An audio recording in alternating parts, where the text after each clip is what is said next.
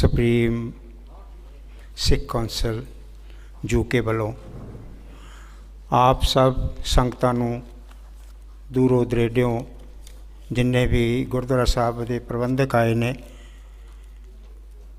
ਸੰਗਤਾਂ ਦੇ ਰੂਪ ਵਿੱਚ ਜਿੰਨੇ ਵੀ ਅਦਾਰਿਆਂ ਦੇ ਆਗੂ ਆਏ ਨੇ, ਜਿੰਨੇ ਵੀ ਸਿੱਖ ਪੰਥ ਦੇ ਹਿਤੈਸ਼ੀ ਆਏ ਨੇ, ਸਾਰਿਆਂ ਨੂੰ ਸੁਪਰੀਮ ਸਿੱਖ ਕੌਂਸਲ ਵੱਲੋਂ ਜੀ ਆਇਆਂ। ਸਭ ਤੋਂ ਪਹਿਲਾਂ ਗੁਰਦੁਆਰਾ ਸ਼੍ਰੀ ਗੁਰੂ ਸਿੰਘ ਸਭਾ ਡਰਬੀ ਦਾ ਸੁਪਰੀਮ ਸਿੱਖ ਕੌਂਸਲ ਵੱਲੋਂ ਤਹਿ ਦਿਲ ਤੋਂ ਧੰਨਵਾਦ ਹੈ, ਕਿਉਂਕਿ ਬਹੁਤ ਵਧੀਆ ਸਾਰੇ ਨੌਜਵਾਨਾਂ ਨੇ ਰਲ ਕੇ ਔਰ ख़ास ਕਰਕੇ ਪੁਰੇਵਾਲ ਜੀ ਨੇ ਇਹਨਾਂ ਦੇ ਸਾਰੇ ਉਦਮ ਦਾ ਸਦਕਾ ਬਹੁਤ ਵਧੀਆ ਪ੍ਰਬੰਧ ਕੀਤੇ ਨੇ। ਇਹ ਇੱਕ ਪਹਿਲੀ ਕਾਨਫਰੰਸ ਹੋ ਰਹੀ ਹੈ, ਓਪਨ ਕਾਨਫਰੰਸ ਸੁਪਰੀਮ ਸਿੱਖ ਕੌਂਸਲ ਦੀ ਪਿਛਲੇ 10-12 ਸਾਲਾਂ ਦੇ ਵਿੱਚ, ਜਿਹੜੀ ਕਿ ਬਹੁਤ ਸਾਰੇ ਮਸਲਿਆਂ ਨੂੰ ਟੱਚ ਕਰੇਗੀ। ਖਾਸ ਕਰਕੇ ਅਸੀਂ ਹੁਣੇ ਹੀ ਅਰਦਾਸ ਦੇ ਵਿੱਚ ਜਦੋਂ ਸਰਵਣ ਕੀਤਾ, ਅਰਦਾਸ ਦੇ ਵਿੱਚ ਸਾਰਾ ਕੁਝ ਆ ਗਿਆ। ਉਹਦੇ ਵਿੱਚ ਆਪਣੀ ਆਜ਼ਾਦੀ ਦੀ ਗੱਲ ਆਉਂਦੀ ਹੈ, ਅਤੇ ਜੇ ਅਸੀਂ ਆਜ਼ਾਦੀ ਦੀਆਂ ਗੱਲਾਂ ਕਰੀ ਜਾਂਦੇ ਹਾਂ, ਉਹਦੇ 'ਤੇ ਕੋਈ ਅਸੀਂ ਕਿਸੇ ਪਾਸੇ ਕੋਈ ਕੋਈ ਕਦਮ ਨਹੀਂ ਚੱਕਦੇ, ਤਾਂ ਸਾਡੀ ਕਹਿਣੀ ਔਰ ਕਰਨੀ ਦੇ ਵਿੱਚ ਫ਼ਰਕ ਪੈ ਜਾਏਗਾ। ਜਿਹਨੂੰ ਅਸੀਂ ਸੁਪਰੀਮ ਕੌਂਸਲ ਦਾ ਪਹਿਲੇ ਦਿਨ ਤੋਂ ਉਪਰਾਲਾ ਹੈ ਕਿ ਅਸੀਂ ਆਪਣੀ ਕਹਿਣੀ ਕਰਨੀ ਦੇ ਵਿੱਚ ਸਫ਼ਰ ਜਿਹੜਾ ਸਾਡਾ ਫ਼ਰਕ ਹੈ, ਉਹਨੂੰ ਕਿਸੇ ਨਾ ਕਿਸੇ ਤਰੀਕੇ ਨਾਲ ਘਟਾਉਣ ਦੀ ਕੋਸ਼ਿਸ਼ ਕਰੀਏ। ਦੂਸਰਾ, ਇਸ ਕਾਨਫਰੰਸ ਦਾ ਜਿਹੜਾ ਸਾਡਾ ਮਕਸਦ ਹੈ ਉਹ ਹੈ ਕਿ ਸਾਡੀ ਜਿਹੜੀ ਪੰਜਾਬੀ ਹੈ, ਪੰਜਾਬੀ ਭਾਸ਼ਾ ਸਾਡੀ ਜਿਹੜੀ ਆ ਪਹਿਲਾਂ ਸਕੂਲਾਂ 'ਚੋਂ ਖਤਮ ਹੋ ਗਈ, ਫਿਰ ਹੌਲੀ ਹੌਲੀ ਸਾਡੇ ਘਰਾਂ 'ਚੋਂ ਖਤਮ ਹੁੰਦੀ ਜਾ ਰਹੀ ਹੈ। ਅਤੇ ਇਹ ਬੜੀ ਫਿਕਰ ਦੀ ਗੱਲ ਹੈ ਕਿ ਅਸੀਂ ਕੱਲ੍ਹ ਨੂੰ ਜਦੋਂ ਜਿੰਨੇ ਵੀ ਅਸੀਂ ਗੁਰਦੁਆਰਾ ਸਾਹਿਬ ਬਣਾ ਰਹੇ ਹਾਂ, ਅਤੇ ਸਾਡੀ ਇਹ ਚਿੰਤਾ ਵੱਧਦੀ ਜਾ ਰਹੀ ਹੈ ਕਿ ਅਸੀਂ ਉਹਨਾਂ ਨੂੰ ਕਿਸ ਤਰ੍ਹਾਂ ਆਪਣੇ ਗੁਰਦੁਆਰਾ ਸਾਹਿਬ ਦੇ ਪ੍ਰਬੰਧਾਂ ਨੂੰ ਸੰਭਾਲਾਂਗੇ। ਔਰ ਸਾਡੇ ਬੱਚੇ ਸਾਡੇ ਤੋਂ ਆਸ ਕਰਦੇ ਨੇ ਕਿ ਸਾਡੇ ਬਜ਼ੁਰਗ ਨੇ ਉਹ ਸਾਨੂੰ ਕਿਸ ਤਰ੍ਹਾਂ ਦਾ ਮਾਹੌਲ ਦੇ ਕੇ ਜਾ ਰਹੇ ਨੇ। ਸੋ ਸਾਨੂੰ ਇਹਦੇ ਵੱਲ ਧਿਆਨ ਦੇਣ ਦੀ ਲੋੜ ਹੈ। ਧਿਆਨ ਦੇਣ ਤੋਂ ਬਾਅਦ ਸਿਆਣੇ ਕਹਿੰਦੇ ਨੇ ਵੀ ਚਿੰਤਾ ਕਰਨੀ ਬੜੀ ਜ਼ਰੂਰੀ ਹੈ, ਪਰ ਚਿੰਤਾ ਤੋਂ ਵੱਧ ਜ਼ਰੂਰੀ ਹੈ ਚਿੰਤਨ ਕਰਨਾ। ਅਸੀਂ ਉਸ 'ਤੇ ਵਿਚਾਰਾਂ ਕਰਨੀਆਂ ਨੇ ਕਿ ਅਸੀਂ ਜੇ ਆਪਣੇ ਘਰਾਂ ਤੋਂ ਕਿਸ ਤਰ੍ਹਾਂ ਮੁੜ ਕੇ ਆਪਣੀ ਪੰਜਾਬੀ ਨੂੰ ਰਿਵਾਈਵ ਕਰ ਸਕਦੇ ਹਾਂ। ਜਿਹੜੇ ਸਾਡੇ ਸਪੀਕਰ ਨੇ ਅੱਜ, ਜਿਨ੍ਹਾਂ ਦੇ ਵਿੱਚ ਬਹੁਤ ਸਾਰੇ ਸਾਡੇ ਬੀਬੀਆਂ ਨੇ, ਅਕਸਰ ਇਹ ਗੱਲ ਕਹਿੰਦੇ ਆ ਕਿ ਅਸੀਂ ਬੀਬੀਆਂ ਨੂੰ ਪੂਰੀ ਪ੍ਰਤੀਨਿਧਤਾ ਨਹੀਂ ਦਿੰਦੇ। ਅੱਜ ਖੁਸ਼ੀ ਹੈ ਕਿ ਸਾਡੇ ਵਿੱਚ ਬਹੁਤ ਸਾਰੀਆਂ ਜਿਹੜੇ ਬੁਲਾਰੇ ਨੇ, ਸਪੀਕਰਸ ਨੇ, ਔਰ ਉਹਨਾਂ ਦੇ ਵਿੱਚ ਬੀਬੀਆਂ ਆਪਣਾ ਯੋਗਦਾਨ ਪਾ ਰਹੇ ਨੇ। ਸਾਡੇ ਪਾਸ ਸਰਦਾਰ ਭਗਵੰਤ ਸਿੰਘ ਜੀ ਜੌਲ ਜਿਹੜੇ ਨੇ, ਉਹਨਾਂ ਨੇ ਬਿਨਾਂ ਕਿਸੇ ਵੀ ਵਿਤਕਰੇ ਤੋਂ, ਵਿਅਕਤੀਗਤ ਮਫਾਦ ਤੋਂ, ਪੋਲੀਟੀਕਲ ਜਿਹੜੇ ਜੰਜਾਲ ਹੈ ਉਹ ਤੋਂ ਉੱਤੇ ਉੱਠ ਕੇ ਉਹਨਾਂ ਨੇ ਜਿਹੜੀ ਸੇਵਾ ਅੱਜ ਤੱਕ ਪੰਥ ਦੀ ਕੀਤੀ ਹੈ, ਉਹਨਾਂ ਨੂੰ ਕੋਈ ਫਰਕ ਨਹੀਂ ਕਿ ਕੌਣ ਲੀਡ ਕਰ ਰਿਹਾ, ਕਿਹੜੀ ਪੋਲੀਟੀਕਲ ਪਾਰਟੀ ਲੀਡ ਕਰ ਰਹੀ ਆ, ਕਿਹੜੀ ਧਿਰ ਲੀਡ ਕਰ ਰਹੀ ਆ। ਉਹਨਾਂ ਨੇ ਹਮੇਸ਼ਾ ਪੰਥ ਦੀ ਗੱਲ ਕੀਤੀ ਆ ਔਰ ਪੰਥ ਦੀਆਂ ਸਾਰੀਆਂ ਮਰਜ਼ਾਦਾਵਾਂ ਦੇ ਵਿੱਚ ਰਹਿ ਕੇ ਉਹਨਾਂ ਨੇ ਜੀਵਨ ਨੂੰ ਹਰ ਤਰ੍ਹਾਂ ਨਾਲ ਜੀਆ ਹੈ। ਸਤਿ ਸ੍ਰੀ ਅਕਾਲ। ਪਰਮ ਸਤਿਕਾਰਯੋਗ ਸੁਪਰੀਮ ਸਿੱਖ ਕੌਂਸਲ ਦੇ ਸਾਰੇ ਜਥੇਦਾਰ ਸਾਹਿਬਾਨ, ਮੇਰੇ ਵੀਰ, ਸਤਿਕਾਰਯੋਗ ਭੈਣਾਂ, ਧੰਨ ਧੰਨ ਸ਼੍ਰੀ ਗੁਰੂ ਗ੍ਰੰਥ ਸਾਹਿਬ ਜੀ ਦਾ ਧਿਆਨ ਧਰ ਕੇ ਇੱਕ ਵਾਰੀ ਫਤਿਹ ਸਾਂਝੇ ਕਰੀਏ ਜੀ। ਵਾਹਿਗੁਰੂ ਜੀ ਕਾ ਖਾਲਸਾ, ਵਾਹਿਗੁਰੂ ਜੀ ਕੀ ਫਤਿਹ। ਮੈਂ ਕਈ ਵਾਰੀ ਸੋਚਦਾ ਹੁੰਦਾ ਹੈ, ਤੂੰ ਸਭੇ ਸਾਂਝੀ ਵਾਲ ਸਦਾਇਨ, ਤੂੰ ਕਿਸੇ ਨਾ ਦਿਸੇ ਵਾਹ ਰਾਜੀਓ। ਸਾਰੀ ਦੁਨੀਆ ਦਾ ਇੱਕ ਧਰਮ ਹੈ, ਪਰ ਸਾਡਾ ਧਰਮ ਇੱਕ ਵਿਲੱਖਣ ਜਿਹਾ ਧਰਮ ਹੈ, ਦੁਨੀਆ ਤੋਂ ਸਭ ਤੋਂ ਛੋਟੀ ਉਮਰ ਦਾ ਧਰਮ ਹੈ। ਮੇਰੇ ਨਾਲ ਸਰਦਾਰ ਜੋਗਾ ਸਿੰਘ ਹੋਰੀ ਸਵੇਰੇ ਗੱਲ ਕਰਦੇ ਪਏ ਸਨ। ਮੈਂ ਉਦੋਂ ਵੀ ਗੱਲ ਆਖੀ, 550 ਸਾਲ ਸਾਨੂੰ ਹੋਇਆ ਧੰਨ ਗੁਰੂ ਨਾਨਕ ਸਾਹਿਬ ਨੂੰ। ਧਰਮ ਦੀ ਦੁਨੀਆ ਵਿੱਚ ਜਿਹੜੀ ਇੱਕ ਸਦੀ ਹੁੰਦੀ ਹੈ ਨਾ, ਇੱਕ ਸੈਂਚਰੀ ਹੁੰਦੀ ਹੈ, ਇੱਕ ਸਾਲ ਦੇ ਬਰਾਬਰ ਹੁੰਦੀ ਹੈ ਧਰਮ ਦੀ ਦੁਨੀਆ ਵਿੱਚ, ਬਾਕੀ ਦੁਨੀਆ ਵਿੱਚ ਨਹੀਂ। ਧਰਮ ਦੀ ਦੁਨੀਆ ਵਿੱਚ ਜਿਹੜੀ ਸੈਂਚਰੀ ਹੁੰਦੀ ਨਾ, 1 ਸਾਲ ਦੇ ਬਰਾਬਰ ਹੁੰਦੀ ਹੈ। ਅਜੇ ਅਸੀਂ 5.5 ਸਾਲ ਦੇ ਹੋਏ ਹਾਂ। 5.5 ਸਾਲ ਦਾ ਬੱਚਾ ਜਿਹੜਾ ਤੁਹਾਡੇ ਘਰ ਹੈ ਜਾਂ ਉਸ ਤੋਂ ਛੋਟਾ ਹੈ, ਤੁਸੀਂ ਪਤਾ ਕੀ ਗੱਲ ਕਰੋਗੇ? ਅੱਜ ਫਿਰ ਢਿੱਲਾ ਲੱਗਦਾ, ਇਹਨੂੰ ਡਾਕਟਰ ਦੇ ਲੈ ਜਾਣਾ ਪੈਣਾ, ਛੇਤੀ ਛੇਤੀ ਬਿਮਾਰੀ ਚੰਬੜਦੀ ਹੈ, ਇਹ ਪਤਾ ਨਹੀਂ ਸਕੂਲ ਜਾਂਦਾ ਉੱਥੋਂ ਲੈ ਆਉਂਦਾ। ਇਹ ਸਭ ਤੋਂ ਪਹਿਲੇ ਇਹ ਬਿਮਾਰ ਹੁੰਦਾ ਹੈ। ਧੰਨ ਗੁਰੂ ਨਾਨਕ ਸਾਹਿਬ ਨੂੰ ਸਭ ਤੋਂ ਪਹਿਲੇ ਬਾਬਰ ਨੇ ਜੇਲ੍ਹ ਵਿੱਚ ਲੈ ਗਿਆ। ਹਿਮਾਯੂ ਤਲਵਾਰ ਕੱਢ ਕੇ ਖਲੋ ਗਿਆ ਧੰਨ ਗੁਰੂ ਅੰਗਦ ਸਾਹਿਬ ਦੇ ਸਨਮੁਖ। ਅਕਬਰ ਇਨਕੁਆਰੀ ਕਰਨ ਵੀ ਆਇਆ ਗੋਇੰਦਵਾਲ ਸਾਹਿਬ ਦੀ ਧਰਤੀ ਤੇ ਵੀ ਕਿਹੋ ਜਿਹਾ ਧਰਮ ਹੈ, ਇਹ ਕੀ ਗੱਲ ਕਰਦੇ ਆ। ਅਕਬਰ ਕੋਲ ਸ਼ਿਕਾਇਤ ਪਤਾ ਕੀ ਗਈ? ਇੱਕ ਅਜਿਹਾ ਧਰਮ ਪੈਦਾ ਹੋ ਗਿਆ, ਉਹ ਇਕੱਠੇ ਬੈਠ ਕੇ ਲੰਗਰ ਛਕੀ ਜਾਂਦੇ ਆ, ਇਕੱਠੇ ਬੈਠ ਕੇ ਲੰਗਰ ਛਕਦੇ ਆ, ਕੋਈ ਜਾਤ ਦਾ ਊਚ ਨੀਚ ਦਾ ਕੋਈ ਵਿਤਕਰਾ ਨਹੀਂ ਕਰਦੇ। ਤੇ ਗੁਰੂ ਨਾਨਕ ਦੀ ਤੀਸਰੀ ਜੋਤ ਬੈਠੀ ਉੱਥੇ, ਧੰਨ ਗੁਰੂ ਅਮਰਦਾਸ। ਅਸੀਂ ਤੇ ਪਾਣੀ ਵੀ ਵੰਡਿਆ ਹੋਇਆ, ਇਹ ਮੁਸਲਿਮ ਦਾ ਪਾਣੀ ਹੈ, ਹਿੰਦੂ ਦਾ ਪਾਣੀ ਹੈ, ਤੇ ਇਹਨਾਂ ਨੇ ਤੇ ਆਪਣੀ ਬੌਲੀ ਖੋਦ ਲਈ ਆ ਉੱਥੇ। ਪੀਣ ਦੀ ਗੱਲ ਨਹੀਂ ਪਾਣੀ, ਇਹ ਤੇ ਇਸ਼ਨਾਨ ਵੀ ਇੱਕੋ ਥਾਂ ਕਰੀ ਜਾਂਦੇ ਨੇ। ਇੱਦਾਂ ਦਾ ਵਿਲੱਖਣ ਧਰਮ। ਅਕਬਰ ਨੂੰ ਬੜੀ ਚਿੰਤਾ ਪੈ ਗਈ, ਅਸੀਂ ਤੇ ਪਾਣੀ ਵੀ ਵੰਡੇ ਹੋਏ ਨੇ, ਇਹ ਕਿਹੋ ਜਿਹੇ ਲੋਕ ਨੇ ਜਿਨ੍ਹਾਂ ਨੇ ਪਾਣੀ ਨੂੰ ਵੀ ਵੰਡੇ ਨੂੰ ਇੱਕ ਕਰਨਾ ਚਾਹੁੰਦੇ ਨੇ, ਲੰਗਰ ਵੀ ਇੱਕ ਥਾਂ ਬੈਠ ਕੇ ਛਕਣਾ ਚਾਹੁੰਦੇ ਨੇ। ਕੋਈ ਅਮੀਰ ਦਾ, ਕੋਈ ਗਰੀਬ ਦਾ, ਕੋਈ ਛੋਟੀ ਜਾਤ ਦਾ ਕੋਈ ਵਿਤਕਰਾ ਨਹੀਂ। ਇੱਦਾਂ ਦੀ ਵਿਲੱਖਣ ਗੱਲ। ਅਕਬਰ ਖੁਦ ਆਇਆ, ਪੰਗਤ 'ਚ ਬੈਠ ਕੇ ਲੰਗਰ ਛਕਿਆ, ਪਹਿਲੇ ਪੰਗਤ ਪਾਛੇ ਸੰਗਤ। ਜਦੋਂ ਇਹ ਸਾਰਾ ਕੁਝ ਹੋ ਰਿਹਾ ਸੀ ਨਾ, ਅਕਬਰ ਠੀਕ ਸੀ, ਦੀਨੇ ਇਲਾਹੀ ਚਲਾਉਣਾ ਚਾਹੁੰਦਾ ਸੀ, ਪਰ ਹੋਇਆ ਕੀ? ਧੰਨ ਗੁਰੂ ਅਰਜਨ ਦੇਵ ਜੀ ਨੂੰ ਸ਼ਹਾਦਤ ਦੇ ਮੰਜ਼ਰ ਤੱਕ ਲੈ ਗਏ ਲੋਕ। ਹਕੂਮਤ ਬਦਲੀ, ਹਕੂਮਤ ਬਦਲ ਕੇ ਸ਼ਹਾਦਤ ਦੇ ਮੰਜ਼ਰ ਤੱਕ ਲੈ ਗਏ। ਮੀਰੀ ਪੀਰੀ ਦੇ ਮਾਲਕ ਆਏ,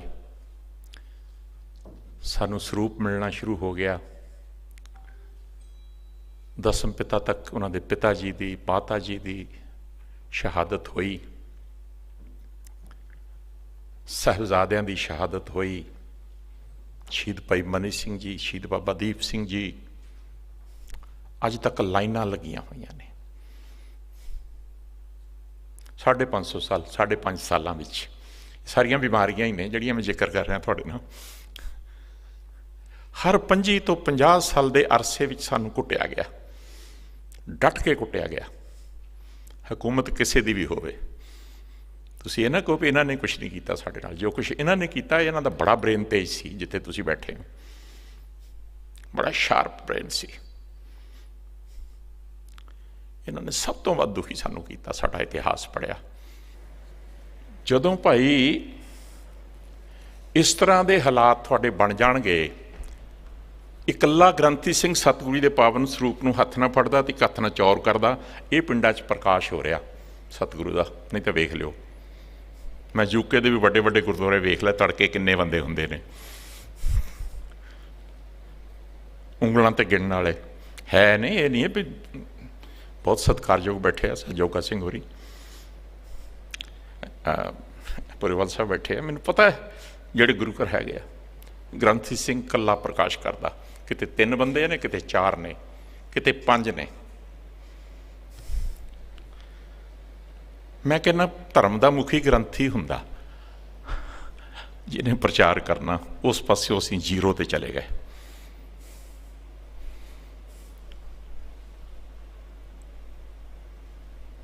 ਜਿੱਥੇ ਧਰਮ ਹੁੰਦਾ ਨਾ, ਉੱਥੇ ਧੜਾ ਨਹੀਂ ਹੁੰਦਾ। ਜਿੱਥੇ ਧੜਾ ਹੈ, ਉੱਥੇ ਧਰਮ ਨਹੀਂ ਹੁੰਦਾ। ਕਦੀ ਗੱਲ ਸੋਚ ਕੇ ਵੇਖਿਓ, ਧੜਾ ਹੁੰਦੀ ਪਾਰਟੀ। ਜਿੱਥੇ ਧਰਮ ਹੁੰਦਾ, ਉੱਥੇ ਧੜਾ ਨਹੀਂ ਹੁੰਦਾ। ਜਿੱਥੇ ਧੜਾ ਹੈ, ਤੇ ਉੱਥੇ ਧਰਮ ਨਹੀਂ ਹੁੰਦਾ। ਸਭ ਤੋਂ ਪਹਿਲਾਂ ਗੋਰੇ ਨੇ ਪੜ੍ਹਿਆ, ਬੜੇ ਮਾਰਸ਼ਲ ਨੇ, ਐਂਗਲੋ ਸਿੱਖ ਵਾਰ ਹੋਈਆਂ, 2 ਹੱਥ ਕੀਤੇ, ਸਾਂਝੇ ਕੀਤੇ। ਲੰਡਨ ਵਿੱਚ ਇੱਦਾਂ ਦੇ ਸਾਡੇ ਗ੍ਰੰਥ ਦੱਸਦੇ ਨੇ ਕਿ ਇਹ ਹਾਲਾਤ ਬਣ ਗਈਆਂ। ਉਹ ਬੁੱਕਸ ਦੱਸਦੀਆਂ ਨੇ ਜਦੋਂ ਐਂਗਲੋ ਸਿੱਖ ਵਾਰ ਹੋਈਆਂ, ਅਸੀਂ ਜਦੋਂ ਇੰਡੀਆ 'ਚ ਗਏ ਹਾਂ ਤੇ ਕਿਸੇ ਨੇ ਸਾਡੇ ਅੱਗੇ ਅੱਖ ਨਹੀਂ ਚੁੱਕੀ। ਇਹ ਇਕੱਲੇ ਸਨ ਦਸਤਾਰਾਂ ਵਾਲੇ, ਸਾਨੂੰ ਪੈ ਗਏ ਹਥਿਆਰ ਲੈ ਕੇ। ਇਹਨਾਂ ਦਾ ਰਾਜਾ ਵੀ ਹੈ ਨਾ ਸੀ, ਸ਼ੇਰ ਪੰਜਾਬ ਜਾ ਚੁੱਕਾ ਸੀ। ਉਹ 39 'ਚ ਹੀ ਚਲਾ ਗਿਆ। ਐਂਗਲੋ ਸਿੱਖ ਵਾਰ ਤੇ ਕਿਤੇ 46 'ਚ ਜਾ ਕੇ ਹੁੰਦੀਆਂ ਨੇ, 1800 'ਚ। ਇਹ ਸਿੱਧੇ ਸਾਨੂੰ ਪੈ ਗਏ, 2 ਹੱਥ ਕੀਤੇ। ਤੇ ਲੰਡਨ ਵਰਗੇ ਸ਼ਹਿਰ 'ਚ ਇੰਨੀਆਂ ਵਿਧਵਾਵਾਂ ਹੋ ਗਈਆਂ, ਇੰਨੀਆਂ ਵਿਡੋ ਹੋ ਗਈਆਂ, ਕੁਰਲਾਟ ਮੱਚਦਾ ਸੀ ਇੱਕ ਗੋਰਾ ਮਰਨ ਦੇ ਨਾਲ ਹੀ। ਤੁਸੀਂ ਬੜੇ ਅੱਖ 'ਤੇ ਰੜਕਦੇ ਸੀ ਇਹਨੂੰ ਵੀ। ਤੇ ਹੁਣ ਇਹਨਾਂ ਦਾ ਕੀ ਕਰਨਾ? ਇਹਨੇ ਬਹੁਤ ਕੁਛ ਕੀਤਾ ਫਿਰ ਜਾ ਕੇ। ਉਹ ਜਦੋਂ ਗੋਰੇ ਛਪੀ ਨਾ ਉਹ ਘਟਨਾ ਜਿਹੜੀ ਮੈਂ ਸੁਣਾਈ ਤੁਹਾਨੂੰ 1870 ਵਾਲੀ, ਜਦੋਂ ਅਖਬਾਰ ਵਿੱਚ ਛਪ ਗਈ ਘਟਨਾ ਨਾ, ਉਹ ਇੱਥੇ ਦੀਆਂ, ਇਹਨਾਂ ਨੇ ਕਿਹਾ ਇਹ ਕੋਰਟ ਦਾ ਕੰਮ ਨਹੀਂ, ਇਹ ਪ੍ਰੀਸਟ ਨੂੰ ਭੇਜੋ। ਜਿਹੜੇ ਆਹ ਜਿਵੇਂ ਤੁਸੀਂ ਗੁਰਦੁਆਰਿਆਂ ਦੇ ਪ੍ਰਧਾਨ ਬੈਠੇ ਹੋ, ਪ੍ਰੀਸਟ ਨੂੰ ਭੇਜੋ, ਇਹ ਪ੍ਰੀਸਟ ਫੈਸਲਾ ਕਰੇਗਾ ਉਹ ਥਾਂ ਕਿਹੋ ਜਿਹਾ ਹੈ ਜਿੱਥੇ ਘਟਨਾ ਵਾਪਰੀ ਹੈ। ਨਾਰਦਰਨ ਇੰਡੀਆ ਵਿੱਚ ਹੈ, ਪੰਜਾਬ ਦੀ ਧਰਤੀ 'ਤੇ ਹੈ ਸੱਚਖੰਡ ਸ੍ਰੀ ਹਰਿਮੰਦਰ ਸਾਹਿਬ। ਨਾ TV, ਨਾ ਰੇਡੀਓ, ਨਾ ਅਖਬਾਰਾਂ, ਪਤਾ ਕਿਹਨੂੰ ਕੀ ਹੋਣਾ ਸੀ, ਕਿੱਥੇ ਕਿਹਦਾ ਸਥਾਨ ਹੈ। ਜਿਹਨੇ ਹਿਸਟਰੀ ਪੜ੍ਹੇ ਹੋਗੀ, ਪ੍ਰੀਸਟ ਨੂੰ ਪਤਾ ਦੂਜੇ ਧਰਮ ਦੀ ਹਿਸਟਰੀ ਕੀ ਹੈ। ਅਸੀਂ ਹੁਣ ਮੁਸਲਿਮ ਬਾਰੇ ਗੱਲਾਂ ਕਰਨ ਲੱਗ ਪਈਏ, ਜਿਹਨੇ ਪੜ੍ਹਿਆ ਉਹਨਾਂ ਨੂੰ ਤਾਂ ਪਤਾ ਹੋਏਗਾ, ਦੂਜੇ ਧਰਮ ਬਾਰੇ ਤਾਂ ਉਹੀ ਜਾਣ ਸਕਦੇ ਨੇ। ਪ੍ਰੀਸਟ ਨੇ ਫਿਰ ਕਿਹਾ ਉੱਥੇ ਰੱਬ ਵਸਦਾ, ਉਸ ਧਰਤੀ ਨੂੰ ਹੱਥ ਨਾ ਪਾਇਓ, ਮੁੜ ਕੇ ਫਾਈਲ ਠੱਪ ਕਰ ਦਿਓ, ਫਾਈਲ ਠੱਪ ਕਰ ਦਿਓ, ਇਸ ਫਾਈਲ ਨੂੰ ਮੁੜ ਕੇ ਹੱਥ ਨਾ ਲਾਇਓ। ਬੜਾ ਸ਼ਕਤੀਸ਼ਾਲੀ ਸਥਾਨ ਹੈ ਧਰਮ ਦੀ ਦੁਨੀਆ ਵਿੱਚੋਂ ਸੱਚਖੰਡ ਸ੍ਰੀ ਹਰਿਮੰਦਰ ਸਾਹਿਬ। ਤੇ ਫਾਈਲ ਠੱਪ ਹੋ ਗਈ, ਈਸਾਈ ਸਕੂਲ ਵੀ ਨਾਲ ਹੀ ਠੱਪ ਹੋ ਗਿਆ, ਗਿਰਜੇ ਦੀ ਬਣਾਈ ਹੋਈ ਸਕੀਮ ਵੀ ਠੱਪ ਹੋ ਗਈ, ਇਹ ਸਾਰਾ ਕੁਝ ਠੱਪ ਹੋ ਕੇ ਰਹਿ ਗਿਆ। ਫਿਰ ਬਹੁਤ ਨੇੜੇ ਉਹਨੇ ਪੜ੍ਹਿਆ ਵੀ ਤੇ ਅਸੀਂ ਕਬਜ਼ਾ ਕੀਤਾ ਸੀ ਅਕਾਲ ਤਖਤ ਸਾਹਿਬ 'ਤੇ। ਹੁਣ ਆਪਾਂ ਰੋਨੇ ਨਾ ਅਕਾਲ ਤਖਤ ਸਾਹਿਬ ਨੂੰ, ਵੀ ਅਸੀਂ ਅਕਾਲ ਤਖਤ ਸਾਹਿਬ 'ਤੇ ਕਬਜ਼ਾ ਕੀਤਾ ਸੀ, ਕੀ ਬਣੇਗਾ? ਗੁਰਦੁਆਰਿਆਂ 'ਤੇ ਕਬਜ਼ਾ ਕੀਤਾ ਸੀ ਅਸੀਂ। ਸਿੱਖ ਧਰਮ ਵਿੱਚ ਇੰਨਾ ਡਾਊਨਫਾਲ ਆ ਗਿਆ ਸੀ ਕਿ 1865 ਵਿੱਚ ਅਸੀਂ ਥੋੜ੍ਹੇ ਲੱਖ ਰਹਿ ਗਏ। 1881 ਵਿੱਚ ਅਸੀਂ 10 ਲੱਖ, ਸਾਡੇ ਸਾਰੇ ਸਾਂਝੇ ਪੰਜਾਬ 'ਚ। ਜਦੋਂ ਸਾਡਾ ਰਾਜ ਸੀ ਅਸੀਂ 8% ਸੀ, 92% ਦੂਜੀਆਂ ਕੌਮਾਂ ਸੀ ਜਦੋਂ ਸਾਡਾ ਰਾਜ ਸੀ। ਗੁਰੂ ਨੇ ਸੋਚਿਆ ਕਿ 8% ਹੈ, ਟਿਕਣ ਸਾਨੂੰ ਦਿੰਦੇ ਨਹੀਂ, ਇਹਨਾਂ ਦਾ ਇਲਾਜ ਕੀ ਕਰੀਏ। ਉਹਨੇ ਪੁੱਛਿਆ ਇਲੈਕਟਡ ਬਾਡੀ ਲੈਣੀ ਚਾਹੁੰਦੇ ਆ? ਇਲੈਕਟਡ ਬਾਡੀ 'ਚ ਕੀ ਹੁੰਦਾ? ਧੜੇ, ਪਾਰਟੀਆਂ। ਇੱਥੇ ਵੀ ਦੇਖ ਲਓ ਜਿੱਥੇ ਇਲੈਕਟਡ ਬਾਡੀ ਕੀ ਹੁੰਦਾ? ਧੜਾ ਹੁੰਦਾ। ਧੜੇ 'ਚ ਕੀ ਹੁੰਦੀ? ਲੜਾਈ ਹੁੰਦੀ ਹੈ। 3 ਬਣ ਗਏ ਧੜੇ, 2 ਬਣਾ ਲਓ, ਭਾਵੇਂ 4 ਬਣਾ ਲਓ, ਜਿੰਨੇ ਮਰਜ਼ੀ ਬਣਾ ਲਓ, ਧੜੇ 'ਚ ਲੜਾਈ ਹੋਏਗੀ। ਅਲੱਗ ਅਲੱਗ ਸੋਚ ਦੇ ਬੰਦੇ ਹੋਣਗੇ। ਤੇ ਧਰਮ ਵਿੱਚ ਸਿਲੈਕਟਡ ਬੰਦੇ ਹੁੰਦੇ ਆ, ਧਰਮ ਨਾ ਹੀ ਸਿਲੈਕਟਡ ਬੰਦਿਆਂ ਦਾ। ਕ੍ਰਿਸਚਨ 'ਚ ਕੋਈ ਕਦੀ ਵੋਟਿੰਗ ਹੁੰਦੀ ਦੇਖੀ ਹੈ? ਚਰਚ ਵਿੱਚ ਕਦੀ ਮਸਜਿਦ ਵਿੱਚ ਸੁਣਿਆ ਵੀ ਇਹਨਾਂ ਦੀ ਵੋਟਿੰਗ ਹੋ ਰਹੀ ਹੈ? ਸੁਣਿਆ ਕਦੇ? ਕਦੀ ਹਿੰਦੂਆਂ ਦੇ ਵੱਡੇ ਮੰਦਰ ਨੇ, 100 ਕੁਇੰਟਲ ਸੋਨਾ ਵੀ ਪਿਆ, 1 ਅਰਬ ਆਬਾਦੀ ਹੈ ਉਹਨਾਂ ਦੀ। ਕਦੀ ਦੇਖਿਆ ਕਦੀ ਉੱਥੇ ਕੋਈ ਇਲੈਕਟਡ ਬਾਡੀ ਚੁਣੀ ਜਾਂਦੀ ਹੋਵੇ ਜੀ ਅੱਜ ਮੰਦਰ ਦੀ ਇਲੈਕਸ਼ਨ ਹੋ ਰਹੀ ਹੈ? ਗੋਰੇ ਦੀ ਬੜੀ ਵੱਡੀ ਸੋਚ ਸੀ ਸਾਨੂੰ ਧੜਿਆਂ ਵਿੱਚ ਵੰਡਣ ਦੀ। ਮੈਂ ਕਿਹਾ ਗੱਲ ਤਾਂ ਉਹਨਾਂ ਨੂੰ ਸੁਣਾਉਣੀ ਹੈ। ਗੁਰੂ ਨਾਨਕ ਸਾਹਿਬ ਜਿੱਥੇ ਗਏ, ਮਹਿਸੂਸ ਨਾ ਕਰਿਓ ਕਿ ਮੂਹਰੇ ਇੱਦਾਂ ਸਿੱਖ ਬੈਠੇ ਹੋਣਗੇ। 37,000 ਕਿਲੋਮੀਟਰ ਤੇ 25,000 ਮਾਈਲ ਦਾ ਸਫ਼ਰ ਸੀ ਗੁਰੂ ਬਾਬਾ ਜੀ ਦਾ ਏਸ਼ੀਆ ਦਾ। ਸਿੱਖ ਬੈਠੇ ਹੋਣਗੇ ਕਿ ਸਿੱਖ ਬਣਾਉਣ ਗਏ ਸੀ? ਇੱਕ ਵੀ ਸਿੱਖ ਨਹੀਂ ਸੀ, ਨਾ ਭਾਸ਼ਾ ਮਿਲਦੀ ਸੀ, ਨਾ ਕਲਚਰ ਮਿਲਦਾ ਸੀ, ਕੁਛ ਵੀ ਨਹੀਂ ਸੀ ਮਿਲਦਾ। ਜਿੱਥੇ ਗੁਰੂ ਬਾਬਾ ਜੀ ਗਏ ਉੱਥੋਂ ਤੁਹਾਨੂੰ ਲੈ ਕੇ ਆਏ ਆ ਦਸਤਾਰਾਂ ਵਾਲੇ, ਉਹਨਾਂ ਨੇ ਕੱਢੇ ਫੁੱਲ ਕੇ। 37,000 ਦੇ ਮਾਈਲ ਦੇ ਸਫ਼ਰ ਵਿੱਚ ਕਦੀ ਸੋਚ ਕੇ ਵੇਖਿਓ ਕਿਤੇ ਕੋਈ ਸਿੱਖ ਹੋਏਗਾ? ਆ ਤੁਸੀਂ ਇੱਦਾਂ ਬੈਠੇ ਹੋਵੋਗੇ ਅੱਗੇ, ਕਿਵੇਂ ਇਕੱਠੇ ਕੀਤੇ ਹੋਣਗੇ? ਕਿਹੜੇ ਰਾਹ ਹੋਣਗੇ? ਇਹੋ ਜਿਹੀਆਂ ਰੋਡਸ ਹੋਣਗੀਆਂ, ਆ ਵਹੀਕਲ ਹੋਣਗੇ ਇੱਦਾਂ ਦੇ ਜਿਨ੍ਹਾਂ ਤੁਸੀਂ ਸਵਾਰੀ ਕਰਦੇ ਹੋ? ਇਹ ਸੁੱਖ ਦੇ ਸਾਧਨ ਹੋਣਗੇ? ਇਹ ਖਾਣਾ ਹੋਏਗਾ? ਮਰਦਾਨਾ ਕਈ ਵਾਰੀ ਵੀ ਕਹਿੰਦਾ ਸੀ ਗੁਰੂ ਬਾਬਾ ਜੀ ਕੋਈ ਛਕਣ ਨੂੰ ਨਹੀਂ ਮਿਲਿਆ ਅੱਜ, ਇੱਥੋਂ ਤੁਸੀਂ ਆਏ ਹੋ, ਕਦੇ ਸੋਚ ਕੇ ਵੇਖਿਓ ਕਿੰਨਾ ਵਿਖੜਾ ਰਾਹ ਸੀ ਜਿੱਥੋਂ ਚਾਰੇ ਉਦਾਸੀਆਂ ਹੋਈਆਂ। ਬੜੇ ਵਿਖਰੇ ਰਾਹ ਤੋਂ ਤੁਹਾਨੂੰ ਇੱਥੋਂ ਤੱਕ ਲੈ ਕੇ ਆਏ ਗੁਰੂ ਬਾਬਾ ਜੀ। ਮੈਂ ਕਈ ਵਾਰ ਸੋਚਦਾ ਹੁੰਦਾ ਜੇ ਨਨਕਾਣਾ ਸਾਹਿਬ ਵੀ ਮੇਰੇ ਪਾਤਸ਼ਾਹ ਬੈਠੇ ਰਹਿੰਦੇ, ਸੋਚਦੇ ਨਹੀਂ ਜਾਣਾ ਕਿਤੇ, ਅਕਾਲ ਪੁਰਖ ਵਾਹਿਗੁਰੂ ਨੂੰ ਇੱਥੇ ਬੈਠ ਕੇ ਯਾਦ ਕਰਨਾ, ਫਿਰ ਤੁਸੀਂ ਯੂਕੇ 'ਚ ਬੈਠੇ ਹੁੰਦੇ, ਏਸ਼ੀਆ ਦੇ ਦੇਸ਼ਾਂ 'ਚ ਬੈਠੇ ਹੁੰਦੇ, ਅਮਰੀਕਾ ਕੰਟੀਨੈਂਟ 'ਚ ਬੈਠੇ ਹੁੰਦੇ। ਕਦੀ ਸੋਚ ਕੇ ਵੇਖਿਆ? ਸਿਰਫ ਤੁਸੀਂ ਬੁੱਧੀਜੀਵੀਆਂ ਨੇ ਬਚਾਉਣਾ, ਆਹ ਸੋਚ ਵਾਲੇ ਲੋਕਾਂ ਨੇ ਬਚਾਉਣਾ। ਯਤਨ ਕਰੋ ਆਪਣੀਆਂ ਅਗਲੀਆਂ ਪੀੜ੍ਹੀਆਂ ਨੂੰ ਸੁਰੱਖਿਅਤ ਕਰੀਏ, ਨਸ਼ਿਆਂ ਤੋਂ ਬਚਾਈਏ, ਭੈੜੀਆਂ ਅਲਾਮਤਾਂ ਤੋਂ ਛੁੱਟੀਏ। ਜਿੰਨੀ ਦੇਰ ਤੱਕ ਐਜੂਕੇਟ ਨਹੀਂ ਹੋਵੋਗੇ ਉਨੀ ਦੇਰ ਤੱਕ ਆਜ਼ਾਦੀ ਦਾ ਕੋਈ ਮਹੱਤਵ ਨਹੀਂ। ਪਹਿਲੀ ਗੱਲ ਐਜੂਕੇਟ ਹੋਈਏ, ਐਜੂਕੇਟ ਹੋਵਾਂਗੇ ਤੇ ਅੱਜ ਦੀ ਟੈਕਨੋਲੋਜੀ ਨਾਲ ਮੁਕਾਬਲਾ ਕਰਾਂਗੇ। ਕਰ ਰਹੇ ਨੇ ਯਹੂਦੀ, ਦੇਖ ਲਓ ਸਾਰੇ ਬੱਚੇ ਆਰਮੀ 'ਚ ਨੇ, ਜਾ ਕੇ ਉਹਨਾਂ ਦੇ ਘਰ ਵੇਖੋ, 10 ਲੱਖ ਵੀ ਨਹੀਂ ਉਹ ਹੋਣੇ। ਕਿੱਡੇ ਕਿੱਡੇ ਦੇਸ਼ਾਂ ਨਾਲ ਵਾਹ ਪੈ ਜਾਂਦਾ। ਇੱਕੋ ਦਿਨ 10 ਲੱਖ ਮਰਵਾ ਲਿਆ ਸੀ ਉਹਨਾਂ ਨੇ, ਜਰਮਨ ਦੇ ਚੈਂਬਰ ਅਜੇ ਵੀ ਦੱਸਦੇ ਆ। ਇਹ ਸਾਡੇ ਨਾਲ ਵੀ ਜੈਨੋਸਾਈਡ ਤਾਂ ਹੁੰਦੀ ਹੈ ਨਾ। ਇਹ ਹੁਣੀ ਹੈ, ਅਜੇ 5.5 ਸਾਲ ਦੇ ਹੋਏ ਆ। ਇਹ ਤਾਂ ਹਜ਼ਾਰਾਂ ਸਾਲਾਂ ਦਾ ਧਰਮ ਦੀ ਦੁਨੀਆ ਵਿੱਚ ਤਾਂ ਹਜ਼ਾਰਾਂ ਸਾਲ ਜਿਉਣਾ ਪੈਂਦਾ, ਫਿਰ ਕਿਤੇ ਧਰਮ ਸਥਾਪਿਤ ਹੁੰਦਾ। ਇਹਦੀ ਚਿੰਤਾ ਨਾ ਕਰਿਆ ਕਰੋ ਕੀ ਹੋ ਰਿਹਾ। ਆਪਣੀ ਪੀੜ੍ਹੀ ਨੂੰ ਸੰਭਾਲੋ। ਜਦੋਂ ਸੰਭਾਲ ਲਈ ਅਗਲੀ ਪੀੜ੍ਹੀ, ਅਗਲੀਆਂ ਜਨਰੇਸ਼ਨ ਤੁਹਾਡੇ ਹੱਥ ਆ ਗਈਆਂ, ਸਭ ਕੁਝ ਲੈ ਜਾਓਗੇ। ਮੈਂ ਜ਼ਿਆਦਾ ਹੀ ਬੋਲ ਗਿਆ, ਉਹ ਬਚਨ ਅੱਗੇ ਪਿੱਛੇ ਬਹੁਤ ਕੁਝ ਬੋਲਣਾ ਚਾਹੁੰਦਾ ਸੀ, ਮੇਰੇ ਹਿਰਦੇ ਵਿੱਚ ਬਹੁਤ ਕੁਝ ਸੀ। ਸਾਰਿਆਂ ਦਾ ਸਤਿਕਾਰ ਕਰਦਾ, ਤੁਸੀਂ ਮੈਨੂੰ ਸੁਣਿਆ। ਫਤਿਹ ਅਰਜ਼ ਕਰ ਰਿਹਾ। ਵਾਹਿਗੁਰੂ ਜੀ ਕਾ ਖਾਲਸਾ, ਵਾਹਿਗੁਰੂ ਜੀ ਕੀ ਫਤਿਹ।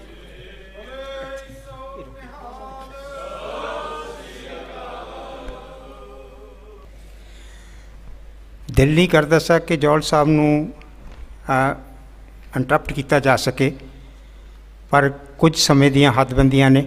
ਭਾਈ ਸਾਹਿਬ ਬਲਦੇਵ ਸਿੰਘ ਜੀ ਬੈਂਸ, ਉਹ ਕੁਝ ਮਿੰਟਾਂ ਵਾਸਤੇ ਤੁਹਾਡੇ ਨਾਲ ਜਿਹੜੀਆਂ ਅਚੀਵਮੈਂਟਸ ਨੇ, ਸਫਲਤਾਵਾਂ ਨੇ, ਅਤੇ ਕੁਝ ਜਿਹੜੀਆਂ ਸਾਡੀਆਂ ਖਾਮੀਆਂ ਨੇ ਜਿਨ੍ਹਾਂ ਨੂੰ ਅਸੀਂ ਇੰਪਰੂਵ ਕਰਨਾ ਚਾਹੁੰਦੇ ਹਾਂ, ਉਹ ਤੁਹਾਡੇ ਨਾਲ ਸਾਂਝੀਆਂ ਕਰਨਗੇ। ਭਾਈ ਸਾਹਿਬ ਬਲਦੇਵ ਸਿੰਘ ਜੀ ਬੈਂਸ।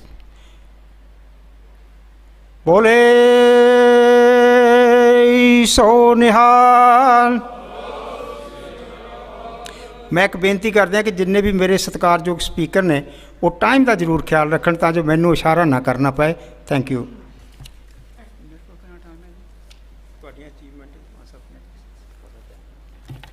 ਖਾਲਸਾ ਜੀ, ਵਾਹਿਗੁਰੂ ਜੀ ਕਾ ਖਾਲਸਾ, ਵਾਹਿਗੁਰੂ ਜੀ ਕੀ ਫਤਿਹ। ਕਿੰਨੀ ਖੁਸ਼ੀ ਦੀ ਗੱਲ ਹੈ ਕਿ ਅਸੀਂ ਇਹ ਸਫ਼ਰ 2009 ਵਿੱਚ ਸ਼ੁਰੂ ਕੀਤਾ ਸੀ। ਸਾਰੇ ਮੁਲਕ ਦਾ ਐਨਾਲਿਸਿਸ ਕੰਸਲਟੈਂਸੀ ਕਰਕੇ ਅਸੀਂ 2010 ਵਿੱਚ ਇਹਦਾ ਲਾਂਚ ਕੀਤਾ ਗਿਆ। ਉਸ ਤੋਂ ਲੈ ਕੇ ਹੁਣ ਤੱਕ ਜਿੰਨੀ ਵੀ ਆਪ ਜੀ ਦੀ ਸੇਵਾ ਕਰ ਰਹੇ ਹਾਂ, ਕਰ ਚੁੱਕੇ ਹਾਂ, ਆਪ ਜੀ ਦਾ ਸਾਰਿਆਂ ਦਾ ਬਹੁਤ ਬਹੁਤ ਧੰਨਵਾਦ। ਇਹ ਜਿਹੜੀਆਂ ਅਚੀਵਮੈਂਟਸ ਹਨ, ਇਹ ਸਿਰਫ ਅਤੇ ਸਿਰਫ ਤੁਹਾਡੀ ਮਿਹਨਤ, ਤੁਹਾਡੀ ਆਸ਼ੀਰਵਾਦ, ਤੁਹਾਡੇ ਤਾਕਤ ਦੇ ਸਦਕੇ ਹੀ ਹੋਈਆਂ ਹਨ। ਅਤੇ ਕਿੰਨੀ ਅੱਛੀ ਗੱਲ ਹੈ ਕਿ ਅਸੀਂ ਸਾਰੇ ਸਿੱਖ ਹਾਂ, ਸਾਡਾ ਗੁਰੂ ਇੱਕ ਹੈ, ਸਾਡਾ ਪੰਥ ਇੱਕ ਹੈ, ਸਾਡਾ ਗ੍ਰੰਥ ਇੱਕ ਹੈ। ਇਹ ਵੀ ਅਚੀਵਮੈਂਟ ਹੈ। ਆਪਾਂ ਸਿੱਖ ਜਨਮ ਲੈ ਲਿਆ ਹੈ, ਆਪਾਂ ਜੇ ਸਿੱਖੀ ਰਹੀਏ ਤਾਂ ਕਿ ਮਰਦੇ ਦਮ ਤੱਕ ਕੁਛ ਨਾ ਕੁਛ ਸਿੱਖਦੇ ਰਹੀਏ, ਇਹ ਵੀ ਇੱਕ ਅਚੀਵਮੈਂਟ ਹੋਏਗੀ। ਗਿਆਨੀ ਜੀ ਨੇ ਬਹੁਤ ਸਜੇ ਢੰਗ ਨਾਲ ਸਾਨੂੰ ਦੱਸਿਆ ਕਿ ਕਿਵੇਂ ਕਿਵੇਂ ਸਿੱਖ ਪੰਥ ਵਿੱਚ ਅਸੀਂ ਵਿਚਰੇ ਹਾਂ। ਉਸੇ ਚੀਜ਼ ਨੂੰ ਮੱਦੇਨਜ਼ਰ ਰੱਖਦੇ ਹੋਏ, ਉਹਨੂੰ ਧਿਆਨ 'ਚ ਰੱਖਦੇ ਹੋਏ ਇਹ ਜਿਹੜਾ ਸਮਾਗਮ ਹੈ ਰਚਿਆ ਹੈ, ਜਿਹਦੇ 'ਚ ਧਾਰਮਿਕ, ਐਜੂਕੇਸ਼ਨ, ਸਾਡੀ ਲੈਂਗੁਏਜ ਪੰਜਾਬੀ, ਸਾਡਾ ਪੋਲੀਟੀਕਲ ਸਿਸਟਮ, ਸਾਡੀ ਹੈਲਥ, ਸਾਡੀ ਇਨਵਾਇਰਮੈਂਟ ਅਤੇ ਸਾਡੇ ਜਿਹੜੇ ਹੋਰ ਕਮੀਆਂ ਪੇਸ਼ੀਆਂ ਹਨ ਉਹਦਾ ਜਾਇਜ਼ਾ ਲਈਏ। ਅਤੇ ਉਸ ਤੋਂ ਬਾਅਦ ਤੁਸੀਂ ਸਾਨੂੰ ਆਸ਼ੀਰਵਾਦ ਦਿਓ। ਤੁਹਾਡੀ ਸਹਾਇਤਾ ਨਾਲ 7 ਟੀਮਾਂ ਆਲਰੇਡੀ ਕੰਮ ਕਰ ਰਹੀਆਂ ਹਨ, ਹੋਰ ਟੀਮਾਂ ਵੀ ਬਣ ਸਕਦੀਆਂ ਹਨ। ਫਿਰ ਉਹਨੂੰ ਪ੍ਰੈਕਟੀਕਲ ਰੂਪ ਦੇ ਕੇ ਤੁਹਾਨੂੰ ਟੈਂਜੀਬਲ ਫੈਕਚੁਅਲ ਰਿਜ਼ਲਟਸ ਦੇਣ ਦੀ ਕੋਸ਼ਿਸ਼ ਕਰਾਂਗੇ। ਦੂਸਰੀ ਬੇਨਤੀ ਇਹ ਹੈ ਕਿ ਜਦੋਂ ਇਹ 2010 ਵਿੱਚ ਲਾਂਚ ਹੋਈ ਸੀ ਤਾਂ ਸਾਨੂੰ ਸ੍ਰੀ ਅਕਾਲ ਤਖਤ ਸਾਹਿਬ ਤੋਂ ਥਾਪੜਾ ਮਿਲਿਆ। ਇਸੇ ਤਰ੍ਹਾਂ ਬਾਕੀ ਮੁਲਕਾਂ ਤੋਂ ਇਹ ਕਿਹਾ ਗਿਆ ਕਿ ਜੋ ਤੁਸੀਂ ਯੂਕੇ 'ਚ ਕਰ ਰਹੇ ਹੋ, ਇਕੱਠ ਦਾ ਬੰਦੋਬਸਤ ਕਰ ਰਹੇ ਹੋ, ਇਹੀ ਸਿਸਟਮ ਸਾਰੇ ਦੁਨੀਆ 'ਚ ਅਗਰ ਹੋ ਜਾਏ ਜਿਸ ਤਰ੍ਹਾਂ ਗਿਆਨੀ ਜੀ ਕਿਹਾ ਹੈ, ਉਹ ਸਾਡੇ ਲਈ ਇੱਕ ਬਹੁਤ ਵੱਡੀ ਚੁਣੌਤੀ ਹੋਏਗੀ। ਸੋ ਮੈਨੂੰ ਇੱਕ ਪੂਰੀ ਆਸ ਹੈ ਕਿ ਤੁਹਾਡੀ ਸਾਰਿਆਂ ਦੀ ਸਹਾਇਤਾ ਨਾਲ ਅਸੀਂ ਇਹ ਜ਼ਰੂਰ ਕਰ ਸਕਦੇ ਹਾਂ। ਜਿਹੜੀਆਂ ਕੁਛ ਅਚੀਵਮੈਂਟ, ਹਰ 2 ਸਾਲ ਬਾਅਦ ਸਾਡੀ ਐਡਮਿਨਿਸਟ੍ਰੇਸ਼ਨ ਬਦਲਦੀ ਹੈ, ਮੈਂਬਰਸ਼ਿਪ ਨਵੀਂ ਆਉਂਦੀ ਹੈ ਅਤੇ ਡੈਲੀਗੇਟ ਨਵੇਂ ਆਉਂਦੇ ਹਨ। ਅਤੇ ਹਰ 2 ਸਾਲ ਬਾਅਦ ਉਹ ਜਿਹੜੀ ਚੇਂਜ ਹੁੰਦੀ ਹੈ ਅਤੇ ਉਹ ਉਹਨਾਂ ਦੇ ਆਪਣੀਆਂ ਉਹ ਜਿਹੜੇ ਹੈ ਨਾ ਅਚੀਵਮੈਂਟਸ ਆਪਣੇ ਕਰਦੇ ਹਨ। ਮੈਂ ਕੁਛ ਅਚੀਵਮੈਂਟਸ ਲੈ ਕੇ ਆਇਆ ਹਾਂ ਜਿਹੜੀ ਸਾਡੀ 6ਵੀਂ ਐਡਮਿਨਿਸਟ੍ਰੇਸ਼ਨ ਸੀ 2020 ਤੋਂ ਲੈ ਕੇ ਅਕਤੂਬਰ 2020 ਤੋਂ ਲੈ ਕੇ ਅਕਤੂਬਰ 2022 ਤੱਕ। ਇਸ ਐਡਮਿਨਿਸਟ੍ਰੇਸ਼ਨ ਟੀਮ ਨੇ ਉਦੋਂ ਸਾਡੇ ਉੱਤੇ ਇੱਕ ਆਫਤ ਵੀ ਆ ਗਈ ਕੋਵਿਡ-19 ਦੀ। ਉਹਨਾਂ ਨੇ ਸਾਰਿਆਂ ਨੇ ਇਕੱਠੇ ਹੋ ਕੇ ਗੁਰਦੁਆਰਾ ਸਾਹਿਬਾਨ ਨੂੰ ਸੰਗਤ ਨੂੰ ਕੋਵਿਡ-19 ਬਾਰੇ ਜੋ ਕ੍ਰਾਈਸਿਸ ਸਾਡੇ 'ਤੇ ਆ ਗਈ ਸੀ ਉਹਨੂੰ ਸਪੋਰਟ ਕੀਤਾ ਗਿਆ। ਇਸੇ ਤਰ੍ਹਾਂ ਹੀ ਜੋ ਲੋਕ ਇੰਡੀਆ ਸਟਕ ਹੋ ਗਏ ਸਨ ਉਹਨਾਂ ਨੂੰ ਇੱਥੇ ਲਿਆਉਣ ਵਾਸਤੇ ਵੀ ਉਪਰਾਲੇ ਕੀਤੇ ਗਏ। ਆਪਣੀ ਇਸ UK ਗਵਰਨਮੈਂਟ ਨਾਲ ਸਾਡੀ ਰਾਊਂਡ ਟੇਬਲ ਗਵਰਨਮੈਂਟ ਦੀ ਮੀਟਿੰਗਾਂ ਹੁੰਦੀਆਂ ਰਹਿੰਦੀਆਂ ਸਨ ਤਾਂ ਕਿ ਅਸੀਂ ਉਹ ਗਾਈਡਲਾਈਨ ਬਣਾ ਕੇ ਕਾਨੂੰਨ ਦੇ ਲਿਹਾਜ਼ ਨਾਲ ਆਪਣੇ ਗੁਰਦੁਆਰਿਆਂ ਨੂੰ ਦੇਈਏ। ਇਸੇ ਤਰ੍ਹਾਂ ਹੀ ਉਹ ਅਪਡੇਟਸ ਬਣਾ ਕੇ ਸਾਰਿਆਂ ਨੂੰ ਦਿੰਦੇ ਰਹੇ ਹਾਂ। ਅਤੇ ਖਾਸ ਕਰਕੇ ਜਿਹੜੇ ਸਾਡੇ ਮੈਡੀਕਲ ਐਥਿਕਸ ਐਡਵਾਈਜ਼ਰੀ ਗਰੁੱਪ ਹੈ ਪੂਰੇ ਨੇਸ਼ਨ ਦਾ, ਉਹਨਾਂ ਦੇ ਨਾਲ ਮੈਡੀਕਲ ਤੌਰ 'ਤੇ ਗੱਲਬਾਤ ਕਰਕੇ ਜੋ ਉੱਥੋਂ ਨਿਚੋੜ ਨਿਕਲਦਾ ਸੀ ਉਹ ਕੱਢ ਕੇ ਅਸੀਂ ਤੁਹਾਨੂੰ ਦਿੰਦੇ ਰਹੇ ਹਾਂ। ਇਸੇ ਟਾਈਮ ਦੇ ਦੌਰਾਨ ਵਿੱਚ ਸਾਡੇ ਫਾਰਮਰਸ ਦਾ ਪ੍ਰੋਟੈਸਟ ਹੋਇਆ, ਜਿਹੜਾ ਕਿ ਅਗੇਨ ਇੱਕ ਬਹੁਤ ਮੰਦੀ ਗੱਲ ਸੀ ਸਾਡੇ ਵਾਸਤੇ। ਉਹਦੇ ਵਾਸਤੇ ਬੈਨਰਸ ਬਣਾਉਣੇ ਜਾਂ ਇੱਥੋਂ ਦੇ MPs ਨੂੰ, ਇੱਥੋਂ ਦੀ ਯੂਨੀਅਨਜ਼ ਨੂੰ, ਬਾਕੀ ਮੁਲਕਾਂ ਦੇ ਯੂਨੀਅਨਜ਼ ਨੂੰ, ਫਾਰਮਰ ਦੀ ਯੂਨੀਅਨਜ਼ ਨੂੰ ਚਿੱਠੀਆਂ ਲਿਖਣੀਆਂ, ਉਹਨਾਂ ਨਾਲ ਗੱਲਬਾਤ ਕਰਨੀ, ਉਹਦਾ ਜੋ ਨਿਚੋੜ ਸੀ ਉਹਨਾਂ ਨੂੰ ਬਰੀਫਿੰਗ ਦੇਣੀ ਹੈ, ਉਹ ਕਰਦੇ ਸੀ। ਇੱਕ ਫਿਲਮ ਬਣਾਈ ਗਈ ਸੀ ਜਿਹਦੇ ਵਿੱਚ ਅਸੀਂ ਇਹ ਸ਼ੋਅ ਕਰ ਰਹੇ ਸੀ ਕਿ ਸਾਡੇ ਨਾਲ ਇਹ ਧੱਕਾ ਹੋ ਰਿਹਾ। ਇਸੇ ਤਰ੍ਹਾਂ ਹੀ ਬਰਮਿੰਘਮ ਅਤੇ ਲੰਡਨ ਵਿੱਚ ਜੋ ਡੈਮੋਨਸਟ੍ਰੇਸ਼ਨ ਕੀਤੇ ਗਏ ਅਤੇ ਨਾਲ ਹੀ ਡੇਲੀ ਅਪਡੇਟਸ ਅਸੀਂ ਨਿਊਜ਼ ਬੁਲੇਟਿਨ ਦੇ ਕੇ ਸਾਰਿਆਂ ਨੂੰ ਦੱਸਦੇ ਰਹੇ ਕਿ ਹੁਣ ਸਾਨੂੰ ਕੀ ਕਰਨਾ ਚਾਹੀਦਾ ਹੈ। ਸੈਂਸਸ 2021 ਵਿੱਚ ਕੈਂਪੇਨ ਹੋਇਆ ਕਿ ਅਸੀਂ ਇੱਕ ਕੌਮ ਹਾਂ, ਹਾਲਾਂਕਿ ਹਾਊਸ ਆਫ ਲਾਰਡਸ ਨੇ ਵੀ ਸਾਨੂੰ ਇਹ ਦਿੱਤਾ ਹੈ। ਉਸ ਕੈਂਪੇਨ ਵਿੱਚ ਅਸੀਂ ਇੱਥੋਂ ਦੀ ਜਿਹੜੀ ਬੋਡੀ ਹੈ ਆਫਿਸ ਆਫ ਨੈਸ਼ਨਲ ਸਟੈਟਿਸਟਿਕਸ, ਉਹਨਾਂ ਨਾਲ ਗੱਲਬਾਤ ਕਰਕੇ ਕੰਸਲਟ ਕਰਦੇ ਰਹੇ ਅਤੇ ਨਵੰਬਰ 2022 ਵਿੱਚ ਇੱਕ ਡੇਟਾ ਰਿਲੀਜ਼ ਕੀਤਾ ਜਿਹਦੇ 'ਚ ਫੈਕਚੁਅਲ ਡੇਟਾ ਦੱਸਿਆ ਗਿਆ ਕਿ ਅਸੀਂ ਕਿਸ ਤਰ੍ਹਾਂ ਹਾਂ ਇਸ ਮੁਲਕ ਵਿੱਚ so far the Sikhs are concerned. ਇੱਦਾਂ ਹੀ ਪੋਲੀਟੀਕਲ ਇੰਗੇਜਮੈਂਟ ਜਿਹੜੀ ਹੈ ਉਹਦੇ ਵਿੱਚ ਜਿਹੜੀ ਪੋਲੀਟੀਕਲ ਲੈਵਲ ਦੀ ਜਿਹੜੀ ਕਮੇਟੀ ਹੈ, ਜਿਹੜੀ ਟੀਮ ਹੈ, ਉਹਨਾਂ ਨੇ ਸਿੱਖ ਇਨਫਲੂਐਂਸ ਨੂੰ ਵੋਟਾਂ ਦੇ ਰਾਹੀਂ ਕਿਵੇਂ ਹੋਰ ਪੋਲੀਟੀਕਲ ਇੰਗੇਜਮੈਂਟ ਵਿੱਚ ਤਾਕਤਵਰ ਬਣਾਉਣਾ ਹੈ ਉਹਦੇ ਵਾਸਤੇ ਗੱਲਬਾਤ ਕਰਦੇ ਰਹੇ। ਅਤੇ ਆਪਣੀ ਸੁਪਰੀਮ ਸਿੱਖ ਕਾਉਂਸਿਲ ਦੀ ਰਿਪਰੈਜ਼ੈਂਟੇਸ਼ਨ ਅਸੀਂ ਜੋ ਸਾਡਾ ਲਾਰਡ ਮੇਅਰ ਹੈ ਸਿਟੀ ਵਿੱਚ, ਉਹਨੂੰ ਆਪਾਂ ਗਿਲਡ ਹਾਲ ਕਹਿੰਦੇ ਹਾਂ, ਉੱਥੇ ਜਾ ਕੇ ਪ੍ਰੈਜੈਂਟੇਸ਼ਨ ਦਿੰਦੇ ਰਹੇ ਅਤੇ ਉਹਨਾਂ ਦੇ ਨਾਲ ਗੱਲਬਾਤ ਕਰਦੇ ਰਹੇ। ਅਤੇ ਉਹਦੇ ਨਾਲ ਹੀ ਡਾਊਨਿੰਗ ਸਟੇਟ ਵਿੱਚ ਜਿੱਥੋਂ ਕਿ ਪ੍ਰਾਈਮ ਮਿਨਿਸਟਰ ਸਾਹਿਬ ਕੰਮ ਕਰਦੇ ਨੇ ਉਹਨਾਂ ਦੇ ਨਾਲ ਗੱਲਬਾਤ ਕਰਦੇ ਰਹੇ।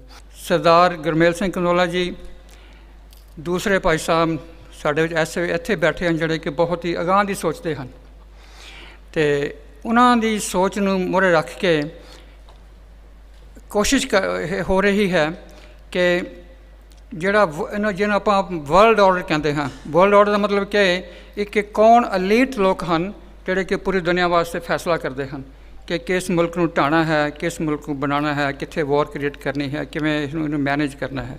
ਤਾਂ ਉਸ ਵਰਲਡ ਆਰਡਰ ਨੂੰ ਸਮਝ ਕੇ ਸਿੱਖਾਂ ਨੂੰ ਆਪਣੀ ਕਮਿਊਨਿਟੀ ਨੂੰ ਉਸ ਲੈਵਲ ਤੱਕ ਕਿਵੇਂ ਹੌਲੀ ਹੌਲੀ ਲਿਜਾਣ ਦੀ ਜਿਹੜੀ ਜੋ ਤਰਤੀਬ ਹੈ ਉਹਦੇ 'ਚ ਭਾਈ ਗੁਰਮੇਲ ਸਿੰਘ ਕੰਦੋਲਾ ਜੀ ਵਰਗੇ ਇਨਸਾਨ ਜਾਂ ਕੁਛ ਹੋਰ ਵੀ ਹਨ ਜਿਹੜੇ ਕਿ ਲਾਈਮਲਾਈਟ 'ਚ ਅਜੇ ਨਹੀਂ ਆ ਰਹੇ। ਤਾਂ ਇਹ ਇੱਕ ਸਾਡੇ ਲਈ ਬਹੁਤ ਅੱਛੀ ਗੱਲ ਹੈ। ਸਾਡੇ ਸਾਰਿਆਂ ਦਾ ਫਰਜ਼ ਬਣਦਾ ਹੈ ਕਿ ਅਸੀਂ ਆਪਣੀ ਇਨਪੁਟ ਪਹਿਲਾਂ ਆਪਣੇ ਵਾਸਤੇ ਦੇਈਏ, ਅੱਛੇ ਸਿੱਖ ਬਣਨ ਦੀ ਕੋਸ਼ਿਸ਼ ਕਰੀਏ, ਗੁਰੂ ਜੀ ਦੀ ਸਿੱਖਿਆ ਨਾਲ ਜੋ ਸਾਨੂੰ ਜਨਮ ਮਿਲਿਆ ਹੈ ਉਹਨੂੰ ਸਫਲ ਕਰੀਏ। ਮੇਰੀਆਂ ਤਕਰੀਬਨ ਇਹੀ ਗੱਲਾਂ ਸਨ ਅਤੇ ਮੇਰੇ ਤੋਂ ਕੋਈ ਗਲਤੀ ਹੋ ਗਈ ਤਾਂ ਮੈਨੂੰ ਮਾਫ਼ ਕਰ ਦਿਓ। ਵਾਹਿਗੁਰੂ ਜੀ ਕਾ ਖਾਲਸਾ, ਵਾਹਿਗੁਰੂ ਜੀ ਕੀ ਫਤਿਹ। ਬਹੁਤ ਬਹੁਤ ਧੰਨਵਾਦ ਭੈਣ ਸਾਹਿਬ। ਗੁਰਮੁਖ ਪਿਆਰਿਓ, ਬਹੁਤ ਸਾਰੀਆਂ ਗੱਲਾਂ ਜਿਹੜੀਆਂ ਨੇ ਅਚੀਵਮੈਂਟਾਂ ਗਿਣਾਉਣ ਨੂੰ ਕੁਝ ਮਿੰਟ ਲੱਗਦੇ ਨੇ, ਅਚੀਵਮੈਂਟਾਂ ਹਾਸਲ ਕਰਨ ਨੂੰ ਬੜਾ ਟਾਈਮ ਲੱਗਦਾ ਹੈ। ਜਦੋਂ ਕਿਸੇ ਚੀਜ਼ ਨੂੰ ਜੰਗਾਲ ਲੱਗ ਜਾਏ ਉਹਨੂੰ ਸਾਫ਼ ਕਰਨ ਵਾਸਤੇ ਤੁਹਾਨੂੰ ਆਪਣੇ ਹੱਥ ਲਵੇਲਣੇ ਪੈਂਦੇ ਨੇ। ਇਹੀ ਹਾਲ ਸੀ ਜਦੋਂ ਕੌਂਸਲ ਬਣਾਈ ਗਈ, ਉਸ ਵੇਲੇ ਬਹੁਤ ਸਾਰੇ ਮਸਲੇ ਇਹੋ ਜਿਹੇ ਸਨ, ਇਹੋ ਜਿਹੀਆਂ ਚੁਣੌਤੀਆਂ ਸਨ ਜਿਨ੍ਹਾਂ ਦੇ ਵਿੱਚ ਤੁਹਾਨੂੰ ਆਪਣੇ ਆਪ ਨੂੰ ਲੈ ਕੇ ਉਹਨਾਂ ਨੂੰ ਸਾਫ਼ ਕਰਨ ਦੀ ਲੋੜ ਸੀ।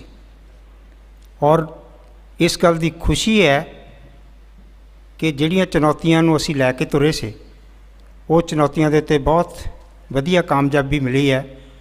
ਔਰ ਆਏ ਦਿਨ ਕੋਈ ਨਾ ਕੋਈ ਜਿੰਨੇ ਵੀ ਸਾਡੇ ਦਰਪੇਸ਼ ਮਸਲੇ ਨੇ, ਚਾਹੇ ਉਹ ਭਾਰਤ ਵਿੱਚ ਨੇ, ਚਾਹੇ ਉਹ ਵਿਦੇਸ਼ਾਂ ਦੀ ਧਰਤੀ 'ਤੇ ਹੈ, ਉਹਨਾਂ ਨੂੰ ਬੜੀ ਤਰੀਕੇ ਨਾਲ ਹੈਂਡਲ ਕੀਤਾ ਜਾ ਰਿਹਾ ਹੈ। ਕੁਝ ਗੱਲਾਂ ਜਿਹੜੀਆਂ ਨੇ ਇਹਦੇ ਵਿੱਚ ਪ੍ਰੋਜੈਕਟ ਦੇ ਲਈ ਜਿਹੜੀਆਂ ਭਾਈ ਸਾਹਿਬ ਵੀਰ ਬਹਾਦਰ ਸਿੰਘ ਜੀ, ਕਿਉਂਕਿ ਡਾਕਟਰ ਕੁਲਦੀਪ ਕੌਰ ਜੀ ਭਾਰਜ ਸਾਡੇ ਭੈਣ ਜੀ, ਉਹਨਾਂ ਨੇ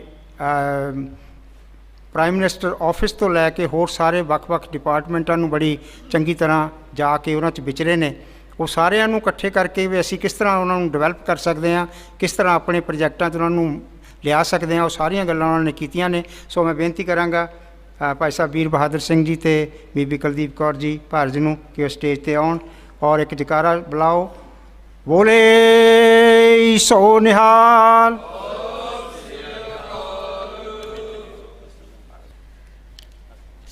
ਮਾਨਯੋਗ ਬੋਰਡ ਆਫ ਜਥੇਦਾਰ ਅਤੇ ਹੋਰ ਆਪਣੇ ਸੰਸਥਾ ਅਤੇ ਅਦਾਰਿਆਂ ਦੇ ਲੀਡਰਸ ਅਤੇ ਸਤਿਕਾਰਯੋਗ ਕਾਨਫਰੰਸ ਦੇ ਭਾਗੀਦਾਰ, ਮੇਰੇ 10ਵੇਂ ਪਾਤਸ਼ਾਹੀ ਦੀ ਬਖਸ਼ੀ ਹੋਈ ਫਤਿਹ ਸਾਂਝ ਕਰੋ। ਵਾਹਿਗੁਰੂ ਜੀ ਕਾ ਖਾਲਸਾ, ਵਾਹਿਗੁਰੂ ਜੀ ਕੀ ਫਤਿਹ। ਪਹਿਲੇ ਤਾਂ ਮੈਂ ਵੈਰੀ ਹੰਬਲਡ ਹਾਂ ਕਿ ਮੈਨੂੰ ਇਸ ਤਰ੍ਹਾਂ ਮੇਰੇ ਬਾਰੇ ਦੱਸਿਆ ਗਿਆ। ਵਾਹਿਗੁਰੂ ਦੇ ਸਾਹਮਣੇ ਅਸੀਂ ਸਾਰਿਆਂ ਤੋਂ ਨੀਚੇ ਹਾਂ ਅਤੇ I just feel very humbled about it. ਅਤੇ ਜਿਸ ਤਰ੍ਹਾਂ ਵੀਰ ਜੀ ਨੇ ਦੱਸਿਆ ਸੀਗਾ ਕਿ ਇਹ ਜਿਹੜਾ ਪ੍ਰੋਜੈਕਟ ਅਫਕੋਰਸ ਪ੍ਰੈਜ਼ੈਂਟ ਕਰਨ ਨੂੰ ਮੈਨੂੰ ਕਿਹਾ ਗਿਆ ਆ, ਪਰ ਇਹਦੇ ਵਿੱਚ ਹਿੱਸਾ ਬਹੁਤ ਜਾਸਤੀ ਜਣਿਆਂ ਦਾ ਆ, ਜਾਣੀ ਕਿ ਆਪਣੇ ਜਥੇਦਾਰ ਸਾਹਿਬ ਬੈਠੇ, ਆਪਣੇ ਰਾਇਤ ਸਾਹਿਬ, ਇਹਨਾਂ ਨੇ ਵੀ ਇਹਦੇ ਵਿੱਚ ਹਿੱਸਾ ਪਾਇਆ, ਹੋਰ ਵੀਰਾਂ ਨੇ ਵੀ ਪਾਇਆ ਅਤੇ ਅਸੀਂ ਇਸ ਨੂੰ ਕਾਮਯਾਬ ਕੀਤਾ। ਅਤੇ ਤੁਹਾਡੀ ਸਹਾਇਤਾ ਦੇ ਨਾਲ ਇਸ ਨੂੰ ਹੋਰ ਅੱਗੇ ਲਿਜਾਵਾਂਗੇ।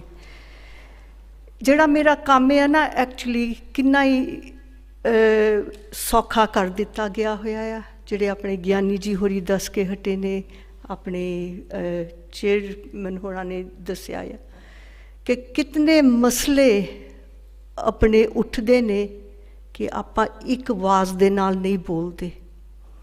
ਗੁਰਦੁਆਰਿਆਂ ਦੇ ਵਿੱਚ ਦੇਖ ਲਓ, ਉੱਥੇ ਵੀ ਪਾਰਟੀਬਾਜ਼ੀ ਹੈ। ਹੋਰ ਮੇਰੇ ਹਿਸਾਬ ਦੇ ਨਾਲ ਮੈਂ ਆਪਣੇ ਬਰੈਡਫੋਰਡ ਗੁਰਦੁਆਰੇ ਦੀ ਪ੍ਰਧਾਨ ਅਤੇ ਮੀਤ ਪ੍ਰਧਾਨ ਰਹਿ ਚੁੱਕੀ ਅਬਾਊਟ ਮੈਨੂੰ 10 ਸਾਲ ਤੋਂ ਉੱਤੇ ਮੈਂ ਸੇਵਾ ਦੇ ਵਿੱਚ ਕੰਮ ਕਰਦੀ ਹਾਂ ਅਤੇ ਹੋਰ ਗੁਰਦੁਆਰਿਆਂ ਵਿੱਚ ਵੀ ਜਾਂਦੇ ਹਾਂ। ਅਤੇ ਗਿਆਨੀ ਜੀ ਦੀ ਗੱਲ ਇੱਕਦਮ ਸਹੀ ਸੀ ਕਿ ਜਦੋਂ ਅਸੀਂ ਜਾਂਦੇ ਨਾ, ਉੱਥੇ ਯੂਥ ਨਹੀਂ ਦਿਸਦਾ। ਯੂਥ ਦਿਸਦੇ ਨੇ ਜਦੋਂ ਸਾਡੀ ਗੱਲ ਠੀਕ ਨਹੀਂ ਹੋਣੀ ਹੁੰਦੀ। ਉਦੋਂ ਜਿਹੜੀ ਆਪਣੀ ਬਲੂਮ ਰਿਵਿਊ ਬਾਰੇ ਵੀ ਆਪਾਂ ਦੇਖਾਂਗੇ, ਉਹਦੇ ਵਿੱਚ ਵੀ ਸਾਨੂੰ ਕਿਹਾ ਗਿਆ ਹੋਇਆ ਆ ਐਕਸਟਰੀਮਿਸਟਸ। ਸੋ ਇਹ ਚੀਜ਼ਾਂ ਦੇ ਨਾਲ ਨਾ ਇੱਕ ਇਹ ਗੱਲ ਸੀ, ਗੁਰਦੁਆਰਿਆਂ ਦੇ ਵਿੱਚ ਸੰਯੋਗ ਹੈ ਨਹੀਂ, ਸਹਿਯੋਗ ਹੈ ਨਹੀਂ। ਅਤੇ ਬਾਕੀ ਕਿਤਨੇ ਗ੍ਰੰਥੀ ਧਾਰਮਿਕ ਸੇਵਾਦਾਰ ਬਹੁਤ ਸੋਹਣਾ ਕੰਮ ਕਰਦੇ ਨੇ, ਮਗਰ ਸਾਨੂੰ ਮਸਲੇ ਉਹਨਾਂ ਦੇ ਵੀ ਬਹੁਤ ਆ ਰਹੇ ਨੇ। ਮੈਂ ਤੁਹਾਨੂੰ ਉਹਨਾਂ ਬਾਰੇ ਵੀ ਥੋੜ੍ਹਾ ਜਿਹਾ ਦੱਸਾਂਗੀ। ਸੋ ਇਹ ਸਾਰੀਆਂ ਚੀਜ਼ਾਂ ਨੂੰ ਮੁੱਖ ਰੱਖ ਕੇ ਅਤੇ ਸੁਪਰੀਮ ਸਿੱਖ ਕਾਊਂਸਲ ਨੇ ਇਹ ਪ੍ਰੋਜੈਕਟ ਦਾ ਸੋਚ ਵਿਚਾਰ ਕੀਤੀ ਕਿ ਇਹ ਸਾਨੂੰ ਕਰਨਾ ਚਾਹੀਦਾ ਅਤੇ ਸਾਰਿਆਂ ਨੂੰ ਇਕੱਠੇ ਰੱਖਣਾ ਚਾਹੀਦਾ। ਅਤੇ ਜਿੱਦਾਂ ਗਿਆਨੀ ਜੀ ਹੋਰਾਂ ਨੇ ਦੱਸਿਆ ਸੀ, ਗੁਰਦੁਆਰੇ ਤਾਂ ਬਹੁਤ ਵੱਡੇ ਹੁੰਦੇ ਨੇ, but what are buildings are stone and mortar. ਉਹ ਕਾਹਤੇ ਇੰਪੋਰਟੈਂਟ ਬਣਦੀਆਂ ਨੇ ਕਿ ਉਹਨਾਂ ਦੇ ਵਿੱਚੋਂ ਕੀ ਨਿਕਲਦਾ। ਸੋ ਇਸ ਕਰਕੇ ਇਹਦੀ ਸਾਰੀ ਬੈਕਗਰਾਊਂਡ ਜਿਹੜੀ ਪ੍ਰੋਜੈਕਟ ਦੀ ਇੱਥੇ ਹੀ ਸ਼ੁਰੂ ਹੁੰਦੀ ਅਤੇ ਇੱਥੇ ਹੀ ਖ਼ਤਮ ਹੁੰਦੀ। ਜੇ ਅਸੀਂ ਆਪਣੇ ਨਵੀਂ ਯੰਗਸਟਰਸ ਨੂੰ ਜੋੜਨਾ ਆ ਗੁਰਦੁਆਰੇ, ਸਾਨੂੰ ਉਹਨਾਂ ਦੇ ਮਾਡਲ ਬਣਨਾ ਪੈਂਦਾ। ਉਹ ਕੀ ਸਾਨੂੰ ਦਿਸਦਾ ਆ ਜਿਹੜੀਆਂ ਵਟਸਐਪ 'ਤੇ, ਮਗਰ ਮੈਂ ਕਦੇ ਵਟਸਐਪ ਫਾਰਵਰਡ ਨਹੀਂ ਕੀਤੀ, ਬਿਕੋਜ਼ ਸਾਨੂੰ ਉਹਦੀ ਐਵੀਡੈਂਸ ਨਹੀਂ ਪਤਾ ਹੁੰਦਾ। ਸਾਨੂੰ ਪਤਾ ਨਹੀਂ ਇਹ ਸ਼ਰਾਰਤ ਆ ਕਿ ਸੱਚੀ ਗੱਲ ਹੈ। ਪਰ ਜਦੋਂ ਵੀ WhatsApp 'ਤੇ ਜਿਹੜੀਆਂ ਜਾ ਰਹੀਆਂ ਆ ਉਹ ਗੁਰਦੁਆਰਿਆਂ 'ਚ ਲੜਾਈ ਝਗੜੇ ਤਲਵਾਰਾਂ, ਉੱਥੋਂ ਯੂਥ ਇੱਕਦਮ ਕਹਿ ਦਿੰਦੇ, ਮਾਈ ਓਨ ਬੇਟਾ ਮੈਨੂੰ ਕਹੇਗਾ ਮਮ ਤੁਸੀਂ ਗੁਰਦੁਆਰੇ ਜਾਂਦੇ ਦੇਖੋ ਆ ਲੜਾਈ, ਫਸਟ ਉਹ ਮੈਨੂੰ WhatsApp ਭੇਜੇਗਾ ਕਿ ਗੁਰਦੁਆਰੇ 'ਚ ਲੜਾਈ ਹੋਈ, ਅੱਜ ਤਲਵਾਰਾਂ ਚੱਲੀਆਂ ਨੇ, ਅੱਜ ਉੱਥੇ ਪੁਲਿਸ ਆਈ ਹੈ। ਸੋ ਇਹ ਚੀਜ਼ਾਂ ਅਹਿਮ ਰੱਖਦੇ ਹੋਏ ਅਸੀਂ ਇਹ ਪ੍ਰੋਜੈਕਟ ਸ਼ੁਰੂ ਕੀਤਾ। ਬਿਕੋਜ਼ ਇੱਕ ਹੋਰ ਗੱਲ ਸਾਡੇ ਵਿਚਾਰ ਵਿੱਚ ਆਈ ਸੀ ਕਿ ਜਿਹੜੇ ਗੁਰਦੁਆਰੇ ਆ ਨਾ ਇੰਗਲੈਂਡ ਦੇ, ਅਤੇ ਮੈਂ ਕਨਵਿੰਸਡ ਆ ਇੰਟਰਨੈਸ਼ਨਲੀ ਵੇਰੀਏਸ਼ਨਸ ਬਹੁਤ ਹੈ। ਜਿਹੜੇ ਵੱਡੇ ਗੁਰਦੁਆਰੇ ਆ ਉਹ ਰਿਸੋਰਸਫੁੱਲ ਆ ਅਤੇ ਉਹਨਾਂ 'ਚ ਪ੍ਰਚਾਰ ਹੋ ਰਿਹਾ, ਯੂਥ ਨੂੰ ਜੋੜਿਆ ਜਾ, ਹੋਰ ਕਿੰਨੇ ਕਲਾਸਿਸ ਵਗੈਰਾ ਚੱਲਦੀਆਂ ਨੇ, ਅਤੇ ਜਿਹੜੇ ਗੁਰਦੁਆਰੇ ਛੋਟੇ ਨੇ ਉਹ ਸਟਰਗਲ ਕਰਦੇ ਨੇ, ਅਤੇ ਗੁਰਦੁਆਰੇ ਦੇ ਵਿੱਚ ਹੀ ਆ ਜਾਂਦੀ ਜੀ ਅਸੀਂ ਵੱਡਾ ਗੁਰਦੁਆਰਾ ਅਸੀਂ ਚੰਗੇ, ਪਰ ਨਹੀਂ, ਸਾਨੂੰ ਉਹ ਵੱਡੇ ਜਿਹੜੇ ਗੁਰਦੁਆਰੇ ਉਹ ਰੋਲ ਮਾਡਲ ਕਰਨੇ ਪੈਣੇ ਆ, ਅਤੇ ਉਹਨਾਂ ਵਿੱਚੋਂ ਅਸੀਂ ਸਾਰਾ ਕੁਝ ਇੱਕ ਦੂਸਰੇ ਨਾਲ ਸ਼ੇਅਰ ਕਰੀਏ ਕਿ ਅਸੀਂ ਸਾਰੇ ਇੱਕ ਹੋ ਸਕੀਏ। ਸੋ ਇਹ ਰੱਖ ਕੇ ਅਤੇ ਅਸੀਂ ਇਹ ਸਾਡਾ ਮਕਸਦ ਸੀਗਾ ਕਿ ਅਸੀਂ ਇਹ ਪਲੈਟਫਾਰਮ ਜਾਂ ਇੱਕ ਜਗ੍ਹਾ ਬਣਾਈਏ ਜਿੱਥੇ ਸਾਰੇ ਗੁਰਦੁਆਰੇ, ਉਹਨਾਂ ਦੀ ਮੈਨੇਜਮੈਂਟ ਕਮੇਟੀ ਇਕੱਠੀ ਹੋਵੇ, ਇੱਕ ਦੂਸਰੇ ਨਾਲ ਜਿਹੜੇ ਮਸਲੇ ਆ ਉਹ ਸਾਂਝੇ ਕੀਤੇ ਜਾਣ, ਅਤੇ ਚੰਗੀਆਂ ਗੱਲਾਂ ਇੱਕ ਦੂਸਰੇ ਨੂੰ ਦਸੀਏ, ਜਿਹੜੇ ਮਸਲੇ ਆਉਂਦੇ ਉਹਨਾਂ ਨੂੰ ਰਲ ਕੇ ਸੋਲਵ ਕਰੀਏ। ਇੱਕ ਵਾਰੀ ਦੁਬਾਰਾ ਫਤਿਹ ਦੀ ਸਾਂਝ ਪਾਈਏ। ਹੱਥ ਜੋੜ ਕੇ ਬੇਨਤੀ ਹੈ ਕਿ ਕੋਈ ਰਸਨਾ ਵਾਂਝੀ ਨਾ ਰਵੇ। ਵਾਹਿਗੁਰੂ ਜੀ ਕਾ ਖਾਲਸਾ, ਵਾਹਿਗੁਰੂ ਜੀ ਕੀ ਫਤਿਹ। ਜਿਵੇਂ ਬੀਬੀ ਜੀ ਉਹਨਾਂ ਨੇ ਆਪ ਨਾਲ ਸਾਂਝ ਪਾਈ ਬੜੇ ਸੋਹਣੇ ਸ਼ਬਦਾਂ ਦੇ ਨਾਲ ਕਿ ਕਿਸ ਤਰ੍ਹਾਂ ਗੁਰਦੁਆਰਾ ਪ੍ਰੋਜੈਕਟ ਨੂੰ ਹੋਂਦ ਵਿੱਚ ਲਿਆਂਦਾ ਜਾ ਰਿਹਾ। ਬਹੁਤ ਜ਼ਿਆਦਾ ਕੰਮ ਹੋਇਆ ਔਰ ਬਹੁਤ ਜ਼ਿਆਦਾ ਅਜੇ ਬਾਕੀ ਹੈ। ਜਿਹੜਾ ਇਸ ਨੂੰ ਸਪੋਰਟ ਕਰਨ ਵਾਸਤੇ ਵੈਬਸਾਈਟ ਤਿਆਰ ਕੀਤਾ ਗਿਆ, this is the face of it, this is how the front page, home page looks like. ਜਿਹੜਾ ਤੁਸੀਂ ਦੇਖਦੇ ਹੋ ਕਿ ਵੀ ਇਹਨੂੰ ਪਲੀਜ਼ ਪੋਜ਼ ਰੱਖਣਾ ਥੋੜ੍ਹੀ ਦੇਰ ਵਾਸਤੇ, ਕਿ ਵੀ ਜਿਹੜੀ ਪ੍ਰਕਾਸ਼ ਹੈ ਉਹ ਇੱਕ ਓਂਕਾਰ ਤੋਂ ਲਿਆ ਗਿਆ, ਸ਼ਕਤੀ। ਨਿਸ਼ਾਨ ਸਾਹਿਬ ਦੀ ਪ੍ਰਕਾਸ਼ ਦੇ ਥੱਲੇ ਸਾਡਾ ਜਿਹੜਾ ਲੋਗੋ ਹੈ ਸੁਪਰੀਮ ਸਿੱਖ ਕੌਂਸਲ ਦਾ ਉਹ ਹੈ। This is the list of gurdwaras. ਜਿੰਨੇ ਵੀ ਇੱਥੇ ਗੁਰਦੁਆਰੇ ਉਹਨਾਂ ਨੂੰ 12 ਹਿੱਸਿਆਂ ਵਿੱਚ ਵੰਡਿਆ ਗਿਆ। ਈਸਟ ਐਂਗਲੀਆ ਦੇ ਗੁਰਦੁਆਰੇ, ਸਾਊਥ ਐਸਟ ਦੇ ਸਾਊਥ ਜਿੰਨੇ ਵੀ ਜਿਹੜੇ ਵੱਖੋ ਵੱਖਰੇ ਏਰੀਏ, ਨੋਰਦਰਨ ਆਇਰਲੈਂਡ, ਸਕਾਟਲੈਂਡ, 12 ਹਿੱਸੇ ਵੱਖੋ ਵੱਖਰੇ ਆ, ਉਹਨਾਂ ਦੇ ਗੁਰਦੁਆਰੇ ਕਿੱਥੇ ਕਿੱਥੇ ਹੈਗੇ ਆ। ਇਸ ਬਰੀਫਿੰਗ ਹੋਵੇ, ਨਾ ਫੁੱਲ ਡਿਟੇਲਸ ਹੋਵੇ, ਤਾਂ ਕਿ ਇਹ ਜਿਹੜੇ ਗੁਰਦੁਆਰੇ ਆ ਸਾਡੇ ਪ੍ਰੈਜੈਂਟੇਸ਼ਨ ਕਰਦੇ ਸਾਡੇ ਸਿੱਖ ਧਰਮ ਨੂੰ। ਉਸ ਤੋਂ ਬਾਅਦ ਆਪਾਂ ਚਲੇ ਜਾਂਦੇ ਹਾਂ ਨੈਕਸਟ ਪੇਜ ਦੇ ਉੱਤੇ, ਅਤੇ ਇਹ ਸਾਡੀ ਗੈਲਰੀ ਆਏਗੀ। ਇਹਦੇ ਵਿੱਚ ਸਾਰੇ ਗੁਰਦੁਆਰਿਆਂ ਦੀ ਜਿਹਨਾਂ ਸਾਨੂੰ ਫੋਟੋ ਮਿਲ ਸਕੀਆਂ। ਜਿਹੜਾ ਗੁਰਦੁਆਰਾ ਕੋਈ ਦੇਖੇ ਕਿ ਇਹਦੇ ਸਾਡੀ ਫੋਟੋ ਨਹੀਂ ਹੈਗੀ, ਪਲੀਜ਼ ਉਹ ਸਾਡੇ ਐਡਮਿਨਿਸਟ੍ਰੇਸ਼ਨ ਨੂੰ ਭੇਜ ਦੇਵੇ ਤਾਂ ਕਿ ਉਹਨਾਂ ਦੀ ਫੋਟੋ ਇਹਦੇ ਵਿੱਚ ਨਾਲ ਸ਼ਾਮਲ ਕੀਤੀ ਜਾਣ। ਔਰ ਇਹਨਾਂ ਫੋਟੋਆਂ ਦੇ ਵਿੱਚੋਂ ਹੀ 3 ਫੋਟੋ ਐਵਰੀ ਟਾਈਮ ਜਿਹੜੀਆਂ ਨੇ ਉਹ ਫਰੰਟ ਪੇਜ 'ਤੇ ਚਲੀ ਜਾਣ ਕਰਨਗੀਆਂ, ਤਾਂ ਕਿ ਕੋਈ ਇਹ ਨਾ ਸਮਝੇ ਕਿ ਇਹ ਗੁਰਦੁਆਰਾ ਵੱਡਾ ਅਤੇ ਇਹ ਗੁਰਦੁਆਰਾ ਛੋਟਾ ਹੈ। ਗੁਰੂ ਘਰ ਸਾਰੇ ਬਰਾਬਰ ਦੇ ਇੱਕੋ ਢੰਗ ਨਾਲ ਹੋਣਗੇ। ਹੁਣ ਆ ਗਏ ਸਾਡੇ ਗਿਆਨੀਜ਼। ਇਹ ਸਾਰੇ ਡੈਮੋਨਸਟ੍ਰੇਸ਼ਨ ਵਾਸਤੇ ਸਿਰਫ ਆਪ ਨਾਲ ਸਾਂਝ ਕਰ ਰਹੇ ਹਾਂ। ਐਂਡ ਇਹਦੇ ਵਿੱਚ if we pose it here, ਇਹਦੇ ਉੱਪਰ ਮਾੜਾ ਜਿਹਾ ਆਪਾਂ ਪਿੱਛੇ ਛੱਡ ਗਏ ਹਾਂ, ਇੱਕ ਚਾਰਟ ਬਣਾਇਆ ਗਿਆ ਜਿਹਦੇ ਵਿੱਚ ਕਿ ਗਿਆਨੀਆਂ ਦੇ ਬਾਰੇ ਦੱਸਿਆ ਜਾਏਗਾ। All use the words gyanis but it's actually altogether preachers, ਜਿਹਦੇ ਬਾਰੇ ਹੋਏਗਾ ਕਿ ਉਹਨਾਂ ਦਾ ਏਰੀਆ ਆਫ ਸਰਵਿਸ ਕਿਹੜੀ ਹੈ। ਉਹ ਕੀਰਤਨ ਕਰਦੇ ਨੇ, ਢਾਡੀ ਜੱਥਾ ਹੈਗਾ, ਕਥਾ ਕਰਦੇ ਨੇ, ਗਿਆਨੀ ਕਰਦੇ ਨੇ, ਮਿਊਜ਼ਿਕ ਟੀਚਰ ਨੇ, ਸੰਥਿਆ ਕਰਵਾਉਂਦੇ ਨੇ, ਤਬਲਾ ਕਰਾਉਂਦੇ ਨੇ ਜਾਂ ਪੋਇਟਰੀ ਕਰਦੇ ਨੇ, ਕੀ ਚੀਜ਼ ਕਰਦੇ ਨੇ, ਉਹਨਾਂ ਦੇ ਬਾਰੇ ਦੱਸਿਆ ਗਿਆ। ਅਤੇ ਜੇ ਤੁਸੀਂ ਸੱਜੇ ਪਾਸੇ ਦੇਖਦੇ ਹੋ ਨੰਬਰ 2 and 6, ਯਾਨੀ ਕਿ ਉਹ ਨੰਬਰ 2 ਔਰ ਨੰਬਰ 6 ਦੇ ਮਾਹਿਰ ਹੈਗੇ ਨੇ, ਇਸ ਚੀਜ਼ ਬਾਰੇ ਦੱਸਿਆ ਗਿਆ। ਔਰ ਥੱਲੇ ਉਹਨਾਂ ਦੀ ਐਕੈਡੈਮਿਕ ਜਿਹੜੀ ਹੈ ਉਹਦੇ ਬਾਰੇ ਵੀ ਦੱਸਿਆ ਗਿਆ ਕਿ ਉਹ ਗਿਆਨੀ ਨੇ, ਇੰਗਲਿਸ਼ ਪੜ੍ਹੇ ਹੋਏ ਨੇ, ਇੰਗਲਿਸ਼ ਵਿੱਚ ਕਥਾ ਕਰਦੇ ਨੇ, ਜਾਂ ਪ੍ਰੋਫੈਸਰ ਨੇ ਜਾਂ ਮਾਸਟਰਸ ਨੇ। ਜਿਹੜਾ ਵੀ ਉਹਨਾਂ ਦੀ ਐਕੈਡੈਮਿਕ ਕੁਆਲੀਫਿਕੇਸ਼ਨ ਹੈਗੀ ਹੈ ਉਹਦੇ ਨਾਲ GM, ਜਿਸ ਕਿ ਉਹ ਗਿਆਨੀ ਵੀ ਨੇ, ਉਹਨਾਂ ਨੇ ਮਾਸਟਰ ਦੀ ਡਿਗਰੀ ਕੀਤੀ ਹੈ ਜਾਂ ਸਿਰਫ ਗਿਆਨੀ ਨੇ, ਉਹ ਦੱਸਿਆ ਗਿਆ। Can we carry on please. ਅਤੇ ਇਹਦੇ ਵਿੱਚ ਤੁਸੀਂ ਦੇਖੋਗੇ ਜਿਹੜੇ most of these people actually spoke to them, had their permission to put their phone numbers on, but because on the later base ਮਾਫ਼ ਕਰਨਾ ਕਿਉਂਕਿ ਇੰਗਲਿਸ਼ ਵਿੱਚ ਚੱਲ ਰਿਹਾ, ਮੈਂ ਇੰਗਲਿਸ਼ ਵਿੱਚ ਬੋਲ ਰਿਹਾ। ਅਤੇ ਇਹ ਡਾਟਾ ਪ੍ਰੋਟੈਕਸ਼ਨ ਦੇ ਅੰਡਰ ਹੋਣ ਕਰਕੇ ਜਦੋਂ ਇਹ ਪੂਰੀ ਤਰ੍ਹਾਂ ਲਾਂਚ ਹੋ ਜਾਏਗਾ, ਪੋਪੂਲੇਟਿਡ ਹੋ ਜਾਵੇਗਾ, it will be available only to the gurdwaras, registered gurdwaras ਪ੍ਰਤੀਨਿਧੀਆਂ ਨੂੰ। ਕਿਸ ਢੰਗ ਨਾਲ ਔਰ ਕਿਹਨਾਂ ਦਾ ਆਨੰਦ ਕਾਰਜ ਗੁਰਦੁਆਰੇ ਵਿੱਚ ਹੋਣਾ ਚਾਹੀਦਾ ਔਰ ਉਹਦੀ ਕੀ ਪੂਰੀ ਤਰ੍ਹਾਂ ਉਹਦੀ ਸਿਸਟਮ ਕੀ ਹੋਣਾ ਚਾਹੀਦਾ। ਅਤੇ this is at the end of its just contact us, ਜਿਹੜਾ ਪੇਜ ਪਹਿਲੇ ਦੇ ਹੈਗਾ, ਈਮੇਲ ਭੇਜ ਸਕਦੇ and that sort of thing. ਇਹ ਵੈਬਸਾਈਟ ਤਿਆਰ ਹੋ ਚੁੱਕਾ, ਐਕਚੁਅਲੀ ਪਿਛਲੇ ਸਾਲ ਦਾ ਤਿਆਰ ਹੋ ਚੁੱਕਾ, ਪਰ ਪੋਪੂਲੇਟਡ ਨਹੀਂ ਹੋਇਆ ਬਿਕੋਜ਼ ਆਫ ਅਸੀਂ ਹਾਲੇ ਉੱਤੇ ਕੰਮ ਕਰ ਰਹੇ ਹਾਂ। ਅਤੇ ਜਿਉਂ ਅੱਗੇ ਵੱਧਦੇ ਚੱਲਾਂਗੇ ਆਪ ਨਾਲ ਸਾਂਝ ਪੈਂਦੀ ਜਾਵੇਗੀ। ਹੋਈਆਂ ਭੁੱਲਾਂ ਦੀ ਖਿਮਾ ਚਾਹੁੰਦਾ। ਇਹਦੇ ਵਿੱਚ ਕਾਫੀ ਦਾਸ ਕੋਲ ਤਰੁੱਟੀਆਂ ਰਹਿ ਗਈਆਂ because it was design by ਬਈ, ਅਤੇ ਕਾਫੀ ਤਰੁੱਟੀਆਂ ਰਹਿ ਗਈਆਂ ਜਿਹੜੀਆਂ ਤੁਸੀਂ ਦੇਖੋਗੇ। ਤੁਸੀਂ ਸੂਝ ਬੂਝ ਵਾਲੇ ਸਾਡੇ ਕਨਵੇਅਰਸ ਨੂੰ, ਸਾਡੇ ਜਿਹੜੇ ਐਡਮਿਨਿਸਟ੍ਰੇਟਰ ਨੇ ਉਹਨਾਂ ਨਾਲ ਸਾਂਝ ਪੈਦਾ ਕਰੋ।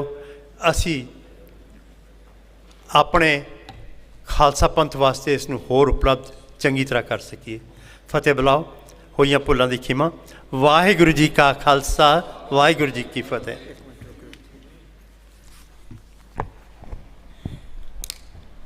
ਗੁਰੂ ਪਿਆਰੇ ਖਾਲਸਾ ਜੀ, ਅਕਸਰ ਇੱਕ ਗੱਲ ਕਹੀ ਜਾਂਦੀ ਹੈ ਕਿ ਘਰ ਦੇ ਬੰਦੇ ਨੂੰ ਕੋਈ ਗੱਲ ਨਹੀਂ, ਆਪਣੇ ਨੇ। ਘਰ ਦੇ ਜੇ ਅਸੀਂ ਘਰਦਿਆਂ ਨੂੰ ਐਪਰੀਸ਼ੀਏਟ ਨਾ ਕਰਾਂਗੇ ਤਾਂ ਉਹਨਾਂ ਦੇ ਮਨ ਦੇ ਵਿੱਚ ਵੀ ਕਈ ਵਾਰੀ ਕੋਈ ਇਹੋ ਜਿਹੀ ਗੱਲ ਆਉਂਦੀ ਹੈ ਕਿ ਇੰਨਾ ਕੰਮ ਕਰਨ ਦੇ ਬਾਵਜੂਦ ਵੀ ਕਿਸੇ ਨੇ ਮੈਨੂੰ ਇਹ ਵੀ ਨਹੀਂ ਕਿਹਾ ਕਿ ਕੰਮ ਚੰਗਾ ਹੈ ਜਾਂ ਮਾੜਾ ਹੈ।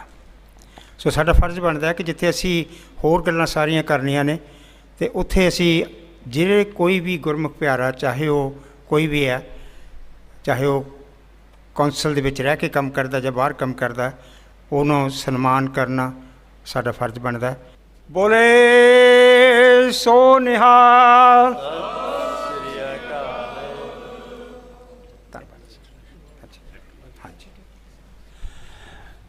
ਵਾਹਿਗੁਰੂ ਜੀ ਕਾ ਖਾਲਸਾ, ਵਾਹਿਗੁਰੂ ਜੀ ਕੀ ਫਤਿਹ। ਵੈਲ ਡਨ ਬੀਬੀ ਜੀ ਐਂਡ ਵੀਰ ਬਹਾਦਰ ਸਿੰਘ ਜੀ, ਤੁਸੀਂ ਬਹੁਤ ਵਧੀਆ ਕੰਮ ਕੀਤਾ। ਵਾਹਿਗੁਰੂ ਤੁਹਾਨੂੰ ਚੜ੍ਹਦੀ ਕਲਾ ਬਖਸ਼ਣ, ਇਸ ਤਰ੍ਹਾਂ ਹੀ ਵਧੀਆ ਕੰਮ ਕਰਦੇ ਰਹੋ। ਵਾਹਿਗੁਰੂ ਜੀ ਕਾ ਖਾਲਸਾ, ਵਾਹਿਗੁਰੂ ਜੀ ਕਾ ਖਾਲਸਾ, ਵਾਹਿਗੁਰੂ ਜੀ ਕੀ ਫਤਿਹ। ਓਕੇ, ਪੁਰਾਣੀ ਕਹਾਵਤ ਹੁੰਦੀ ਹੈਗੀ ਹੈ, ਕਹਿੰਦਾ ਜਾਂ ਲੰਚ ਤੋਂ ਪਹਿਲਾਂ ਨਾ ਸਪੀਚ ਕਰੋ ਕਿ ਸਾਰੇ ਬੰਦੇ ਕਾਲੇ ਪੈ ਜਾਂਦੇ ਕਿ ਉਹਨਾਂ ਨੂੰ ਭੁੱਖ ਲੱਗੀ ਹੈ। ਦਾਸ ਦੀ ਬੇਨਤੀ ਹੈ ਕਿ ਸਮਾਂ ਬਹੁਤ ਹੈਗਾ ਆਪਣੇ ਕੋਲ। ਅਤੇ ਇੱਕ ਵਾਰੀ ਇੱਕ ਮੈਨੂੰ ਹੋਰ ਗੱਲ ਯਾਦ ਆ ਗਈ ਆ, ਮੈਂ ਜਰਾ ਸ਼ੁਕਰ ਦਿਖਾ ਦਿੰਦੇ ਹਾਂ। ਟਰਫਾਲਗਰ ਸਕੁਏਅਰ ਦੇ ਵਿੱਚ ਅਸੀਂ ਪਹਿਲੀ ਵਾਰ ਇਜਾਜ਼ਤ ਲਈ ਸੀ ਲੰਡਨ ਦੇ ਵਿੱਚ, ਟਰਫਾਲਗਰ ਸਕੁਏਅਰ ਦੇ ਵਿੱਚ ਵਿਸਾਖੀ ਮਨਾਉਣ ਦਾ। ਉੱਥੋਂ ਔਡਰ ਕਰ ਲਿਆ ਜੀ ਅਸੀਂ ਪਾਣੀ, ਭਟੂਰੇ, ਗੁਰਦੁਆਰਿਆਂ ਦੇ ਕੋਲ ਲੰਗਰ ਪਾਣੀ ਵੀ ਤਿਆਰ, ਬੜੇ ਬੜੇ ਪਤੀਲੇ ਲੈ ਕੇ ਗਏ ਨੇ। ਪ੍ਰੋਗਰਾਮ ਬੜਾ ਵਧੀਆ ਚੱਲਦਾ ਰਿਹਾ। ਜਿੱਲੇ ਉਹ ਲੰਗਰ ਚਾਲੂ ਕਰਤੇ ਅਤੇ ਬਾਹਰੇ ਫੌਜਾਂ ਸਾਰੀਆਂ ਉੱਧਰ ਲਾਈਨ ਲੱਗੀਆਂ। ਮੈਂ ਕਿਹਾ ਸ਼ਾਂਤ ਕਰੋ, ਸਿੱਖੀ ਕੌਮ ਭੁੱਖੀ ਨਹੀਂ ਹੈ। ਮਾਫ਼ ਕਰਨਾ, ਜਿਹੜੇ ਆਪਣੇ ਜੋਹਲ ਸਾਹਿਬ ਉਹਨਾਂ ਨੇ ਗੱਲਾਂ ਕਹੀਆਂ, ਅਸੀਂ ਹੁਣ ਬੜੇ ਇਸ ਚੀਜ਼ 'ਤੇ ਬੜੀ ਸਹਿਮਤ ਹਾਂ। ਅਤੇ ਦੂਸਰੀ ਗੱਲ ਇਹ ਹੈਗੀ ਹੈ, ਦਾਸ ਵੱਲੋਂ ਸਭ ਸੰਗਤਾਂ ਦੇ ਕੋਲੋਂ ਇਸ ਵੇਲੇ ਹਾਜ਼ਰ ਜਿਹੜੇ ਨੇ, ਅਸੀਂ ਤੁਹਾਡੇ ਕੋਲੋਂ ਪਹਿਲੋਂ ਮਾਫ਼ ਕਰ ਲੈਣਾ। ਅਸੀਂ ਹੈਗੇ ਕੀ ਕਹਿੰਦੇ ਨੇ, ਤੀਜੀ ਕਲਾਸ ਤੋਂ ਇੰਨੇ ਕੁ ਹੋ ਕੇ ਇੱਥੇ ਅਸੀਂ ਇੰਗਲੈਂਡ ਪਹੁੰਚ ਗਏ। ਸਾਡੇ ਉਹਦੇ ਵਿੱਚ ਕੋਈ ਹੱਕ ਨਹੀਂ ਸੀ, ਮਾਫ਼ ਕਰਨਾ। ਬਜ਼ੁਰਗਾਂ ਨੇ ਆਣ ਕੇ ਇੱਥੇ ਕੰਮੋਕਾਰੀ ਦੇ ਨਾਲ ਇੱਥੇ ਆਏ ਅਤੇ ਸਾਨੂੰ ਤਾਂ ਫਿਰ ਆਉਣਾ ਹੀ ਪਿਆ। ਹੁਣ ਇਸ ਵੇਲੇ ਕਈ ਵਾਰੀ ਮੈਨੂੰ ਬੰਦੇ ਮਿਲਦੇ, ਅਸੀਂ ਬੜੇ ਸਫ਼ਰ ਕਰਦੇ ਨੇ, ਅਤੇ ਕਹਿੰਦੇ ਯਾਰ ਤੁਸੀਂ ਕਿੱਥੋਂ ਹੈਗੇ ਨੇ? ਮੈਂ ਕਿਹਾ ਅਸੀਂ ਲੱਗਦੇ ਦੇਸੀ ਪਰ ਹੈਗੇ ਅਸੀਂ ਪਰਦੇਸੀ। ਕਿਉਂ ਉਹ ਪਹਿਲਾਂ ਹੀ ਉੱਪਰ ਹਿੰਦੀ ਬੋਲਣ ਲੱਗ ਪੈਂਦੇ ਜਾਂ ਪੰਜਾਬੀ ਬੋਲਣ ਲੱਗ ਪੈਂਦੇ, ਅਸੀਂ ਬੈਠੇ ਹੈਗੇ ਨੇ ਜਰਮਨ ਦੇ ਵਿੱਚ ਜਾਂ ਟਰਕੀ ਜਾਂ ਵਟਐਵਰ। ਅਤੇ ਮੈਂ ਕਿਹਾ ਵੀ ਇਹ ਗੱਲ ਹੈਗੀ ਇੱਦਾਂ, ਅਤੇ ਅਸੀਂ ਹੈਗੇ ਸਿੱਖ, ਅਤੇ ਅਸੀਂ ਹੈਗੇ ਹੁਣ ਵਲਾਇਤ ਦੇ ਰਹਿਣੇ ਵਾਲੇ, ਅਸੀਂ ਹੁਣ ਆਪਾਂ ਨੂੰ ਕਹਾਉਂਦੇ ਹੈਗੇ ਬ੍ਰਿਟਿਸ਼ ਸਿੱਖ।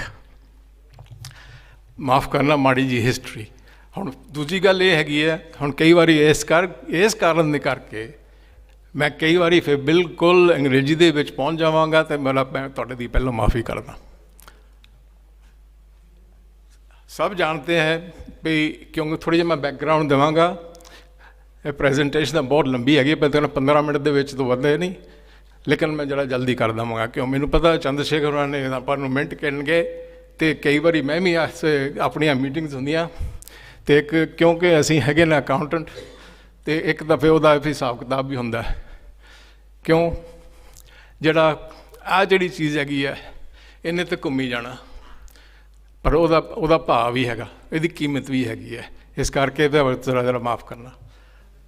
ਹੁਣ ਸਾਨੂੰ ਆਪਾਂ ਨੂੰ ਪਤਾ ਹੈਗਾ ਜੋ ਮਾਹੌਲ ਚੱਲਦਾ ਪਿਆ ਇਨਵਾਇਰਮੈਂਟ ਦਾ, ਵੀ ਇਸ ਧਰਤੀ ਦੇ ਉੱਪਰ ਕੋਈ ਤਕਲੀਫਾਂ ਹੋ ਰਹੀਆਂ, ਅਤੇ ਕਈ ਜਗ੍ਹਾ ਆਪਣੇ ਸਾਡੇ ਨਜ਼ਰ ਆ ਰਹੀਆਂ, ਕਈਆਂ ਨਹੀਂ ਆ ਰਹੀਆਂ, ਪਰ ਆਪਾਂ ਨੂੰ ਖਬਰਾਂ ਬਹੁਤ ਪਹੁੰਚਦੀਆਂ, ਅਤੇ ਇੱਥੇ UN ਲੈਵਲ ਤੱਕ ਗੱਲਾਂ ਪਹੁੰਚ ਚੁੱਕੀਆਂ ਵੀ ਸਾਰੇ ਧਰਤੀ ਦੇ ਉੱਪਰ ਜਿਹੜਾ ਟੈਂਪਰੇਚਰ ਹੈ ਗਰਮਾਈ ਹੋ ਰਹੀ ਹੈ।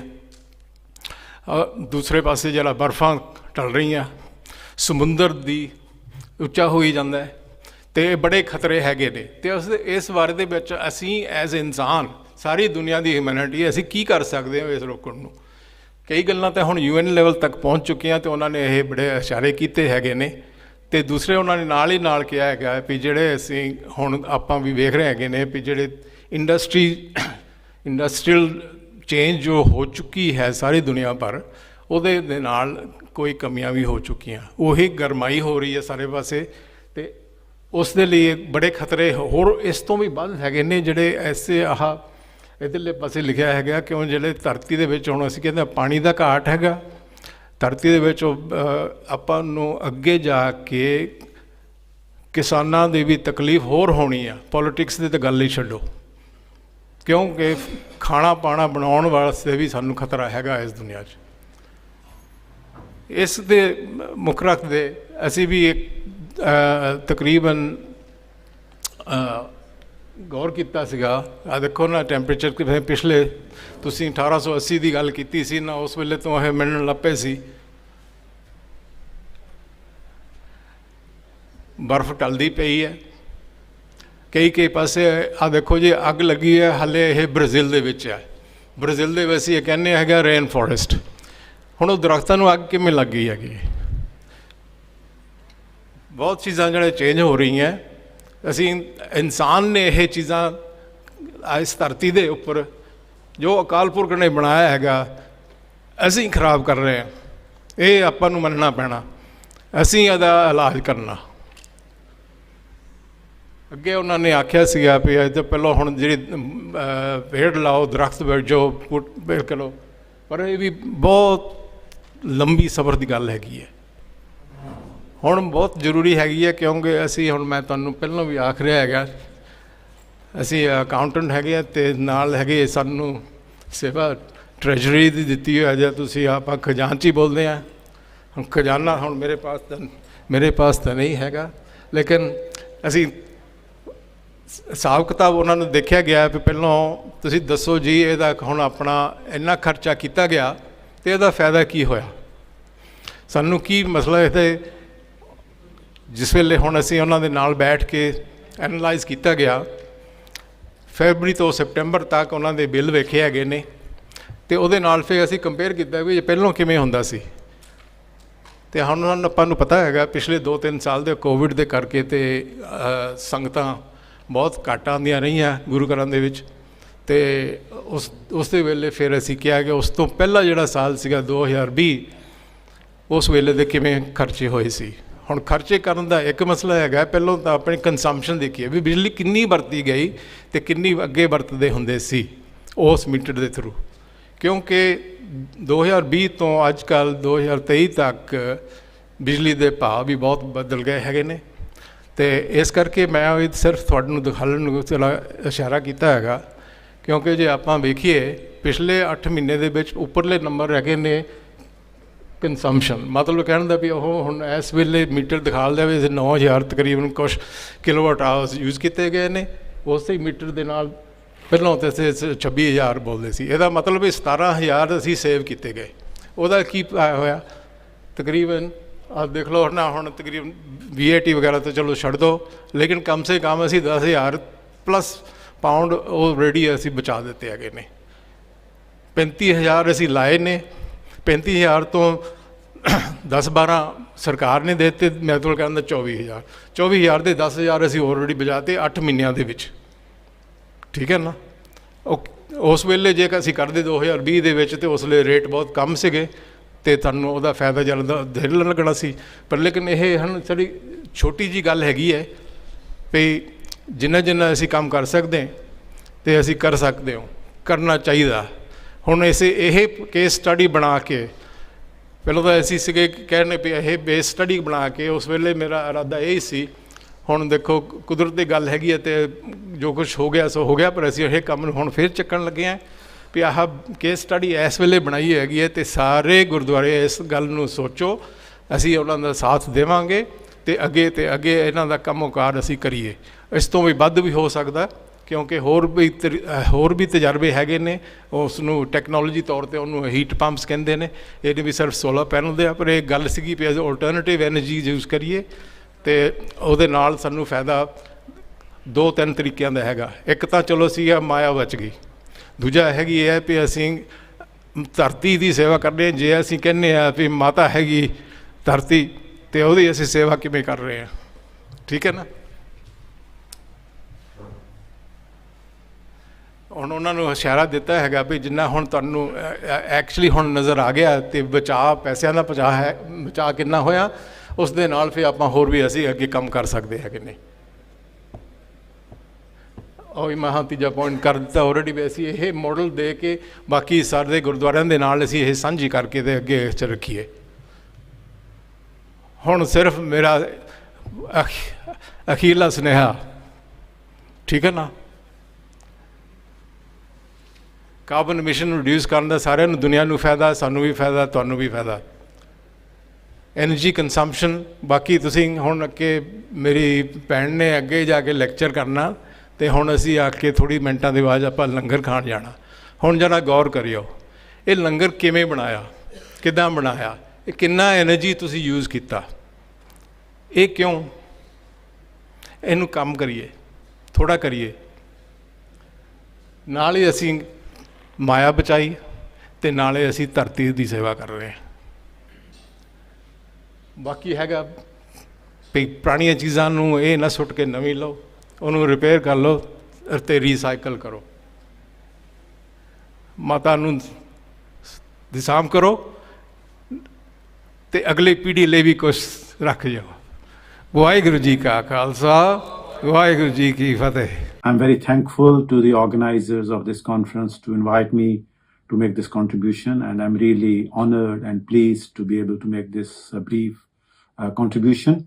What I'm going to speak is on the vision of the Sikhi, how this vision of Sikhi should inform our economic, political, and social and cultural activities of the global Sikh community. So what I would do is first I'll explain what I understand as the Sikh vision, and then how that Sikh vision should inform our political, economic, and social and cultural activities. As far as I understand, the foundations of the Sikh vision lie in teachings of Guru Nanak and the other gurus, and as enshrined in Guru Granth Sahib. It's not very easy to summarize those, but one can say that in some sense the collective wisdom of the Sikh community over a long historical period has crystallized into what I call the trilogy of Sikhism, which almost everyone in the Sikh community knows, that kam karo, kirt karo, van shako, naam japo, which means that you should earn your livelihood by doing laboring activity, that you should not exploit the labor of others, but you should yourself do laboring activities. That is kirt karo, and that's very, very important. Secondly, vanshako. Vanshako means that you should not just appropriate to yourself whatever you do through your laboring activity. You must distribute in society. And third is naam japo. Naam japo is to do meditate, to reflect on these activities.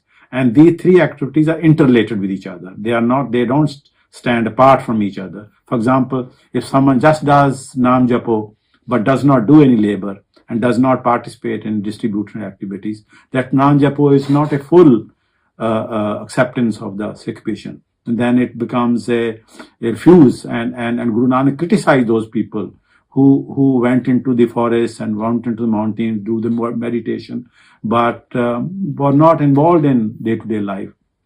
Guru Nanak's vision was that while you are doing your day-to-day work, while you are a householder, you are a Gristi is holder.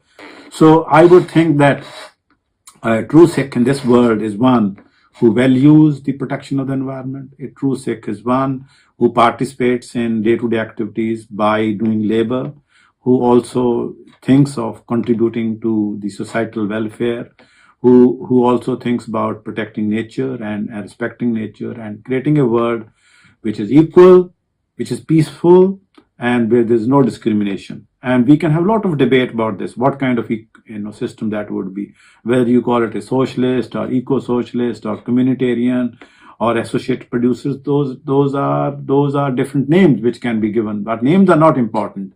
But what is important is that the present economic system is unjustified. The present capitalist system is based on inequality, is based on exploitation. It's not consonant with the Sikh vision. If we do not capture this, we haven't captured the essence of Sikh vision.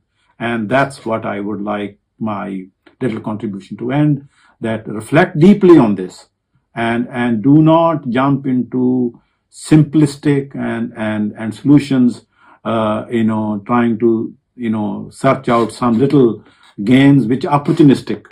And opportunism is not in consonance with the Sikh vision. And therefore we should remain ethical, we should remain true to the Sikh vision and reorient our economic, political, social and cultural activities informed by that great Sikh vision. And that Sikh vision is very, very valuable. It's valuable for the whole humanity. And gradually more and more people are recognizing the true values of the Sikh vision, even those people who are not Sikh. I'm working on a book on Guru Nanak and ecology, which will elaborate more on this, but other people also contributing. So that's what I think we should be proud of, and also be humble that we also have to collaborate with others. Other people also make contributions and making up a word which does not discriminate against others, which treats all human beings irrespective of their gender, irrespective of their religious background, irrespective of their national background. All human beings are equal, and we should build a world that's based on equality and peaceful living. Thank you. Waheguru ji ਕਾ ਖਾਲਸਾ ਵਾਹਿਗੁਰੂ ਜੀ ਕੀ ਫਤਿਹ। ਮੈਨੂੰ ਬੇहद ਖੁਸ਼ੀ ਹੋ ਰਹੀ ਹੈ ਕਿ ਜੋ supreme ਸਿੱਖ council UK ਜਿਹੜਾ ਪੰਥਕ ਕਾਰਜ ਸਮਾਜਿਕ ਕਾਰਜ ਜਿਹੜੇ ਕਰਦੇ ਨੇ ਉਹਨਾਂ ਲਈ ਮੈਂ ਇਹਨਾਂ ਦਾ ਧੰਨਵਾਦ ਵੀ ਕਰਦਾ ਹਾਂ ਤੇ ਮੈਂ ਪ੍ਰਮਾਤਮਾ ਅੱਗੇ ਅਰਦਾਸ ਕਰਦਾ ਹਾਂ ਕਿ ਇਹ ਹੋਰ ਵੀ ਇਦਾਂ ਹੀ ਮਿਹਨਤ ਕਰਦੇ ਰਹਿਣ ਤਾਂ ਪ੍ਰਮਾਤਮਾ ਇਹਨਾਂ ਨੂੰ ਹੋਰ ਬਲ ਉਦਮ ਬਖਸ਼ਣ। ਜਿੰਨੇ ਵੀ ਇਹ ਕਾਰਵਾਈਆਂ ਕਰ ਰਹੇ ਨੇ ਯੂਕੇ ਭਰ ਦੇ ਵਿੱਚ ਸਰਕਾਰਾਂ ਦੇ ਨਾਲ ਤਾਲਮੇਲ, ਜੋ ਸਮਾਜ ਦੇ ਨਾਲ ਤਾਲਮੇਲ, ਉਹ ਹੋਰ ਵੀ ਕੰਮ ਅਗਾਂਹ ਤੋਂ ਇਦਾਂ ਹੀ ਕਰਦੇ ਰਹਿਣ। 28 ਅਕਤੂਬਰ ਨੂੰ ਮੈਨੂੰ ਪਤਾ ਹੈ ਕਿ ਇਸ ਸਾਲ ਉਹਨਾਂ ਦੀ ਸਾਲਾਨਾ ਜਿਹੜੀ ਕਾਨਫਰੰਸ ਹੋ ਰਹੀ ਹੈ, ਗੁਸਤਾਖੀ ਮਾਫ ਮੇਰੇ ਵੱਲੋਂ ਕਿ ਮੈਂ ਉਦੋਂ ਹਾਜ਼ਰ ਨਹੀਂ ਹੋ ਪਾਊਂਗਾ ਡਾਰਬੀ ਦੇ ਵਿੱਚ, ਪਰ ਮੇਰੀਆਂ ਸ਼ੁਭ ਇਸ਼ਾਵਾਂ ਤੁਹਾਡੇ ਸਾਰਿਆਂ ਦੇ ਨਾਲ ਹਨ।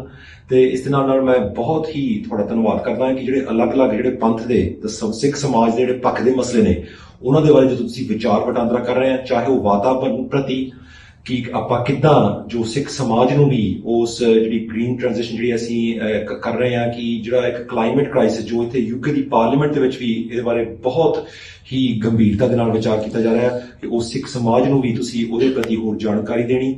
ਇਸ ਦੇ ਨਾਲ ਨਾਲ ਜੋ ਤੁਸੀਂ ਅੰਗਹੀਣਾਂ ਦੇ ਲਈ ਡਿਸੇਬਿਲਿਟੀ ਅਵੇਅਰਨੈਸ ਦੇ ਬਾਰੇ ਜੋ ਕਾਰਜ ਕਰ ਰਹੇ ਆ, ਇਸ ਦੇ ਨਾਲ ਨਾਲ ਪੰਜਾਬੀ ਭਾਸ਼ਾ, ਪੰਜਾਬੀ ਸੱਭਿਆਚਾਰ ਪ੍ਰਤੀ ਜੋ ਤੁਹਾਡੇ ਜਿਹੜੇ ਕਦਮ ਨੇ ਉਹ ਵੀ ਬਹੁਤ ਹੀ ਵਿਚਾਰ ਅਧੀਨ ਨੇ ਤੇ ਬਹੁਤ ਹੀ ਸ਼ਲਾਘਾਯੋਗ ਵੀ ਨੇ।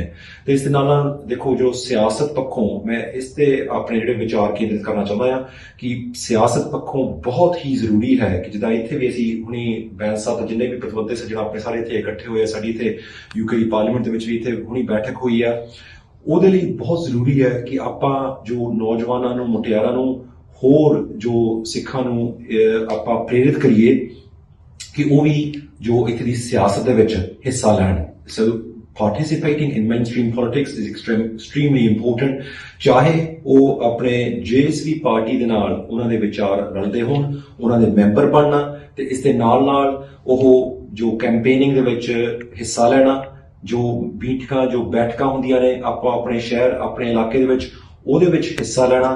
ਤਾਂ ਫਿਰ ਪਰਮਾਤਮਾ ਕਿਰਪਾ ਕਰੇ ਕਿ ਸਾਡੇ ਵਾਂਗ ਜਿੱਦਾਂ ਹੁਣ ਇੱਥੇ ਅਸੀਂ ਇਸ ਸਮੇਂ 2 ਮੈਂਬਰ ਆਫ ਪਾਰਲੀਮੈਂਟ ਹੈ, ਮੇਰੀ ਆਸ ਹੈ ਕਿ ਆਪਾਂ ਅਗਾਂਹ ਤੋਂ ਦਰਜਨ ਤੋਂ ਵੱਧ ਆਪਾਂ ਇਸ ਨਤੀਜੇ ਤੇ ਪਹੁੰਚੀਏ ਤਾਂ ਕਿ ਹੋਰ ਵੀ ਆਪਣੇ ਇੱਥੇ ਮੈਂਬਰਸ ਆਫ ਪਾਰਲੀਮੈਂਟ ਹੋਣ, ਹੋਰ ਕਾਉਂਸਲਰਸ ਹੋਣ। ਨਾਚੀਜ਼ ਨੇ ਵੀ 10 ਸਾਲ ਜੋ ਇੱਕ ਦਹਾਕੇ ਲਈ ਕਾਉਂਸਲਰ ਵਜੋਂ ਸੇਵਾ ਨਿਭਾਈ ਹੈ, ਉਹ ਵੀ ਬਹੁਤ ਜ਼ਰੂਰੀ ਹੈ ਕਿ ਆਪਣੇ ਅਲੱਗ-ਅਲੱਗ ਸ਼ਹਿਰਾਂ ਦੇ ਵਿੱਚ ਜੋ ਸਿੱਖ ਜੋ ਆਪਣੇ ਸਥਾਨਕ ਸਿਆਸਤ ਦੇ ਵਿੱਚ ਜੋ ਹਿੱਸਾ ਲੈਣ। ਸੋ ਇਹ ਮੇਰੀਆਂ ਤੁਹਾਡੇ ਸਾਰਿਆਂ ਨੂੰ ਬੇਨਤੀਆਂ ਨੇ ਕਿ ਤੁਸੀਂ ਇਹ ਜ਼ਰੂਰ ਪ੍ਰਵਾਨ ਕਰਿਓ। ਇੱਕ ਦਫਾ ਫਿਰ ਪ੍ਰਮਾਤਮਾ ਤੁਹਾਨੂੰ ਹੋਰ ਬਲ ਉਦਮ ਬਖਸ਼ੇ, ਤੁਸੀਂ ਇਦਾਂ ਹੀ ਸੇਵਾ ਨਿਭਾਉਂਦੇ ਰਹੋ। ਵਾਹਿਗੁਰੂ ਜੀ ਕਾ ਖਾਲਸਾ, ਵਾਹਿਗੁਰੂ ਜੀ ਕੀ ਫਤਿਹ। Hello, Waheguru Ji Ka Khalsa, Waheguru Ji Ki Fateh. I'm Dr. Shani Kaur Danda, and I just wanted to take a couple of moments to talk about the topic of disability inclusion within the Sikh community. And I'm really sorry that I can't be there with you today. I'm a consultant and work with lots of different businesses and brands and help them to become more inclusive and accessible, not only for their customers, but also for their employees as well. I also hold 8 executive advisory roles, and I'm an ambassador at 5 different disability charities. I also work with the UK government as a regional stakeholder as part of the disability unit in the Cabinet Office. And I experienced disability myself. I was born with my condition, and I am a huge activist and advocate for the rights of disabled people across the UK. I think it's really important that we really help to demystify what disability is. It's, such a broad term, and I think there's a lot of confusion around it. So I just want to start by sharing a few stats. So there are currently 16 million people in the UK that experience disability. The most prevalent disability in the UK are people living with mental health conditions, and then that's closely followed by people living with mobility related conditions. 70% of disabled people live with a non-visible condition or an impairment. So disability isn't all about ramps and wheelchairs, which is what we probably commonly most think about. And 83% of disabled people, so 83% of 16 million people, actually acquired their condition or their impairment throughout their working life. So not only is the current state of how we treat disabled people not anywhere near where it should be, but as a society, I truly believe that we aren't really thinking about our future selves either. Because on average, every year, at least 14% of the population will go on to experience disability. That's a further 14% in addition to the current population of disabled people we have. We also live in a society where we are developing chronic health conditions at a much younger age, and we are also living a lot longer as a society as well. There are 2 main models of disability. One is the medical model and one is the social model. Now, everyone will have heard about the medical model, even if you don't know it's called that. That's the view that you think someone is disabled because of the condition or the impairment that they live with. But I want to offer you a different way of viewing disability, and that's called the social model. Now, I didn't come across this until my mid-20s, and when I did, I stumbled across it by accident, but it changed my life. And that's because the social model of disability talks about the fact that disability is a social construct, and we face disability as an experience when we are faced with barriers or bias. Now, that really resonated with me, because just because I was born with the condition that I have, it hasn't stopped me from doing anything. The biggest disabling barriers that I have faced are things like physical access, cultural barriers, societal attitudes, and just people generally having low expectations about me and, disabled people generally. So I want you to think of disability as an experience. And if it's a bad experience, it means we can change it into something that isn't a bad experience. In fact, we can go as far as reducing and removing these barriers. And that's what I urge everybody to think about. Think about disability as an experience and something that we can change. And we do not have to make one another experience disability. Living with a condition or an impairment, whether you were born with it or whether you acquire it throughout your life, is actually just a normal, average part of the human experience. It isn't something bad. It isn't something that should be seen as a source of shame. It's just something that can happen. And that's the attitude that I would like to see people approach this with, because we all have abilities and we all have limits to those abilities. Living with a condition or an impairment doesn't mean you have to be excluded from society. So the onus is on everybody to ensure that we are being inclusive and accessible as possible, because ultimately this might be you one day, it might be you, it might be a loved one, it might already be somebody that you already know and care for or look after. A prevalent issue for Sikhs that experience disability is that our places of worship, our Gurdwara, are not always the most accessible places that they could be, but also should be as well. So there's a piece of legislation, it's called the Equality Act 2010, where disability is a protected characteristic. And there is an obligation, not only for places of worship, but for other things as well, like websites, and for lots of other different types of public spaces to be accessible and to provide facilities for all types of disabled people. And again, I'm not just talking about the physical things here. I'm not just talking about ramps and lifts and just wheelchair access. There's a lot more understanding that needs to happen, especially around non-visible conditions and impairments and people that live with mental health conditions and neurodiverse conditions as well. Considering Gurdwara are supposed to be safe spaces and are places at the heart of our community, we are failing lots of people when we aren't as welcoming as we should be, and especially when we aren't accessible as we need to be. And sadly, I know so many people now that have been put off from going to the Gurdwara. And personally for me, if I wasn't at home or at school or in hospital, me and my family would always be at the Gurdwara.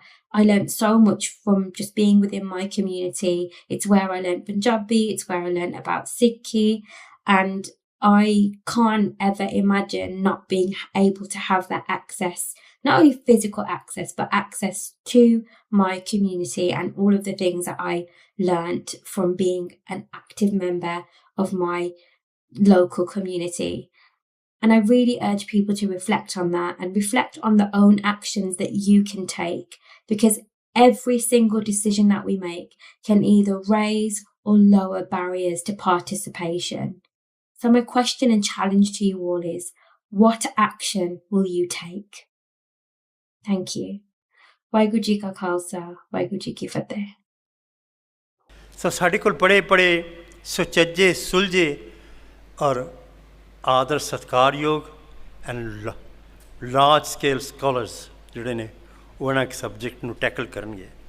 ਸਭ ਤੋਂ ਪਹਿਲਾਂ ਜਿਹੜੀ tackle ਹੈ ਉਹ doctor Gurnam Singh, ਜਿਹੜੇ ਕਿ ਆਪਣੇ ਆਪ 'ਚ ਇੱਕ ਸਿੱਖੀ ਟੈਂਕ ਨੇ। ਉਹਨਾਂ ਦਾ ਮੇਰੇ ਖਿਆਲ ਇੱਕ ਵੈਬਸਾਈਟ ਵੀ ਚੱਲਦਾ ਸਿੱਖੀ ਟੈਂਕ, ਅਤੇ ਹੀ is a one of B very high class author on Sikhi statics.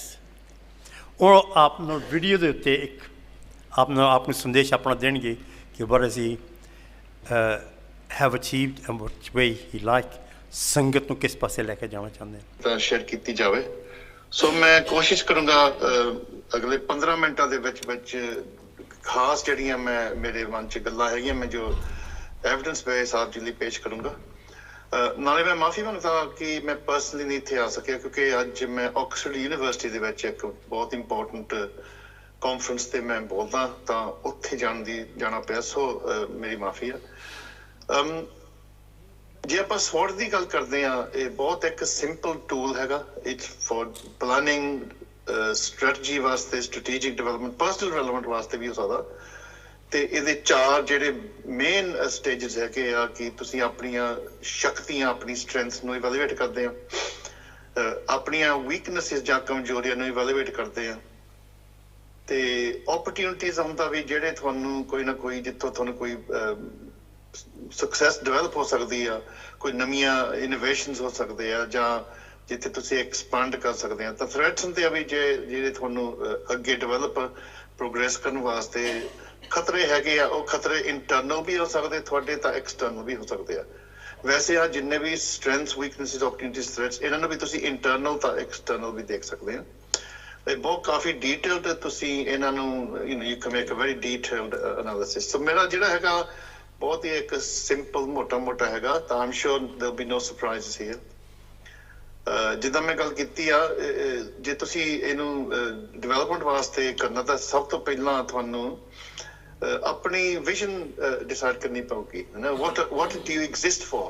ਕਿਉਂਕਿ ਜੇ ਤੁਹਾਡੀ ਵਿਜ਼ਨ ਨਹੀਂ ਕਲੀਅਰ, ਤਾਂ ਫਿਰ ਤੁਸੀਂ ਆਪਣੀ ਅਸੈਸਮੈਂਟ ਨਹੀਂ ਕਰ ਸਕਦੇ ਵੀ ਤੁਹਾਡੇ ਸਟ੍ਰੈਟੇਜਿਕ ਏਮਸ ਕੀ ਹੈਗੀਆਂ, ਤੁਸੀਂ ਕੀ ਅਚੀਵ ਕਰਨਾ ਚਾਹੁੰਦਾ।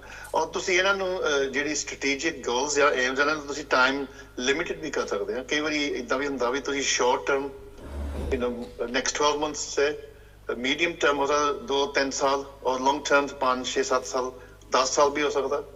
ਤੇ ਇੱਕ ਹੁੰਦੀ ਤੁਹਾਡੀ ਵਿਜ਼ਨ, ਉਹ ਵੀ ਤੁਸੀਂ ਫਿਊਚਰ ਵੱਲ ਕੀ ਆ। So it's really important to identify what is your goal, aim. ਉਸ ਤੋਂ ਫਿਰ ਤੁਸੀਂ ਅਸੈਸਮੈਂਟ ਕਰਦੇ ਆ। ਵਾਹਿਗੁਰੂ ਜੀ ਕਾ ਖਾਲਸਾ, ਵਾਹਿਗੁਰੂ ਜੀ ਕੀ ਫਤਿਹ। ਧੰਨਵਾਦ ਸਾਹਿਬ ਸਰਦਾਰ ਬਲਦੇਵ ਸਿੰਘ ਜੀ ਬੈਂਸ ਦਾ ਬਹੁਤ ਬਹੁਤ ਧੰਨਵਾਦ, ਜਿਨ੍ਹਾਂ ਨੇ ਡਾਕਟਰ ਗੁਰਨਾਮ ਸਿੰਘ ਜੀ ਦੇ ਜਿਹੜੇ ਅਗਲੇ ਸਟੈਪਸ ਹਨ ਉਹਨਾਂ ਬਾਰੇ ਜਾਣੂ ਕਰਾਇਆ, ਉਹਨਾਂ ਦੇ ਪ੍ਰੀਵੀਅਸ ਹਿਸਟੋਰੀਕਲ ਜਿਹੜੇ ਉਹਨਾਂ ਦੇ ਐਕਸਪੀਰੀਅੰਸ ਨੇ ਉਹਨਾਂ ਨਾਲ ਸਾਨੂੰ ਜਾਣੂ ਕਰਾਇਆ। ਹੋਪਫੁਲੀ ਅੱਗੋਂ ਜਦੋਂ ਅਸੀਂ ਕੋਈ ਪ੍ਰੋਗਰਾਮ ਕਰਾਂਗੇ ਤਾਂ ਡਾਕਟਰ ਗੁਰਨਾਮ ਸਿੰਘ ਜੀ ਸਾਡੇ ਨਾਲ ਸ਼ਾਮਿਲ ਹੋਣਗੇ। ਜਿਹੜਾ ਸਾਡਾ ਨੈਕਸਟ ਸਬਜੈਕਟ ਹੈ, ਇਟਸ ਵੈਰੀ ਇੰਪੋਰਟੈਂਟ। ਜਿਸ ਤਰ੍ਹਾਂ ਸਾਡੇ ਖਜ਼ਾਨੇ ਦੇ ਮਾਲਕ ਖਜ਼ਾਨਚੀ ਸਾਹਿਬ ਨੇ ਗੱਲ ਕੀਤੀ ਸੀ ਕਿ ਬਈ ਜਿਹੜਾ ਅਸੀਂ ਲੰਗਰ ਕਰਨੇ ਆ ਉਹਦੇ 'ਚ ਕਿੰਨੀ ਵੇਸਟੇਜ ਜਾਂਦੀ ਹੈ, how much do we waste even at home, how much wastage we do, ਜਿਹਦੇ ਨਾਲ ਕਿ not just the food but the energy and the eco situation gets worsen। ਅਤੇ ਉਹਦੇ ਉੱਤੇ ਉਸ ਜਿਹੜਾ ਟੋਪਿਕ ਹੈ ਉਹਦਾ ਨਾਂ ਹੈ langar as a route to promoting health for the Sikh community. ਅਤੇ ਜਿਹੜੇ ਸ਼ਖਸ ਉਹਨਾਂ ਨੂੰ ਪ੍ਰੈਜ਼ੈਂਟ ਕਰ ਰਹੇ ਆ, ਮੈਨੂੰ ਫਖਰ ਹੈ, ਉਹ doctor Amrit ਟਾਫੋਰ ਰਾਇਲੀ। So hello everybody, Bobo Sasrikal. This is my first time in Derby and my first time at this national conference, and I can only say that I've received the warmest of welcome from everybody, so thank you very, very much. And Baji, I'm so happy that you think I'm so young, so thank you very much. So thank you. So as Benji said, we are funded by Heart Research UK. They're a national charity, and in our research team we collaborate with colleagues with different specialisms, ranging from cardiac care, public health, psychology and behaviour change. And we are working currently with 2 gurdwaras in West Yorkshire. So the big question is, why are we interested in the health of Sikhs? So as you know from the talks today, Sikhs form part of the wider South Asian population. And this particular group of people, Sikhs and South Asians included, have an unfavourable risk profile for developing heart disease and diabetes. And diabetes is incredibly high in our population, making the health of Sikhs a genuine public health priority. And we also know from previous research that interventions do have limited impact. And we also know that Sikhs are underrepresented in research, so which is why it is a true honour for me to speak here today and share with you our findings. So why are we interested in langar? So we all know that langar is super tasty. Okay, I enjoyed my langar today. It's a beautiful food that we eat. But whilst it is highly respected, it's also really known amongst all of us that it is prepared using ingredients that are not ideal for our health, and they're not ideal for people with an unfavourable risk profile. So you can see all the different types of ingredients that we're using to prepare langar. And we're also using quite a lot of deep and shallow frying to make our pakore, our samosa, and to make our turke as well. They're all deep fried. So in this talk today, we feel that we have initiated a very respectful and open discussion for the very first time about how langar can be used as a route to promote health in our community. So langar, I feel, can be transformative in the health of our community. It is a widely known part of Sikhi. Everybody eats langar. So why can't we use langar as a route to promote health in our community? Not only to improve the way langar is prepared in gurdwaras, but also to get people thinking in a different way about food preparation and about how they're making their food at home as well. So it's not just about changing langar, it's about developing a shift change in the way that we think about our health. So at the end of the day, we don't need the really kind of energy-dense foods that we are all accustomed to eating. Our lifestyle has changed. We do not need that much energy. And it's because of the energy-dense foods and the general lifestyles that we lead as well that lead on to the development of these diseases. So as I said before, the messages that we can send out through langar could have the potential to reach many, many members of our community, both here in the UK, nationally and internationally as well. So the most important thing is that the change must happen through consultation, not through force, because it will never work, okay? And the Sangat must be supported through the change as well. So this can't be introduced all of a sudden. It needs to be slowly introduced through consultation and through talking and agreement. Now, the thing that concerned people was that, okay, if we change langar in one gurdwara, people might go to a different one. So if they're not getting their requests fulfilled at one gurdwara, they'll go to the one down the road. So that is a bit of a problem. So the way that we overcome that is to, again, get gurdwaras working together and to promote this message of oneness so we can reduce the competition, we can reduce people going to other gurdwaras. And very important, the gurdwara said that they can support change, but they can't lead it. And that's because of the positions that they have in the community, and that is a completely understandable situation, and I'm happy to spearhead that. So the solutions, very quickly. Have a set menu system where Sangat can choose from one dal, one sabji that is perhaps a seasonal sabji. Cut down on unnecessary frying. For example, the cauliflower, the bengan and the tinde, they don't need to be pre-fried before they go into the sabji. Introduce more fruit and salad. And whilst it probably will be unpopular to begin with, introduce some healthier breakfasts instead of the deep fried breakfasts. I know that they have been unpopular in the past, but they've never had a chance to become normalised. And I think if they went on for a period of time, people could eventually accept them. So what are we going to do next? We're going to carry on with our work. So we've been given some more funding, and we are going to be exploring what infrastructure the Gurdwara needs in order to be able to conduct a new way of working that we propose. And we'll be co-designing our intervention. That means we're going to be working with the Gurdwaras to design this new way of working. And coming to lovely places like today to build knowledge, to build capacity, to build networks, and to build confidence in what we are doing, and to start this discussion. And that's it. I hope that you've all enjoyed the discussion today, and if anybody wants to chat with me afterwards, you're very welcome to do so.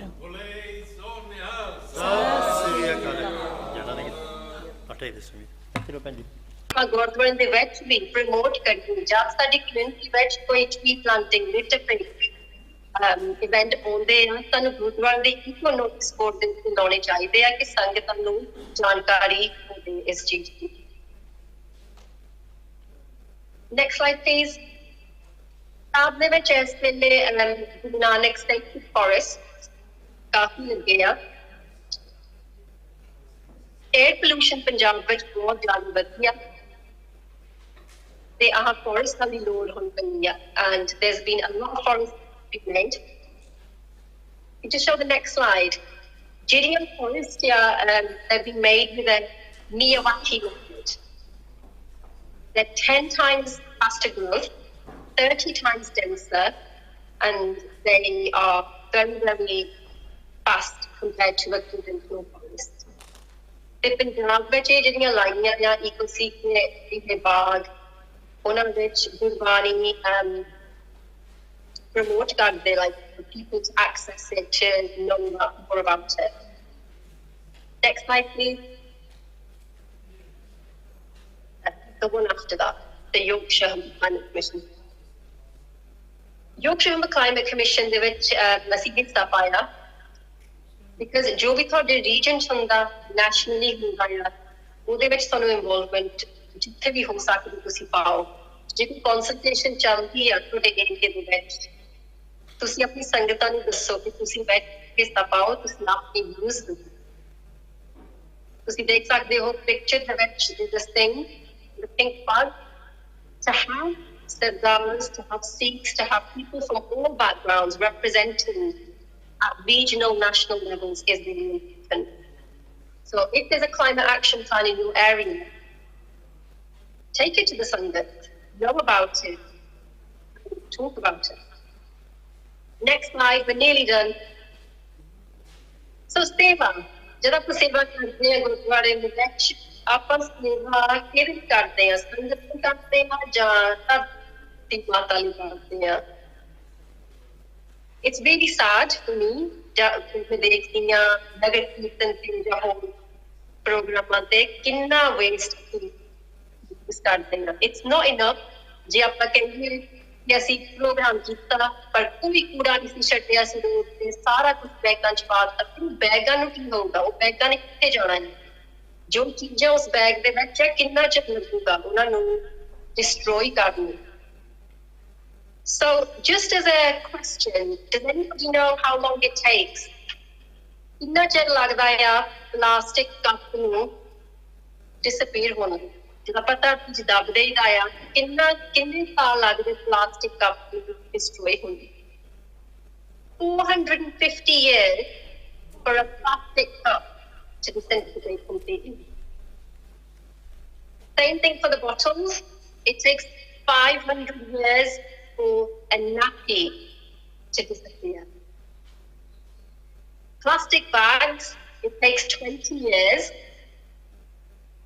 But the problem is with plastic bags, they break down into such tiny, tiny pieces that they then cause a lot of problems to wildlife and ocean marine as well. So ਇਹ ਨਾ ਸਮਝੋ ਕਿ ਅਸੀਂ ਕਾਲੇ bag ਚ ਕੁਛ ਪਾ ਦਿੱਤਾ ਚਲ ਗਿਆ ਸਾਡੀ ਜ਼ਿੰਮੇਵਾਰੀ ਬਸ। That's not the case. ਸਾਡੀ ਜ਼ਿੰਮੇਵਾਰੀ ਗੁਰਦੁਆਰਿਆਂ ਦੇ ਵਿੱਚ ਹੈਗੀ ਆ ਕਿ ਵੇਸਟ ਅਸੀਂ ਘਟਾਈਏ। ਬਹੁਤ ਬਹੁਤ ਧੰਨਵਾਦ ਆਪਣੇ ਬੀਬੀ ਅਮਨਦੀਪ ਕੌਰ ਉਹਨਾਂ ਦਾ ਜਿਨ੍ਹਾਂ ਨੇ ਸਾਨੂੰ ਮਦਰ ਨੇਚਰ ਨਾਲ ਉਹਨਾਂ ਨਾਲ ਸੰਬੰਧ ਪੈਦਾ ਕਰਨ ਦਾ ਇੱਕ ਯੋਗ ਤਰੀਕਾ ਦੱਸਿਆ।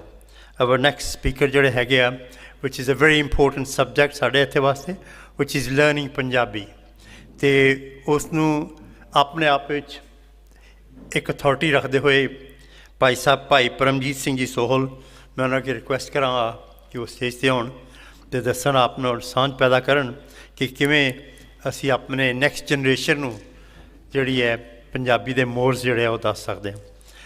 ਭਾਈ ਪਰਮਜੀਤ ਸਿੰਘ ਜੀ ਸੋਹਲ ਪਲੀਜ਼। ਵਾਹਿਗੁਰੂ ਜੀ ਕਾ ਖਾਲਸਾ ਵਾਹਿਗੁਰੂ ਜੀ ਕੀ ਫਤਿਹ। ਪਿਛਲੇ 40-50 ਸਾਲਾਂ ਦੇ ਵਿੱਚ ਮੈਂ ਕਦੀ ਲੈਕਚਰ ਨਹੀਂ ਇੱਦਾਂ ਕੀਤਾ, ਨਾ ਆਦਤੀਅਤ ਨਾ ਲੋੜ ਹੈ। ਲੱਲੀ ਸਾਹਿਬ ਹੋਣਾ ਨੂੰ ਪਤਾ, ਇੱਥੇ ਹੋਰ ਸੰਗਾਂ ਨੂੰ ਪਤਾ। ਲੈਕਚਰ ਉੱਥੇ ਲੋੜ ਹੁੰਦੀ ਹੈ ਜਿੱਥੇ ਕੁਛ ਬਚ ਕਰਨਾ ਹੋਵੇ। ਤਾਂ ਮੈਨੂੰ ਦਲਜੀਤ ਸਿੰਘ ਹੋਣਾ ਨੇ ਕਿਹਾ ਕਿ ਤੁਸੀਂ ਆ ਕੇ ਬੋਲੋ ਤਾਂ ਕਰਾਂਗੇ। ਸੋ ਆਈ ਲਿਵ ਇਨ ਹੋਪ।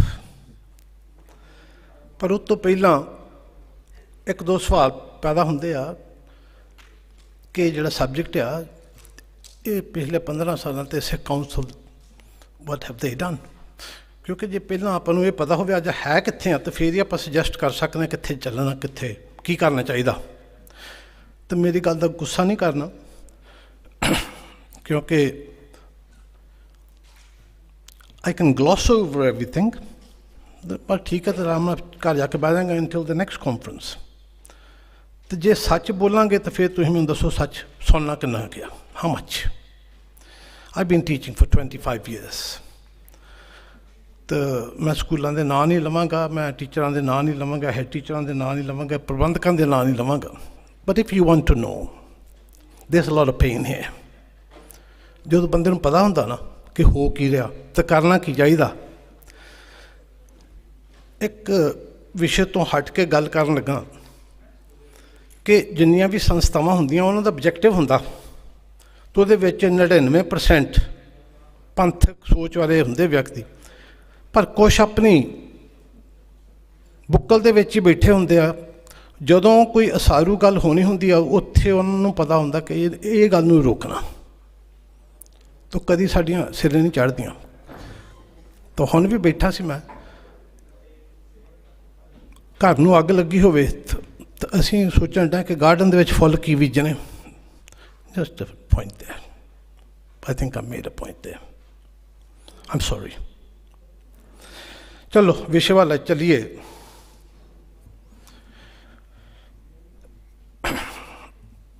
ਸਾਡੇ ਗੁਰੂ ਸਾਹਿਬਾਂ ਨੇ ਸਾਨੂੰ ਸਕ੍ਰਿਪਟ ਐਸੀ ਦਿੱਤੀ, ਹੁਣ ਟਾਈਮ ਤਾਂ ਬਹੁਤ ਥੋੜ੍ਹਾ, ਸਟੇਟ ਸੈਕਟਰੀ ਸਾਹਿਬ ਨੇ ਕਿਹਾ ਸਕ੍ਰਿਪਟ ਐਸੀ ਦਿੱਤੀ ਜਿਹੜੀ ਦੁਨੀਆ 'ਚ ਸਭ ਤੋਂ ਸੌਖੀ ਆ। ਤਾਂ ਉਹਦੇ ਰੀਜ਼ਨ ਵੀ ਸੀ, ਕਿਉਂਕਿ ਸੰਸਕ੍ਰਿਤੀ, ਫਾਰਸੀ, Arabic, they're classical language, just like Greek and Latin, ਕਿ ਹਰ ਕੋਈ ਪੜ੍ਹ ਸਕੇ। ਤਾਂ ਅਸੀਂ 500 ਸਾਲ ਦੇ ਵਿੱਚ ਜਾਂ 150 ਸਾਲ ਦੇ ਵਿੱਚ ਉਹ ਕਰ ਕੀ ਲਿਆ। ਤੁਸੀਂ ਕਿਸੇ ਵੀ ਘਰ 'ਚ ਚੱਲ ਜਾਓ, ਉਹਨੂੰ ਇਹ ਕਹਿੰਦੇ ਜੀ ਬੱਚੇ ਇਹ ਔਖੀ ਲੱਗਦੀ ਆ, ਸਭ ਤੋਂ ਸਿੰਪਲ ਜਿਹੜੀ ਆ ਔਖੀ ਹੋ ਗਈ। No capital letters, no silent letters, no digraphs, no trigraphs, no exceptions to the rules, very phonetic, straightforward। ਇਹ ਜਿਹੜਾ ਫਰੰਗੀ ਆ ਇਹਨਾਂ ਨੇ ਸਾਡੇ ਤੋਂ ਸਿੱਖ ਕੇ ਬਾਬਾ ਮਹਾਰਾਜਾ ਰਣਜੀਤ ਸਿੰਘ ਦੇ ਟਾਈਮ ਤੋਂ ਦੇਖ ਕੇ ਇਹਨਾਂ ਨੇ ਆਪਣਾ ਕਾਇਦਾ ਜਿਹੜਾ ਸੀ ਉਹ ਰੱਖਣਾ, ਇਹ ਐਪਲ ਬੀ ਬੋਲ ਸੀ ਕੈਟ। ਫਰਕ ਇੰਨਾ ਕਿ ਇਹਨਾਂ ਨੇ 150 ਸਾਲ ਦੇ ਵਿੱਚ ਉਹਦੀ ਪ੍ਰੋਗਰੈਸ਼ਨ ਕੀਤੀ, ਤਾਂ ਸਾਡੀ ਅਸੀਂ ਫਰੀਜ਼ ਨਹੀਂ ਹੋਏ, ਵੀ ਸਟਾਰਟਡ ਗੋਇੰਗ ਬੈਕਵਰਡਸ। ਇੱਥੋਂ ਤੱਕ ਉਹ ਸਮਝਣਾ ਪਊਗਾ ਗੱਲ ਕੀ ਹੋਈ ਹੈ। ਸਿਰਫ ਇਹ ਨਹੀਂਗਾ ਕਿ ਸਾਡੇ ਤੋਂ ਇਹਨਾਂ ਕਿਤਾਬਾਂ ਵੀ ਖੋਲ੍ਹੀਆਂ, ਕਾਇਦੇ ਵੀ ਖੋਲ੍ਹੇ, ਇਹਨਾਂ ਸਾਡੇ ਮਾਈਂਡ ਕੰਡੀਸ਼ਨ ਕੀਤੇ ਆ। ਮਾਈਂਡ ਐਸੇ ਕੰਡੀਸ਼ਨ ਕੀਤੇ ਆ ਕਿ ਪੰਜਾਬੀ ਤੋਂ ਹੁਣ ਲਾਣਾ ਕੀ ਆ। 1960s ਦੇ ਵਿੱਚ ਪੰਜਾਬੀ ਲੋਕਾਂ ਨੇ ਆਪ ਕਹਿਤਾ ਸੀ ਕਿ ਵੀ ਡਿਸਓਨ ਦਿਸ। ਇਹ ਸਾਡੀ ਮਦਰ ਟੰਗ ਨਹੀਂ ਹੈਗੀ। It's not our mother tongue, it's not our father tongue, it's our Guru's tongue। ਇਹ ਗੁਰੂ ਸਾਹਿਬ ਦੀ ਹੈ ਬੋਲੀ, ਗੁਰਮੁਖੀ, ਕਿਉਂ ਉਹ ਇਸ ਦੇ ਰਾਹੀਂ ਸਾਡੇ ਨਾਲ ਗੱਲ ਕਰਦੇ ਤਾਂ ਆਪਾਂ ਵਿਚਾਰ ਉਹਨਾਂ ਦੇ ਨਾਲ ਇਹਦੇ ਨਾਲ ਕਰਦੇ ਹਾਂ। ਗ੍ਰੰਥੀ ਸਾਹਿਬਾਨ ਜਾਂ ਹੋਰ ਪ੍ਰਚਾਰਕ ਬਹੁਤ ਸੌਖਾ ਜਿਹਾ ਕਹਿ ਦਿੰਦੇ ਆ ਕਿ ਬੱਚਿਆਂ ਨੂੰ ਪੰਜਾਬੀ ਪੜ੍ਹਾਓ, ਗੱਲ ਉੱਥੇ ਰਹਿ ਜਾਂਦੀ ਹੈ। ਹਾਂ ਪੜ੍ਹਾ ਦਿਓ, every Sunday for the last 50 years। I'm 60 years old now। But ਕਦੀ ਸੋਚਿਆ ਪੜ੍ਹਾਊਗਾ ਕੌਣ? ਗਲਤੀ ਕਿਹਦੀ ਹੈ? ਬੱਚੇ ਦੀ ਗਲਤੀ ਹੈ, ਮਾਪਿਆਂ ਦੀ ਗਲਤੀ ਹੈ, ਟੀਚਰਾਂ ਦੀ ਗਲਤੀ ਹੈ, ਗੁਰਦੁਆਰੇ ਦੀ ਕਮੇਟੀ ਦੀ ਗਲਤੀ ਹੈ, ਸਰਕਾਰ ਦੀ ਗਲਤੀ ਹੈ? ਗਲਤੀ ਕਿਹਦੀ ਆ? ਸਾਜ਼ਿਸ਼ ਤਾਂ ਆਪਾਂ ਨੂੰ ਪਤਾ ਸਾਡੇ ਨਾਲ ਚੱਲ ਰਹੀ ਆ, ਬਹੁਤ ਚਿਰ ਤੋਂ ਚੱਲ ਰਹੀ ਆ। ਤੁਸੀਂ ਕਹੋਗੇ ਕਿ ਪ੍ਰੋਬਲਮਸ ਤਾਂ ਆਪਾਂ ਸਾਰਿਆਂ ਨੂੰ ਪਤਾ, ਵਾਟ ਇਜ਼ ਦ ਸਲਿਊਸ਼ਨ ਵੱਲ ਨੂੰ ਛੇਤੀ ਚੱਲਦੇ ਹਾਂ ਕਿਉਂਕਿ ਟਾਈਮ ਥੋੜ੍ਹਾ ਆ। ਮੈਨੂੰ 4 ਸਾਲ ਦਾ ਸਮਾਂ ਮਿਲਿਆ ਸੀ ਖਾਲਸਾ ਸਕੂਲੇ ਕੰਮ ਕਰਨ ਦਾ, ਨੋਵਟ ਗ੍ਰੀਨ। ਉਹਨਾਂ ਨੇ ਮੈਨੂੰ ਆਪ ਇੱਕ ਸਕੂਲ 'ਚ ਜਿੱਥੇ ਮੈਂ ਕੰਮ ਕਰਦਾ ਸੀ ਉੱਥੋਂ ਅਪੋਇੰਟ ਕੀਤਾ ਸੀ। they hunted me down for that job। ਉਹਨਾਂ ਨੇ 4-5 ਦੀ ਇੰਟਰਵਿਊ ਕੀਤੀ ਸੀਗੀ ਪੰਜਾਬੀ ਐਂਡ ਸਿੱਖ ਸਟੱਡੀਜ਼ ਵਾਸਤੇ। ਤੁਹਾਨੂੰ ਮਿਲਿਆ ਨਹੀਂ ਤਾਂ ਹੈਡ ਟੀਚਰ ਮੈਨੂੰ ਕਹਿਣ ਲੱਗੇ ਕਿ ਪਰਮਜੀਤ ਵੁੱਡ ਯੂ ਕਮ, ਸੇਵਾ ਦੇ ਤੌਰ 'ਤੇ ਆ ਜਾਓ। ਚਲੋ ਚੱਲ ਗਏ ਉੱਥੇ। ਜਦੋਂ ਚੱਲ ਗਏ ਮੈਨੂੰ ਖੁਦ ਨੂੰ ਪਤਾ ਸੀ ਕਿ ਪੰਜਾਬੀ ਦਾ ਤਾਂ ਸਿੱਖ ਸਟੱਡੀਜ਼ ਦਾ ਕਰਿਕੂਲਮ ਹੈ ਨਹੀਂ, ਅਤੇ ਇਹ ਗੱਲ ਜਿਹੜੀ ਆ ਮੇਰਾ ਅੱਜ ਦਾ ਮੁੱਦਾ ਇਹ ਸੀਗਾ, ਅਤੇ ਇਹਦੇ ਉੱਤੇ 5-10 ਮਿੰਟ ਲਾਉਣੇ ਸੀ ਕਿ ਜਿਹੜੇ ਸਬਜੈਕਟ ਦਾ ਕਰਿਕੂਲਮ ਹੀ ਹੈ ਨਹੀਂ, ਯੂ ਕੈਨੋਟ ਟੀਚ ਮੈਥਸ ਔਰ ਇੰਗਲਿਸ਼ ਇਨ ਐਨੀ ਸਕੂਲ। 11-12 ਸਬਜੈਕਟ ਹੈ ਪ੍ਰਾਇਮਰੀ ਸਕੂਲ 'ਚ, ਕੋਈ ਇੱਕ ਸਬਜੈਕਟ ਨਹੀਂ ਤੁਸੀਂ ਟੀਚ ਕਰ ਸਕਦੇ ਜੇ ਕਰਿਕੂਲਮ ਨਾ ਹੋਵੇ, ਜੇ ਸਿਲੇਬਸ ਹੀ ਨਾ ਹੋਵੇ। ਉਹੀ ਪੰਜਾਬੀ ਸਕੂਲ ਜਿੱਥੇ 400 ਬੱਚਾ ਸੀ, 30 ਦੇ ਵਿੱਚੋਂ ਆਈ ਵਾਸ ਦੀ only one who did the O level. ਉਹ ਹਰ ਕੋਈ ਆਉਂਦਾ ਸੀ, ਸਾਲ ਰਹਿੰਦੇ ਡਰੋਪਿੰਗ ਆਊਟ। ਤਾਂ ਸਟੈਟਿਸਟਿਕਸ ਸੌਰੀ, ਹਾਸੇ ਦੀ ਗੱਲ, ਹਾਸਾ ਨਹੀਂ actually serious, but I share it with you, I laugh myself. ਮੈਂ ਇੱਕ ਸਕੂਲੇ ਗਿਆ, ਮੈਂ ਉਹਨੂੰ ਕਿਹਾ ਕਿ ਉਦੋਂ ਮੈਂ ਟੀਚਰ ਨਹੀਂ ਸੀ, ਦਿਸ ਵਾਸ ਇਨ 95, ਮੈਂ ਸਕੂਲ ਦਾ ਨਾਮ ਨਹੀਂ ਲੈਂਦਾ,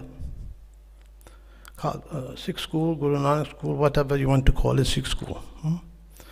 ਮੈਂ ਕਿਹਾ ਮਾਸਟਰ ਜੀ ਬੱਚੇ ਆਪਣੇ ਜਿਹੜੇ ਆ ਨਾ, ਮੈਂ ਮਦਦ ਨਹੀਂ ਹੋਰ ਕਰ ਸਕਦਾ, but I am sportsman, football ਖੇਲਾਂਗੇ ਤਾਂ ਆਪਣੇ ਬੱਚਿਆਂ ਦੀ ਹੈਲਥ ਵੀ ਚੰਗੀ ਰਹੂਗੀ, ਅਤੇ ਜਦੋਂ ਇਹ ਬਾਕੀ ਸਕੂਲਾਂ ਨੂੰ ਚੈਲੰਜ ਕਰਦੇ ਆਪਣੇ ਨਾਂ ਦਾ ਸਕੂਲ ਦਾ ਨਾਂ ਉੱਚਾ ਹੋਏਗਾ। ਹਾਂ ਠੀਕ ਠੀਕ ਠੀਕ ਠੀਕ ਠੀਕ, ਕਰਨਾ ਕੁਛ ਨਹੀਂ ਸੀ ਉਹਨਾਂ ਨੇ। ਤਾਂ ਮੈਂ ਕਿਹਾ ਬਾਕੀ ਜੇ ਐਕੈਡੈਮਿਕਲੀ ਚਾਹੀਦਾ, ਮੈਂ ਮੈਥਮੈਟੀਸ਼ੀਅਨ, ਤਾਂ we can get our children to Oxford and Cambridge, Oxford. ਹਾਂ, ਉਹ ਮੈਨੂੰ ਕਹਿਣ ਲੱਗੇ ਉਦੋਂ ਕਿ ਪਰਮਜੀਤ ਸਿੰਘ ਜੀ ਸਾਡੇ 50% ਤਾਂ ਸਾਡੇ ਜਾਂਦੇ ਹੀ ਆਕਸਫੋਰਡ ਕੈਂਬਰਿਜ। ਮੈਂ ਚੁੱਪ ਕਰ ਗਿਆ, ਮੈਂ ਸੋਚਿਆ ਵਾਓ। ਮੈਂ ਘਰ ਜਾ ਕੇ ਜਦੋਂ ਦੇਖਿਆ ਹੀ ਵਾਜ਼ ਰਾਈਟ, ਜਾਂਦੇ ਸੀ 50%। ਮੈਂ ਸਟੈਟਿਸਟਿਕਸ ਦੀ ਗੱਲ ਕਰਨ ਲੱਗਾ, how they can be so misleading. Okay, ਗੱਲ ਕੀ ਸੀ, ਉਹਦੇ ਏ ਲੈਵਲ ਦੀ ਕਲਾਸ ਦੇ ਵਿੱਚ ਸਟੂਡੈਂਟ ਹੀ 2 ਸੀ। ਸੋ ਬੀ ਕੇਅਰਫੁਲ। ਗੱਲਾਂ ਮੈਂ ਬਹੁਤ ਦੱਸ ਸਕਦਾ, ਆਖਰੀ ਦੱਸਦਾ, ਕਈ ਵਾਰ ਤਾਂ ਬੈਠ ਕੇ ਹੱਸਣਾ ਪੈਂਦਾ, ਮੈਨੂੰ ਰੋਣ ਆਉਂਦਾ, ਦੁੱਖ ਆ। ਮੈਂ ਉਹਦਾ ਵੀ ਦੱਸ ਹੀ ਦੇਵਾਂ ਤਾਂ ਹੋ ਸਕਦਾ ਉਹਨਾਂ ਨੂੰ ਕਲੈਰਿਟੀ ਹੋ ਜਾਏ। ਮੀਤ ਪ੍ਰਧਾਨ ਹੈਡ ਟੀਚਰ ਤੁਸੀਂ ਰੱਖਿਆ ਹੋਵੇ ਖਾਲਸਾ ਸਕੂਲ ਦਾ ਜਾਂ ਖਾਲਸਾ ਸਕੂਲ ਦੀ,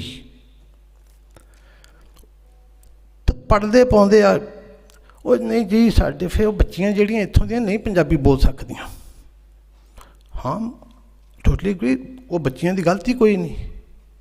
ਜੇ ਭੈਣ ਜੀ if you don't speak Punjabi, it's not your fault, nobody's fault, it's the system.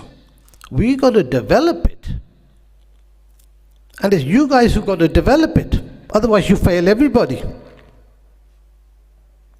You have a responsibility. ਮੈਂ ਤਾਂ ਇਹਨੂੰ ਗੁਰੂ ਦੀ ਬੇਅਦਬੀ ਸਮਝਦਾ ਕਿ ਜਿਹੜਾ ਸਾਨੂੰ ਸਾਡੀ ਗੁਰਮੁਖੀ ਤੋਂ ਦੂਰ ਕਰ ਰਿਹਾ silently, we don't realize. We go and do our O levels, A levels, academia. ਮੈਂ ਪੰਜਾਬੀ ਥੋੜ੍ਹੀ ਜਿਹੀ ਪੜ੍ਹਦਾ,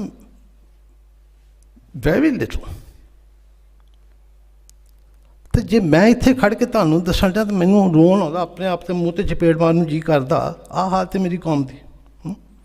ਇੱਕ ਪ੍ਰੋਫੈਸਰ ਸੁਰਿੰਦਰ ਸਿੰਘ ਆ, ਉੱਥੇ ਸਾਡੇ ਟੈਮਸ ਵਾਲੀ ਯੂਨੀਵਰਸਿਟੀ 'ਚ ਮਿਊਜ਼ਿਕ ਸਿਖਾਉਂਦੇ, ਉਹਨਾਂ ਨੇ ਲੈਕਚਰ ਦਿੱਤਾ ਸੀ ਦਿੱਲੀ ਦੇ ਵਿੱਚ, ਤੁਸੀਂ ਸੁਣਿਆ ਹੋਣਾ ਇੰਟਰਨੈਟ 'ਤੇ। ਉਹ ਕਹਿੰਦੇ ਮੈਂ ਆਪਣੇ ਉਸਤਾਦ ਨੂੰ ਕਹਿ ਬੈਠਾ, ਉਸਤਾਦ ਜੀ ਮੈਂ ਗੁਰੂ ਨਾਨਕ ਦੇਵ ਜੀ ਦੇ ਗੁਰਪੁਰਬ 'ਤੇ ਕੀਰਤਨ ਕਰਨਾ ਅਤੇ ਮੈਨੂੰ ਸ਼ਬਦ ਸਿਖਾ ਲਓ। ਤਾਂ ਕਹਿੰਦਾ ਉਸਤਾਦ ਜੀ ਨੇ ਵੱਟ ਕੇ ਚਪੇੜ ਮਾਰੀ ਮੇਰੇ ਮੂੰਹ 'ਤੇ। ਕਹਿੰਦਾ ਉਸਤਾਦ ਜੀ ਗੱਲ ਕੀ ਹੋਈ? ਉਹ ਕਹਿੰਦਾ ਤੇਰਾ ਗੁਰੂ ਕਿੱਦਾਂ ਹੋ ਗਿਆ, ਤੈਨੂੰ ਪਤਾ ਕੁਛ ਗੁਰੂ ਦੇ ਬਾਰੇ? ਤੂੰ ਇੱਦਾਂ ਕਹਿਦਾ ਬਾਬਾ, ਗੁਰੂ ਤਾਂ ਤੇਰਾ ਫੇਰ ਹੈ ਜੇ ਤੂੰ ਉਹਦਾ ਉਸਤਾਦ ਹੋਵੇਂ, ਤੂੰ ਉਹਦਾ ਚੇਲਾ ਹੋਵੇਂ। ਮੈਂ ਸਿੱਖ ਫੇਰ ਹਾਂ, ਜੇ ਮੈਂ ਸਿੱਖੀ ਦੀ ਗੱਲ ਕਰਦਾ, ਸਿੱਖੀ ਦੇ ਪਹਿਰਾ ਦਿੰਦਾ ਹੋਵਾਂ, ਸਿੱਖੀ ਦੀ ਸੇਵਾ ਕਰਦਾ ਹੋਵਾਂ। ਬਸ ਇੱਥੇ ਬਾਕੀ ਆਈ ਡੂ ਹੋਪ ਜੇ ਤੁਹਾਨੂੰ ਕੁਛ ਲੋੜ ਹੋਊਗੀ, need information, my support, I am here, but this will be the last lecture. I find it very difficult to speak like this. Okay, Vaheguru Ji Ka Khalsa, Vaheguru Ji Ki Fateh. I'm sure there'll be many more. I'm sure there'll be many more. You're very good. ਤੇ ਮੈਂ ਬੇਨਤੀ ਕਰਾਂਗਾ ਕਿਉਂਕਿ ਬੱਚਿਆਂ ਦੇ ਨਾਂ ਨਵਜੋਤ ਕੌਰ ਜੀ ਨੂੰ ਪਤਾ ਹੈ ਤੇ ਭੈਣ ਜੀ ਪਰਮਜੀਤ ਕੌਰ, ਤੁਸੀਂ ਵੀ ਆ ਜਾਓ। ਤੇ ਕਿਉਂਕਿ ਬੱਚਿਆਂ ਦਾ ਨਾਂ ਕਿਸੇ ਦਾ ਗਲਤ ਲੈ ਹੋ ਗਿਆ ਤਾਂ ਵਧੀਆ ਨਹੀਂ ਲੱਗਦਾ, ਕਿਉਂਕਿ ਤੁਸੀਂ ਆ ਕੇ ਉਹ ਨਾਂ ਬੋਲਣਗੇ ਤੇ ਪੁਰੇਵਾਲ ਸਾਹਿਬ ਬੱਚਿਆਂ ਨੂੰ ਜਿਹੜਾ ਛੋਟੇ ਦੇਣਗੇ ਗਿਫਟ, ਕਿਉਂਕਿ ਉਹਨਾਂ ਨੂੰ ਇਹ ਐਨਕਰੇਜਮੈਂਟ ਹੈ। ਹਾਂਜੀ। ਵਾਹਿਗੁਰੂ ਜੀ ਕਾ ਖਾਲਸਾ, ਵਾਹਿਗੁਰੂ ਜੀ ਕੀ ਫਤਿਹ। It's very apt that after having a Punjabi lecture, ਨਾ ਅਸੀਂ ਪੰਜਾਬੀ ਸਕੂਲ ਦੇ ਬੱਚਿਆਂ ਨੂੰ ਰੈਕੋਗਨਾਈਜ਼ ਕਰਨ ਲੱਗੇ ਜਿਨ੍ਹਾਂ ਨੇ ਇਸ ਵਾਰ ਸਿੰਘ ਸਭਾ ਗੁਰਦੁਆਰਾ ਸਾਹਿਬ ਤੋਂ ਪੰਜਾਬੀ ਐਗਜ਼ਾਮ ਦਿੱਤੇ ਸੀ, GCSE and A level। So Bhai Sahib was sharing very shocking statistics ਕਿ ਕਾਫੀ ਸਕੂਲਾਂ ਦੇ ਵਿੱਚੋਂ ਹੈ ਨਾ ਬੱਚੇ ਬਹੁਤ ਥੋੜ੍ਹੇ ਹੁੰਦੇ ਆ। ਵੀ ਸ਼ੇਅਰ ਦ ਸੇਮ ਪਿਕਚਰ। ਡਾਬੀ 'ਚ ਵੀ ਇਹੀ ਆ, ਸਿਰਫ ਇੱਕ ਸਕੂਲ ਹੈਗਾ ਜਿੱਥੇ ਪੰਜਾਬੀ ਕਰਵਾਈ ਜਾਂਦੀ, ਬਾਕੀ ਸਾਰੇ ਬੱਚਿਆਂ ਨੂੰ ਆਪਾਂ ਇੱਥੇ ਗੁਰਦੁਆਰਾ ਸਾਹਿਬ ਤੋਂ ਤਿਆਰੀ ਕਰਦੇ ਹਾਂ। ਆਈ ਥਿੰਕ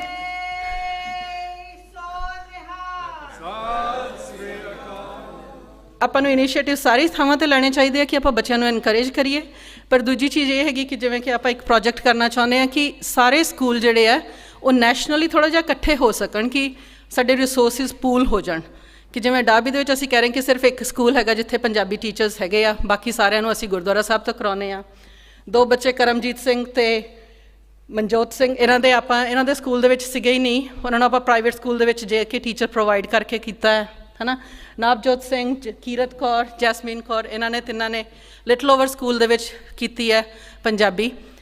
ਪਰ ਜਿੱਥੇ ਕਿ ਇਹ ਮਾਣ ਵਾਲੀ ਗੱਲ ਹੈ ਕਿ 3 ਬੱਚਿਆਂ ਨੇ ਕੀਤੀ ਆ, ਉੱਥੇ ਇਹ ਵੀ ਹੈਗਾ ਕਿ ਉਸ ਸਕੂਲ ਦੇ ਵਿੱਚ ਅਪ ਟੂ 30 to 40% ਬੱਚੇ ਆ ਜਿਹੜੇ ਉਹ ਏਸ਼ੀਅਨ ਫੈਮਲੀਜ਼ ਦੇ ਆ, ਪੰਜਾਬੀ ਫੈਮਲੀਜ਼ ਦੇ ਆ। ਅਤੇ ਸਾਰੇ ਸਕੂਲ ਦੇ ਵਿੱਚੋਂ ਸਿਰਫ ਜੇ 3 ਬੱਚੇ ਅਪੀਅਰ ਹੋਣ, it's something which we should be ashamed of in a way, ਕਿ ਸਾਡੇ ਨੰਬਰਸ ਜਿਹੜੇ ਆ ਥੋੜ੍ਹੇ ਜਿਹੇ ਜ਼ਿਆਦਾ ਹੋਣੇ ਚਾਹੀਦੇ ਆ। And Jasmeet Kaur has done her A level from the school where it was already Punjabi ਉੱਥੇ ਪੜ੍ਹਾਈ ਜਾਂਦੀ ਸੀ, ਹੈ ਨਾ। ਉਸ ਚੀਜ਼ ਦੇ ਨਾਲ ਕਾਫੀ ਸੌਖਾ ਹੋ ਜਾਂਦਾ ਆ। ਐਂਡ ਸ਼ੋਰਲੀ ਤੁਸੀਂ ਮੈਨੂੰ ਦੱਸ ਸਕਦੇ ਹੋ ਨਾ ਕਿ ਤੁਹਾਡੀ ਯੂਨੀਵਰਸਿਟੀ ਲਈ ਤੁਹਾਨੂੰ ਬਹੁਤ ਵਧੀਆ ਹੋਣਾ ਕਿ ਗ੍ਰੇਡ ਮਿਲ ਗਿਆ ਉਹਦੇ ਵਿੱਚੋਂ ਪੰਜਾਬੀ ਦੇ ਨਾਲ। And that really helps you to secure your first choice majority of the time. Waheguru ji ਕਾ ਖਾਲਸਾ, ਵਾਹਿਗੁਰੂ ਜੀ ਕੀ ਫਤਿਹ।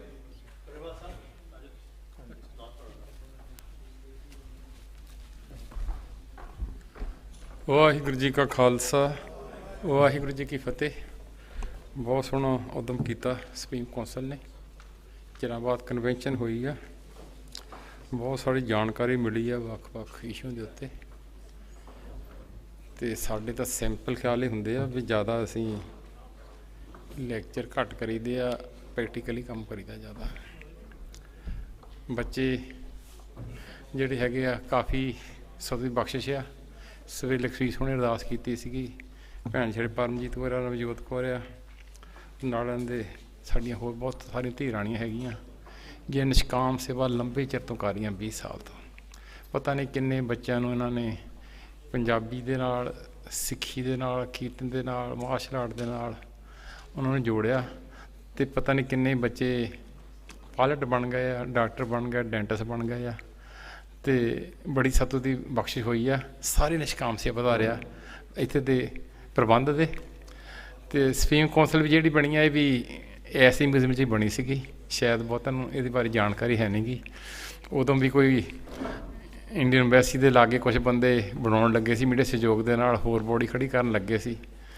ਅਤੇ ਉਦੋਂ ਫਿਰ ਮੇਰੀ ਡਿਊਟੀ ਸੱਤ ਨੂੰ ਲਾਈ, ਫਿਰ ਮੈਂ ਜੋਗਾ ਸੋਹਣਾ ਨੂੰ, ਅਵਤਾਰ ਸੋਹਣਾ ਨੂੰ ਅਤੇ ਇਹਨਾਂ ਨੂੰ ਸਾਰਿਆਂ ਨੂੰ ਇਕੱਠੇ ਵੀਡੀਓ ਨੂੰ ਕੀਤਾ। ਉਦੋਂ ਅਮਰੀਕ ਸਿੰਘ ਹੋਣਾ ਨੂੰ ਸਾਰਿਆਂ ਨੂੰ ਸੱਦਿਆ, ਉਹਨਾਂ ਨੂੰ ਵੀ ਤੁਸੀਂ ਵੀ ਲੈ ਕੇ ਆਓ। ਮੰਨ ਜਾਂਦੇ ਸੀ, ਫਿਰ ਗੁੱਸੇ ਹੋ ਜਾਂਦੇ ਸੀ। ਮੈਨੂੰ 2 ਘੰਟੇ ਲੱਗੇ ਧੱਕੇ ਦੇ ਕੇ ਇਕੱਠੇ ਕਰ ਕਰਕੇ ਲਾਗੇ, ਨਹੀਂ ਤਾਂ ਤੁਸੀਂ ਰੁਲ ਜਾਓਗੇ ਬਈ ਨਹੀਂ ਗੱਲ ਗਾਂ ਬਣਨੀ। ਜੇ ਇੱਕ ਵਾਰੀ ਤੁਹਾਡੇ ਕੋਲੋਂ ਸੰਗਤ ਹੋਰ ਪਾਸੇ ਚਲੀ ਗਈ ਨਾ, ਫਿਰ ਸਾਨੂੰ ਅਚੀਵਮੈਂਟ ਨਹੀਂ ਹੋਣੀ ਹੈਗੀ। ਮੈਂ ਆਪਣੇ ਲਫ਼ਜ਼ ਥੋੜ੍ਹੇ ਵਾਪਸ ਲੈ ਲਾਂ ਵੀ ਮੈਂ ਥੋੜ੍ਹਾ ਸਖਤ ਕਹਿ ਦਿੱਤਾ, ਉੱਦਾਂ ਹੋਇਆ ਇੱਦਾਂ ਸੀਗਾ। ਮੈਂ ਤਾਂ ਮੇਰੇ ਸਿੰਪਲ ਹੀ ਮੈਸੇਜ ਹੈਗੇ ਆ ਬਈ ਇੱਕ ਤਾਂ ਮੈਂ ਕਹਿੰਦਾ ਹੁੰਦਾ ਬਈ ਸਾਰੇ ਕਹਿੰਦੇ ਸ਼ਰਾਬ ਬਹੁਤ ਵੱਧ ਗਈ, ਨਸ਼ੇ ਬਹੁਤ ਵੱਧ ਗਏ, ਇਹ ਖਤਮ ਕਿਹਨੇ ਕਰਨੇ ਸੀ? ਲੱਖ ਗੁਰਦੁਆਰਾ ਸਾਡਾ ਪੰਜਾਬ 'ਚ ਆ, ਇੱਥੇ ਵੀ 300-400 ਆ, ਸਾਰੀ ਦੁਨੀਆ 'ਤੇ ਆ। ਅਜੇ ਬਹੁਤੇ ਪ੍ਰਬੰਧਕ ਵੀ ਅਜੇ ਆਪਣੇ ਬੱਚਿਆਂ ਦੇ ਆਨੰਦ ਕਾਰਨ ਸ਼ਰਾਬਾਂ ਪਿਲਾਈ ਜਾਂਦੇ ਰਹਿੰਦੇ ਆ, ਅਤੇ ਆਸ ਰੱਖਦੇ ਹਾਂ ਅਸੀਂ ਵੀ ਇਹ ਬੰਦ ਹੋ ਜਾਊਗੀ। ਇੱਥੋਂ 100 ਰੁਪਈਆ ਮਿਲ ਜਾਂਦਾ ਪਾਉਣ ਦਾ, ਲੋਕ ਉੱਥੇ ਦਿਖਾਵਾ ਕਰਦੇ ਅਸੀਂ ਬਹੁਤ ਅਮੀਰ ਹਾਂ, ਬਾਹਰ ਜਾ ਕੇ ਜੀ ਬਸ ਜੀ ਉੱਥੇ ਲੋਕਾਂ ਨੂੰ ਫ੍ਰੀ ਪਿਲਾਉਂਦੇ ਹੈਗੇ ਆ, ਵੱਡੇ ਉੱਥੇ ਹਾਰ ਕੇ ਹੁਣ ਪਿੰਡਾਂ ਵਿੱਚ ਵੀ ਆ ਕੇ ਬਣ ਗਏ। ਅਤੇ ਫਿਰ ਨਸ਼ੇ ਸਾਡੇ ਲੱਗ ਗਏ, ਲਾਏ ਕਿ ਨਹੀਂ? ਅਸੀਂ ਲਾਇਆ ਇੰਗਲੈਂਡ ਵਾਲਿਆਂ ਨੇ। ਕੋਈ ਕਹਦੇ ਮੈਨੂੰ, ਮੈਂ ਕਹਿੰਦਾ ਕਿ ਡਿਬੇਟ ਹੀ ਕਰ ਲਈ ਸੀ ਉਹਦੇ ਉੱਤੇ, ਉਹ ਦਿਖਾਵਾ ਝੂਠਾ ਦਿਖਾਵੇ ਨੇ।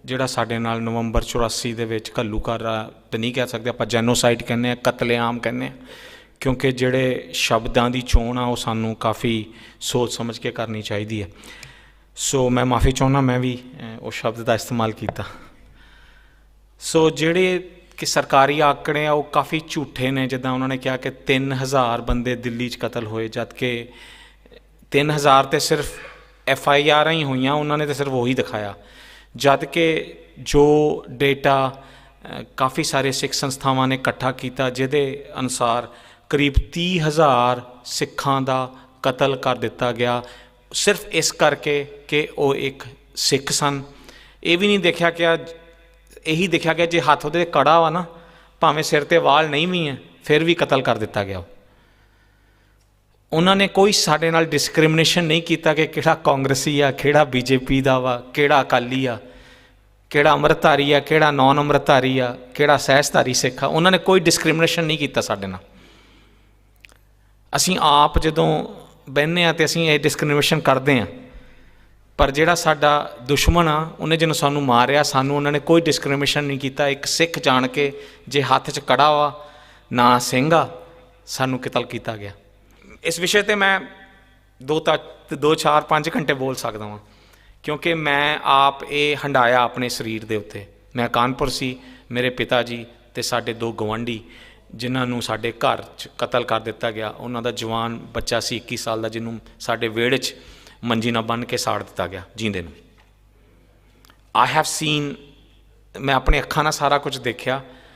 ਅਤੇ ਉਸ ਤੋਂ ਬਾਅਦ 2 ਤਰੀਕ ਨੂੰ ਅਸੀਂ ਜਿਹੜੀਆਂ 3 ਲਾਸ਼ਾਂ ਸੀ, ਸਾਡੇ ਘਰ ਇਹ ਵੀ ਨਹੀਂ ਸੀ ਕਿ ਅਸੀਂ ਉਸ ਲਾਸ਼ਾਂ 'ਤੇ ਚਾਦਰ ਪਾ ਸਕੀਏ। ਸਾਡੇ ਘਰ ਕੁਛ ਨਹੀਂ ਸੀ, ਸਾਰਾ ਸਾੜ ਦਿੱਤਾ ਗਿਆ ਸੀ, ਹਰ ਚੀਜ਼। ਉਹ ਵੀ ਕਿਸੇ ਕੋਈ ਗੁਰਸਿੱਖ ਜਿਹੜਾ ਲਾਗੇ ਸਾਡੇ ਏਅਰਫੋਰਸ ਸਟੇਸ਼ਨ ਸੀ, ਉੱਥੇ ਉਹ ਡਿਊਟੀ 'ਤੇ ਸੀ, ਉਹਨੇ ਆਪਣੇ ਘਰੋਂ ਖੇਸੀਆਂ ਲਿਆ ਕੇ, ਮੈਨੂੰ ਅਜੇ ਵੀ ਯਾਦ ਆ ਕਿ ਉਹ ਡੱਬੀ ਵਾਲੀਆਂ ਖੇਸੀਆਂ ਲਾਸ਼ਾਂ ਦੇ ਉੱਤੇ ਪਾਈਆਂ ਹੋਣਾ ਸੀ। ਉਹਦੇ ਵਿੱਚ ਹੀ ਪੁਲਿਸ ਨੇ ਆ ਕੇ ਲਾਸ਼ਾਂ ਨੂੰ ਸੀਲ ਕੀਤਾ ਅਤੇ ਉਹ ਡੈੱਡ ਬੋਡੀਜ਼ ਲੈ ਗਏ, ਅਤੇ ਸਾਨੂੰ ਕਦੀ ਅਸੀਂ ਸੰਸਕਾਰ ਵਾਸਤੇ ਵੀ ਸਾਨੂੰ ਬੋਡੀ ਨਹੀਂ ਮਿਲੀ। ਸੋ ਇਹ ਸਾਡੇ ਨਾਲ ਨਹੀਂ, ਇਹ ਮੇਰਾ ਖਿਆਲ 30,000 ਸਾਡੇ ਸਿੱਖ ਭਰਾਵਾਂ ਨਾਲ, ਭੈਣਾਂ ਨਾਲ ਹੋਇਆ।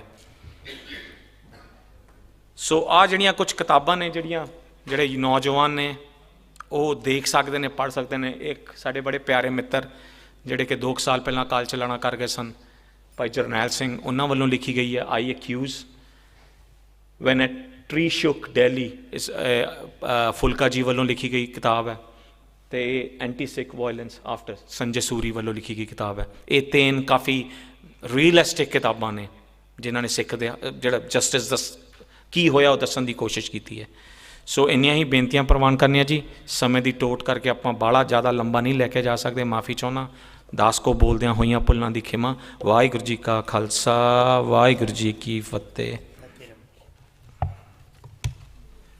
ਵਾਹਿਗੁਰੂ ਜੀ ਕਾ ਖਾਲਸਾ, ਵਾਹਿਗੁਰੂ ਜੀ ਕੀ ਫਤਿਹ।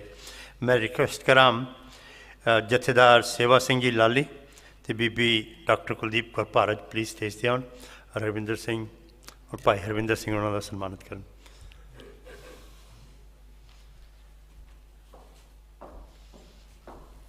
Vaiguru Ji Ka Khalsa, Vaiguru Ji Ki Fateh. I've been asked to give a talk on righteous justice and the work of Sikh Relief, for which I am the Director of Operations. And basically it was to share a few thoughts with yourselves and the Sikh community internationally really on the responsibilities we have. We've heard from other speakers before me, Paramjit Singh, I think Harvinder Singh, who are telling us some of the things that we've encountered simply because we follow the ideology of Guru Nanak Dev Ji Maharaj. There is no other reason for the responses that we have faced as a community. There has been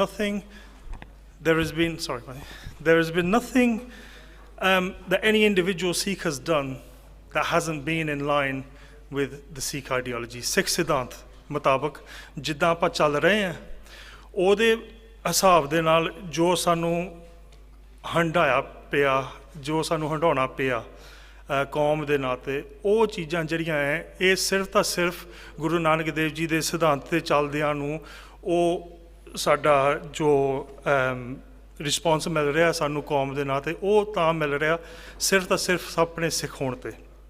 Sikh Relief ourselves, our answer to this most recent genocide has been one of restorative justice. That restorative justice in the form of looking after those who are now in prison because of 1984, because of what's happened since 1984, and the continuous attempt by the government to not only subjugate the Sikh human resource of Punjab, but also to subjugate the voice of the international Sikh community. When you look at collective punishment, you look at those who survived the genocide in Amritsar in 1984 were pushed to Jodhpur in Rajasthan, to Bidar, to Nasik, Rajasthan, and Maharashtra and Karnataka respectively. The collective punishment and those who were put in prison have been forgotten in terms of their remembrance when it comes to minutes of silence and those things is normally for those who perished. The collective punishment continues with KP Gill and Bianta and Tada, Pota, the NSA, the UAPA laws that discriminate in a very, very particular way about what Sikhs are expecting from a free society and the way they're being treated for living that way. An example of that is by Gurdeep Singh Khera. He's been in prison. He's the longest serving Sikh political prisoner in India today. He's been in prison for 33 years.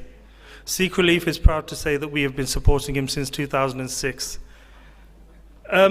Supporting families and supporting their personal needs and supporting their children and their education is the one way we can restore justice to those who have lost their breadwinner, who've lost their father figure, who've lost the main member of their family, that gives them the ability to live a dignified life in society among their peers and amongst their colleagues.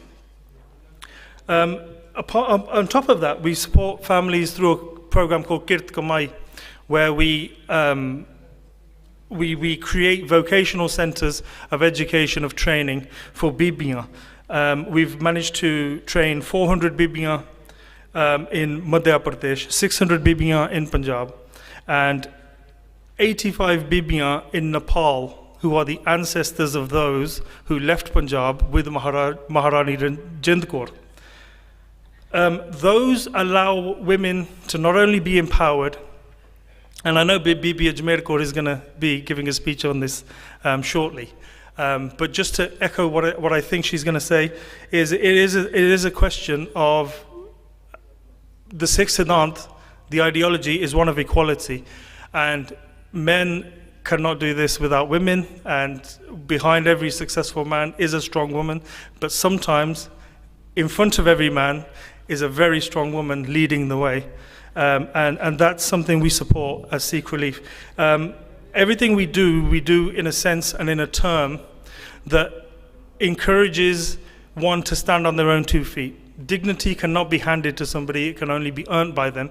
But when that opportunity is snatched from them by an authority or a government that is acting, against the good of the society in general, and Sikhs in particular, it's important to know that it's a hand up, not a handout. And for that reason, we believe that if everybody gets together, supports Sikh Relief, we can continue our work, but we can also support you back in terms of further criminalization and further threats to Sikh freedoms, whether they're here or whether they're in India. And here, in particular, the danger is of things like the Bloom Report and the terming and coining of terms like pro-Khalistan extremism and PKE. That's a danger for us as we speak, because those things will criminalize the Sikh Siddhant and the Sikh thought further by mislabeling us and mislabeling our right to self-determination as something inherently criminal and something of a threat to the security of the world or of India, of America, as Priti Patel went over there to say. But for the Home Ministry here to say that, I'm still waiting for the Sikh Council response to the Bloom report or to the PKE. I'm hoping that you're going to do something. I see people amongst you who seem to be articulate, who seem to be able to formulate a response to it. If you do, I hope you do. If you require, input from Sikh Relief, we're happy to do that. But I leave you with those words of encouragement. Sikh Council has a lot of work to do. It can't say that it's been doing it, but it has a support network with Sikh Relief included, should it wish to step up and be the representative body that it can be. Thank you for your time. I really appreciate it. Vaheguru Ji Ka Khalsa, Vaheguru Ji Ki Fateh.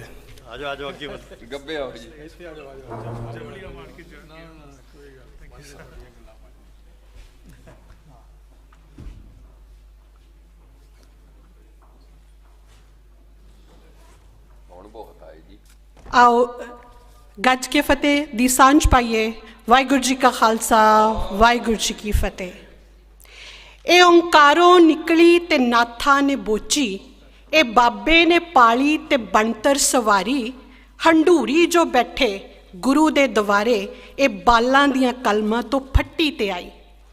ਇਹ ਸ਼ੱਕਰ ਤੇ ਮਿਸ਼ਰੀ ਜਿਹੀ ਮਿੱਠੀ ਬੜੀ ਏ, ਇਹ ਰਸ ਬਣ ਕੇ ਘੁਲਦੀ ਏ ਆਬਾਂ ਦੀ ਬੋਲੀ, ਇਹ ਰਬਾਬਾਂ ਤੇ ਖਾਬਾਂ ਤੇ ਢਾਬਾਂ ਦੀ ਬੋਲੀ, ਇਹ ਨਿਰਮਲ ਤੇ ਸੁੱਚੀ ਪੰਜਾਬਾਂ ਦੀ ਬੋਲੀ।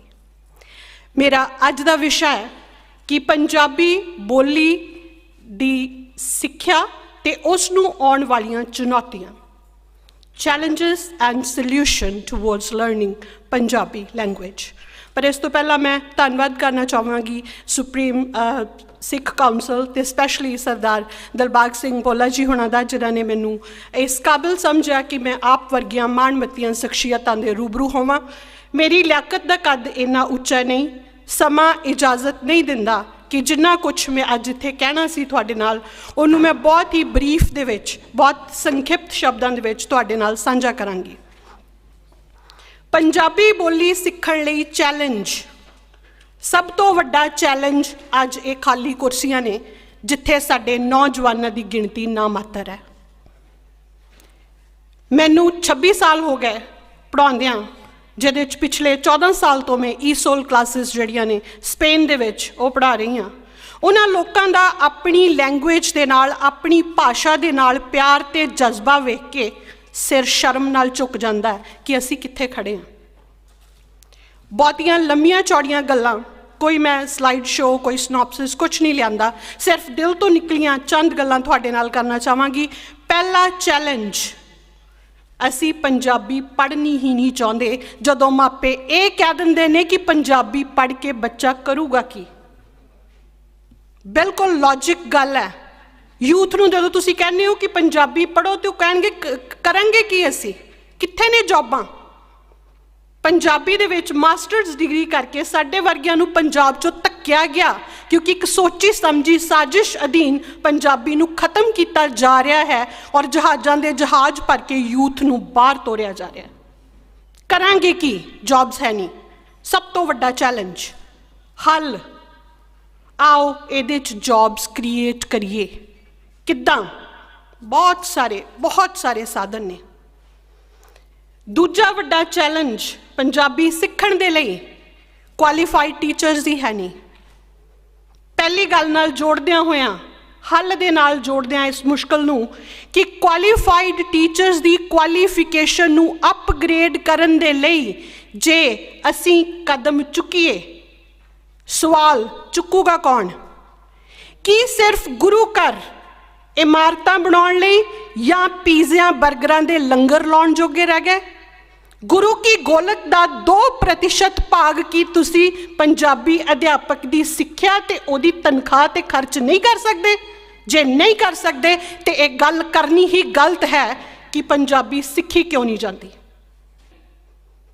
ਕਲਚਰ ਤੋਂ ਅਸੀਂ ਦੂਰ ਹਾਂ, ਫਿਲਮਸ ਤੋਂ ਅਸੀਂ ਦੂਰ ਹਾਂ, ਅਟਾਇਰ ਤੋਂ ਅਸੀਂ ਦੂਰ ਹਾਂ। ਸਾਨੂੰ ਇੱਕ ਵਲਗਣ ਦੇ ਵਿੱਚ ਬੱਧ ਕੇ ਰੱਖਿਆ ਜਾਂਦਾ, ਉੱਥੋਂ ਤੁਸੀਂ ਜਿਹੜਾ ਕੰਪਲੀਟ ਕਲਚਰ ਆ ਉਹਨੂੰ ਨਹੀਂ ਸਿੱਖ ਸਕਦੇ। ਹੱਲ, ਜਿਹੜੀ ਐਜੂਕੇਸ਼ਨ ਡਿਪਾਰਟਮੈਂਟ ਹੈਗਾ, ਜਿਹੜੀਆਂ ਵੀ ਐਜੂਕੇਸ਼ਨ ਕਮੇਟੀਜ਼ ਨੇ ਸਕੂਲ ਦੇ ਵਿੱਚ, ਉਹ ਬੱਚਿਆਂ ਨੂੰ ਲੈ ਕੇ ਜਾਣ, ਉਹਨਾਂ ਨੂੰ ਕਮਿਊਨਿਟੀ ਦੇ ਨਾਲ ਰਿਲੇਟ ਕਰਨ, ਉਹਨਾਂ ਨੂੰ ਉਹਨਾਂ ਫੈਸਟੀਵਲਸ ਦੇ ਨਾਲ ਲੈ ਕੇ ਜਾਣ, ਇੰਡੀਆ ਦੇ ਵਿੱਚ ਟ੍ਰਿਪ ਲੈ ਕੇ ਜਾਣ ਉਹਨਾਂ ਨੂੰ ਉਹਨਾਂ ਥਾਵਾਂ 'ਤੇ, ਕਿਉਂਕਿ ਕਲਚਰ ਉਦੋਂ ਸਿੱਖ ਹੁੰਦਾ ਜਦੋਂ ਤੁਸੀਂ ਉਸ ਨੂੰ ਅੱਖੀਂ ਦੇਖਦੇ ਹੋ, ਵਿਜ਼ੂਅਲ। ਲਿਜਾਓ ਬੱਚਿਆਂ ਨੂੰ ਪਿੰਡਾਂ 'ਚ, ਛੱਡੋ ਉਹਨਾਂ ਨੂੰ ਖੂਹਾਂ 'ਤੇ, ਦਿਖਾਓ ਉਹਨਾਂ ਨੂੰ ਕਿ ਕਿੱਦਾਂ ਹੁੰਦੀਆਂ ਨੇ ਇੱਥੇ ਖੇਤੀਆਂ, ਪਰ ਕਰੂਗਾ ਕੌਣ? ਅਗਲੀ ਗੱਲ, ਪੰਜਾਬੀ ਇੱਕ ਸਰਲ ਭਾਸ਼ਾ ਬੋਲਣ ਲਈ ਹੈ, ਪਰ ਜਦੋਂ ਪੰਜਾਬੀ ਸਿੱਖਣੀ ਹੋਵੇ ਇਹ ਇੱਕ ਕੰਪਲੈਕਸ ਭਾਸ਼ਾ ਹੈ, ਕਿਉਂਕਿ ਅੰਗਰੇਜ਼ੀ ਦੀ ਵਿਆਕਰਣ ਕੰਪੈਰੇਟਿਵਲੀ ਬਹੁਤ ਸੌਖੀ ਹੈ। ਪੰਜਾਬੀ ਦੇ ਵਿੱਚ 5 ਤਰ੍ਹਾਂ ਦੇ ਸੈਂਟੈਂਸ ਹੁੰਦੇ ਨੇ।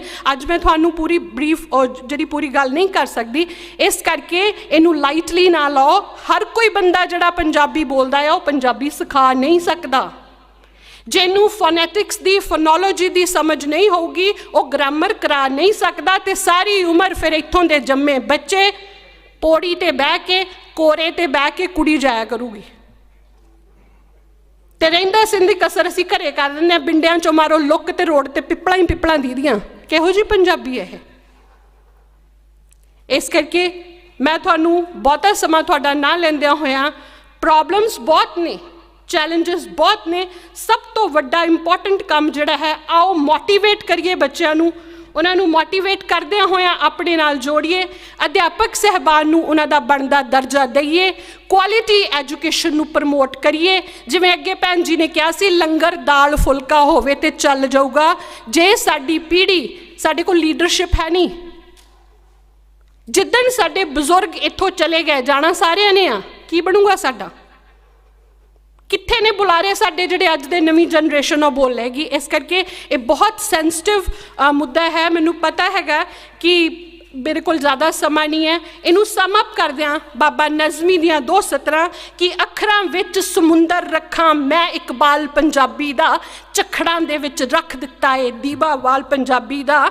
ਲੋਕੀ ਮੰਗ ਮੰਗਾ ਕੇ ਆਪਣਾ ਬੋਲ ਬਣਾ ਕੇ ਬਹਿ ਗਏ ਨੇ, ਬਾਕੀ ਲੈਂਗੁਏਜਸ ਵਾਲੇ ਲੋਕੀ ਮੰਗ ਮੰਗਾ ਕੇ ਆਪਣਾ ਬੋਲ ਬਣਾ ਕੇ ਬਹਿ ਗਏ ਨੇ।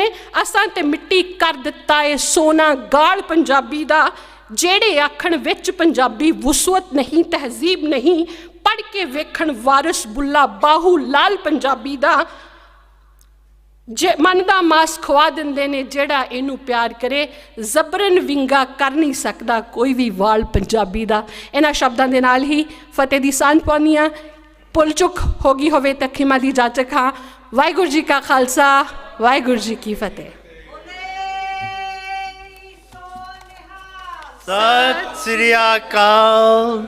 Good afternoon to everybody. My sincere thanks to the Supreme Sikh Council for inviting me and the opportunity to share a few words today at the Sustainable Solutions for the Sikh Community Conference, and especially to Mr. Dilbag Singh Bola, who has supported me to present today. Thank you. What is politics and the importance of politics? Ethnic minority representation across the UK. Can we survive by staying out? What role can Sikhi play in politics? And why are women important in politics? The challenges and opportunities. Getting involved in politics and what matters to you. Getting involved in low-level politics and not missing the bigger opportunities, and surviving in politics. So slide 4, I want to go to slide 4 if I can, please. Are you able to do it from there? Thank you. So slide 4 says the Sikhs in England and Wales. The Sikhs in England and Wales contribute significantly to British life, bringing along their food, culture and fashion. They are successful businessmen and women, starting off in areas such as textiles like my family, but also diversifying in other areas. They are proud home owners and their children successful in education, doing well at university because of the time the parents invest in them. Education is an important factor to the Sikh community, be it Punjabi, English or any other language for that matter. They continue to be the bedrock of society and continue to coexist with the host diaspora and diverse communities, many participating in politics at a regional, local and regional level. Still more needs to be done to inspire women and younger generations.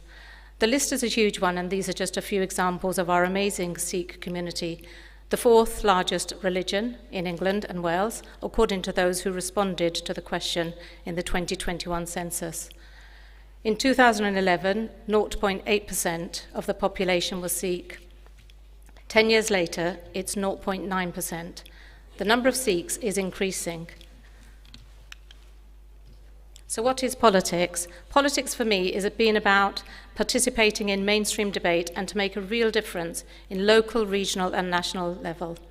The difference Sikhs have made so far in politics, for example, is to be able to wear turbans, dastars, in certain professions where it was not allowed at first. Politics can open doors. I've learned so much about how the country is governed and how the global situation impacts us globally. Getting involved in politics has shown me the workings of groups and organizations. On a more personal level, I've formed new relationships all around the country. Equally, I have professional links with organizations which have been helpful in my journey. You may go into politics and later you may join politics to find friends or learn new skills, and if you have some free time, you may wish to volunteer to good causes, or maybe even enjoy debating with people who have a similar interest. But it's also a great step towards a CV, eventually leading to an employment, which has sort of happened to me. You may be passionate about something that inspires you. For me, it was the issue of heart unit.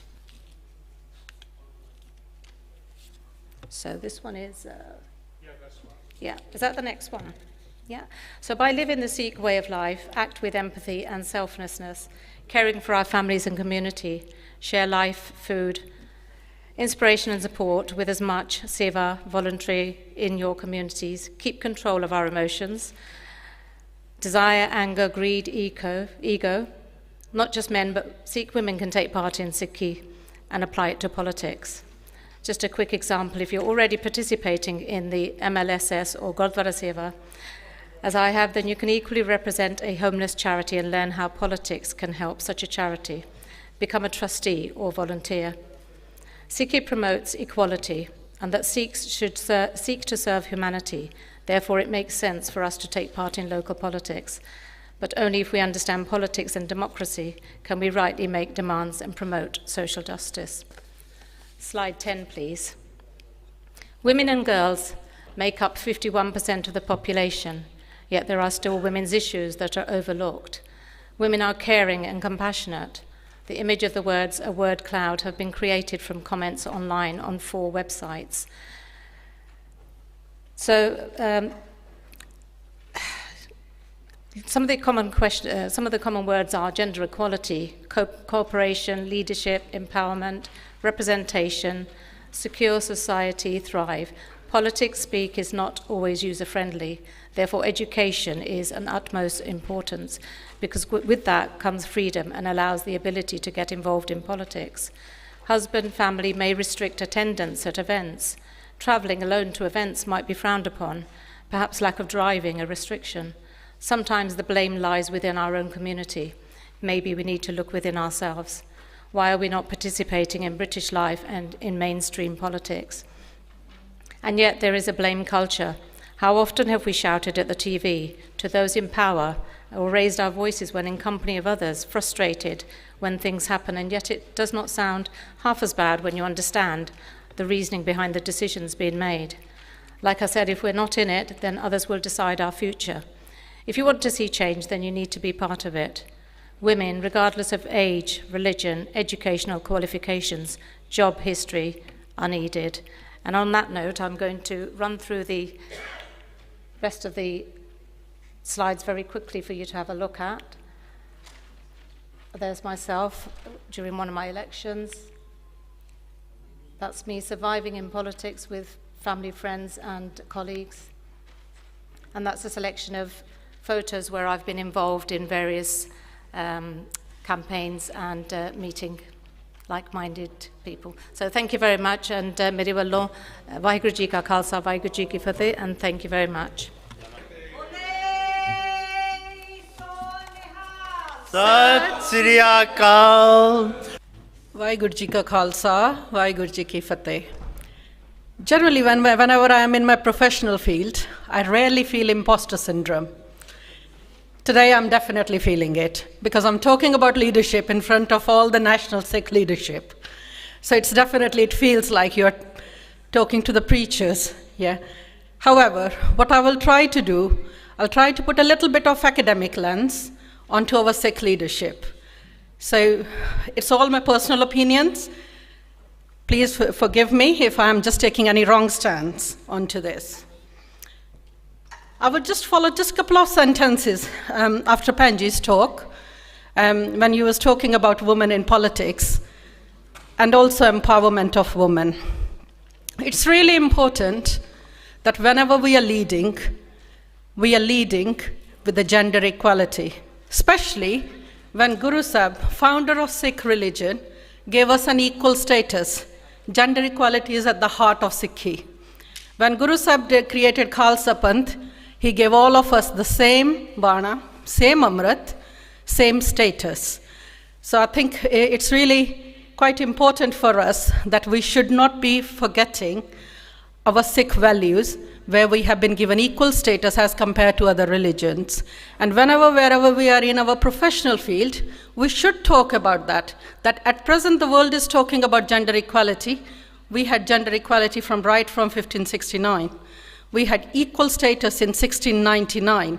So we need to talk about these things at the times wherever we are into the general public, when we are talking into our British system or any other international stage. ਜੇ future ਸਿੱਖੀ ਦਾ ਦੇਖਣਾ ਹੈ ਤਾਂ ਸਾਨੂੰ political engagement ਕਰਨੀ ਪੈਣੀ ਆ. I totally agree with Panji, whether it's women or men, we need more people in politics. Because ਜੇ ਅਸੀਂ policy ਬਣਾਉਣ ਵਾਲੀ ਜਗ੍ਹਾ ਤੇ ਬੈਠੇ ਨਹੀਂ ਆ, if we haven't got a seat on a table, we can't influence it. To influence it, we do need to bring a seat. This is a month where world is talking about Black History Month, yeah? And one of a very powerful black speaker has always talked about, if you haven't gotten a seat on a table, bring your chair yourself. ਜੇ ਤੁਹਾਡੇ table ਦੇ ਉੱਤੇ ਤੁਹਾਡੇ ਲਈ ਕੁਰਸੀ ਲਾਈ ਨਹੀਂ ਗਈ ਨਾ ਤਾਂ ਆਪਣੀ ਕੁਰਸੀ ਆਪ ਲੈ ਆਓ ਤੇ ਉੱਥੇ ਰੱਖ ਲਓ, ਤਾਂ ਕਿ ਅਸੀਂ ਜਦ ਤੱਕ ਅਸੀਂ ਉੱਥੇ ਬੈਠ ਕੇ ਆਪਣੀ ਗੱਲ ਕਰਦੇ ਨਹੀਂ ਆ ਉਨੀ ਦੇਰ ਤੱਕ ਅਸੀਂ ਕਿਤੇ ਵੀ ਆਪਣੀ ਅੱਗੇ ਪਾਲਿਸੀਜ਼ ਨੂੰ ਇਨਫਲੂਐਂਸ ਨਹੀਂ ਕਰ ਸਕਦੇ. People, those who are not visible, they are not represented. So ਜੇ ਆਪਾਂ ਵਿਜ਼ੀਬਲ ਹੀ ਨਹੀਂ ਆ ਤੇ ਸਾਡੀ ਕੋਈ ਰਿਪਰੈਜ਼ੈਂਟੇਸ਼ਨ ਨਹੀਂ ਹੋ ਸਕਦੀ. So it's very important we have got political engagement. We need to take part in interfaith social activities. Panji was relating it with the political campaigns, but it's really, really important. ਜਿੱਥੇ ਵੀ ਕਿਤੇ interfaith ਗੱਲ ਹੋ ਰਹੀ ਆ, ਉੱਥੇ ਅਸੀਂ ਜਾ ਕੇ Sikh faith ਦੀ ਗੱਲ ਕਰੀਏ. Sikh faith, Guru Nanak Dev Ji traveled all over the world. Why? For interfaith discussions. Are we doing it now? How many interfaith conferences we are doing at present? Youth and women in leadership. Panji touched on to that point. And I really think we need to bring more youth in leadership, because if that is not there, we will always have a gap. By the time we have understood our position, the train has already passed the station. We are too late. Bring a global diaspora together. There are some efforts where we are trying to bring global diaspora together. However, those efforts are still at a very, very small scale. We do need to engage at international level to take the future of Sikh leadership forward. Some very questions for great thinkers in this room, or all the viewers, those who will be hearing it on to Akaal channel. Is current leadership structure fit for future? We talked about that Akaal Takhat is giving us the direction, but is it for religious direction or is it for political direction?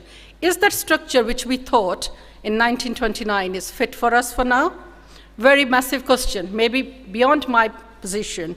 However, that's a question which I want to think from an academic lens. We change things, organizations change their structure when they see that that's not fit for purpose.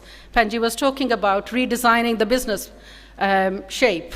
Have we redesigned our Sikh leadership? No. We want to think into the same system, how it was set up by 1929 scholars. How are we developing our future leaders? Where is our Sikh Leadership Institute? Where we train future leaders? All of us, those who are, yes, I can talk about, I have got my professional knowledge about leadership, but is there any institute where we are training Sikh leaders? We talked about Gyani's education today. After how many years? More than 500-year-old Sikh religion, and today we are talking about that. We are too late. How are we making our Sikh leaders accountable?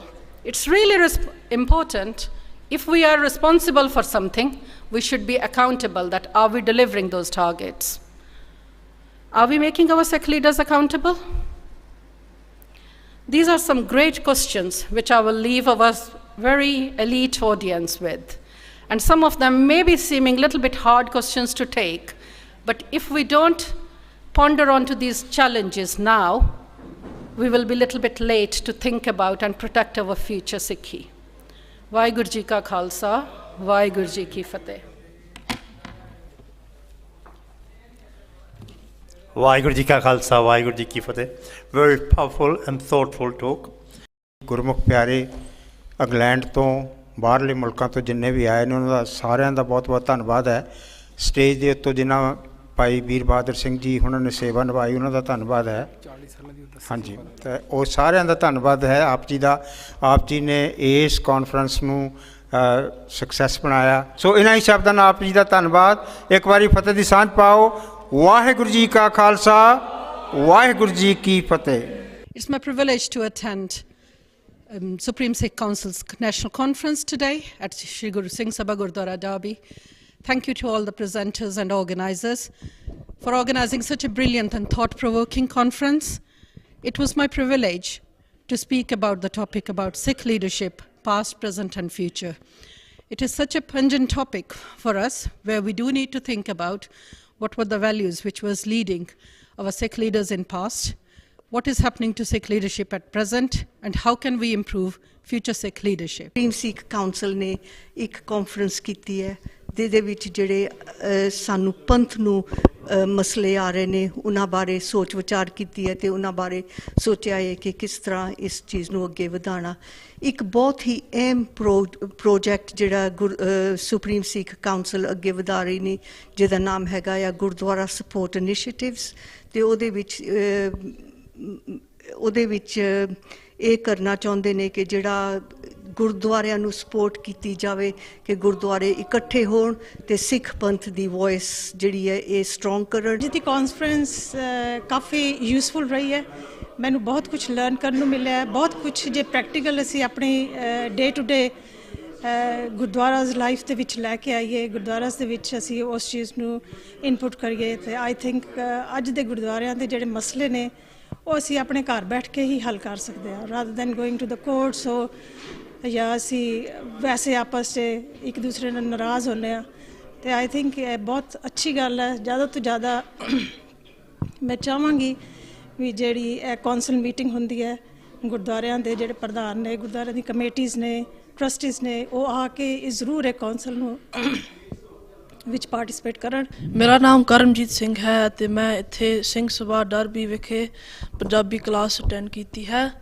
ਇਸ ਦੇ ਨਾਲ ਮੈਨੂੰ ਬਹੁਤ ਕੁਝ ਸਿੱਖਣ ਨੂੰ ਮਿਲਿਆ ਹੈ ਅਤੇ ਮੈਂ ਪੰਜਾਬੀ ਦੀ GCSE ਵੀ ਕੀਤੀ ਹੈ। ਇਸ ਦੇ ਕਰਕੇ ਮੈਂ ਇੱਥੇ ਸੁਪਰੀਮ ਸਿੱਖ ਕਾਉਂਸਲ ਦੇ ਕਾਨਫਰੰਸ ਦੇ ਵਿੱਚ ਅਵਾਰਡ ਮਿਲਿਆ ਹੈ ਅਤੇ ਮੈਂ ਅਧਿਆਪਕਾਂ ਦਾ ਬਹੁਤ ਬਹੁਤ ਧੰਨਵਾਦ ਕਰਦਾ ਹਾਂ। ਮੈਂ ਇੱਕ ਹੋਰ ਮੈਸੇਜ ਦੇਣਾ ਚਾਹੁੰਦਾ ਹਾਂ ਹੋਰ ਨਿਆਣਿਆਂ ਨੂੰ, ਅਤੇ ਉਹ ਜ਼ਰੂਰ ਪੰਜਾਬੀ ਸਿੱਖਣ, ਕਿਉਂਕਿ ਇਹਦੇ ਨਾਲ ਸਾਡੀ ਮਾਂ ਬੋਲੀ ਜਿੰਦੀ ਰਹੇ ਅਤੇ ਸਾਰਿਆਂ ਨੂੰ ਇਤਿਹਾਸ 1984 ਬਾਰੇ ਪਤਾ ਲੱਗੇ, ਕਿਉਂਕਿ ਸਾਨੂੰ ਇਸ ਦੇ ਬਾਰੇ ਪਤਾ ਹੋਣਾ ਚਾਹੀਦਾ ਹੈ। ਵਾਹਿਗੁਰੂ ਜੀ ਕਾ ਖਾਲਸਾ, ਵਾਹਿਗੁਰੂ ਜੀ ਕੀ ਫਤਿਹ। ਮੇਰਾ ਨਾਮ ਮਨਜੋਤ ਸਿੰਘ ਹੈ ਅਤੇ ਮੈਂ ਸਿੱਖ ਕਾਨਫਰੰਸ ਵਿੱਚ ਆ ਕੇ ਇੱਕ ਆਪਣੇ ਪੰਜਾਬੀ ਦਾ ਅਵਾਰਡ ਲਿਆ ਹੈ।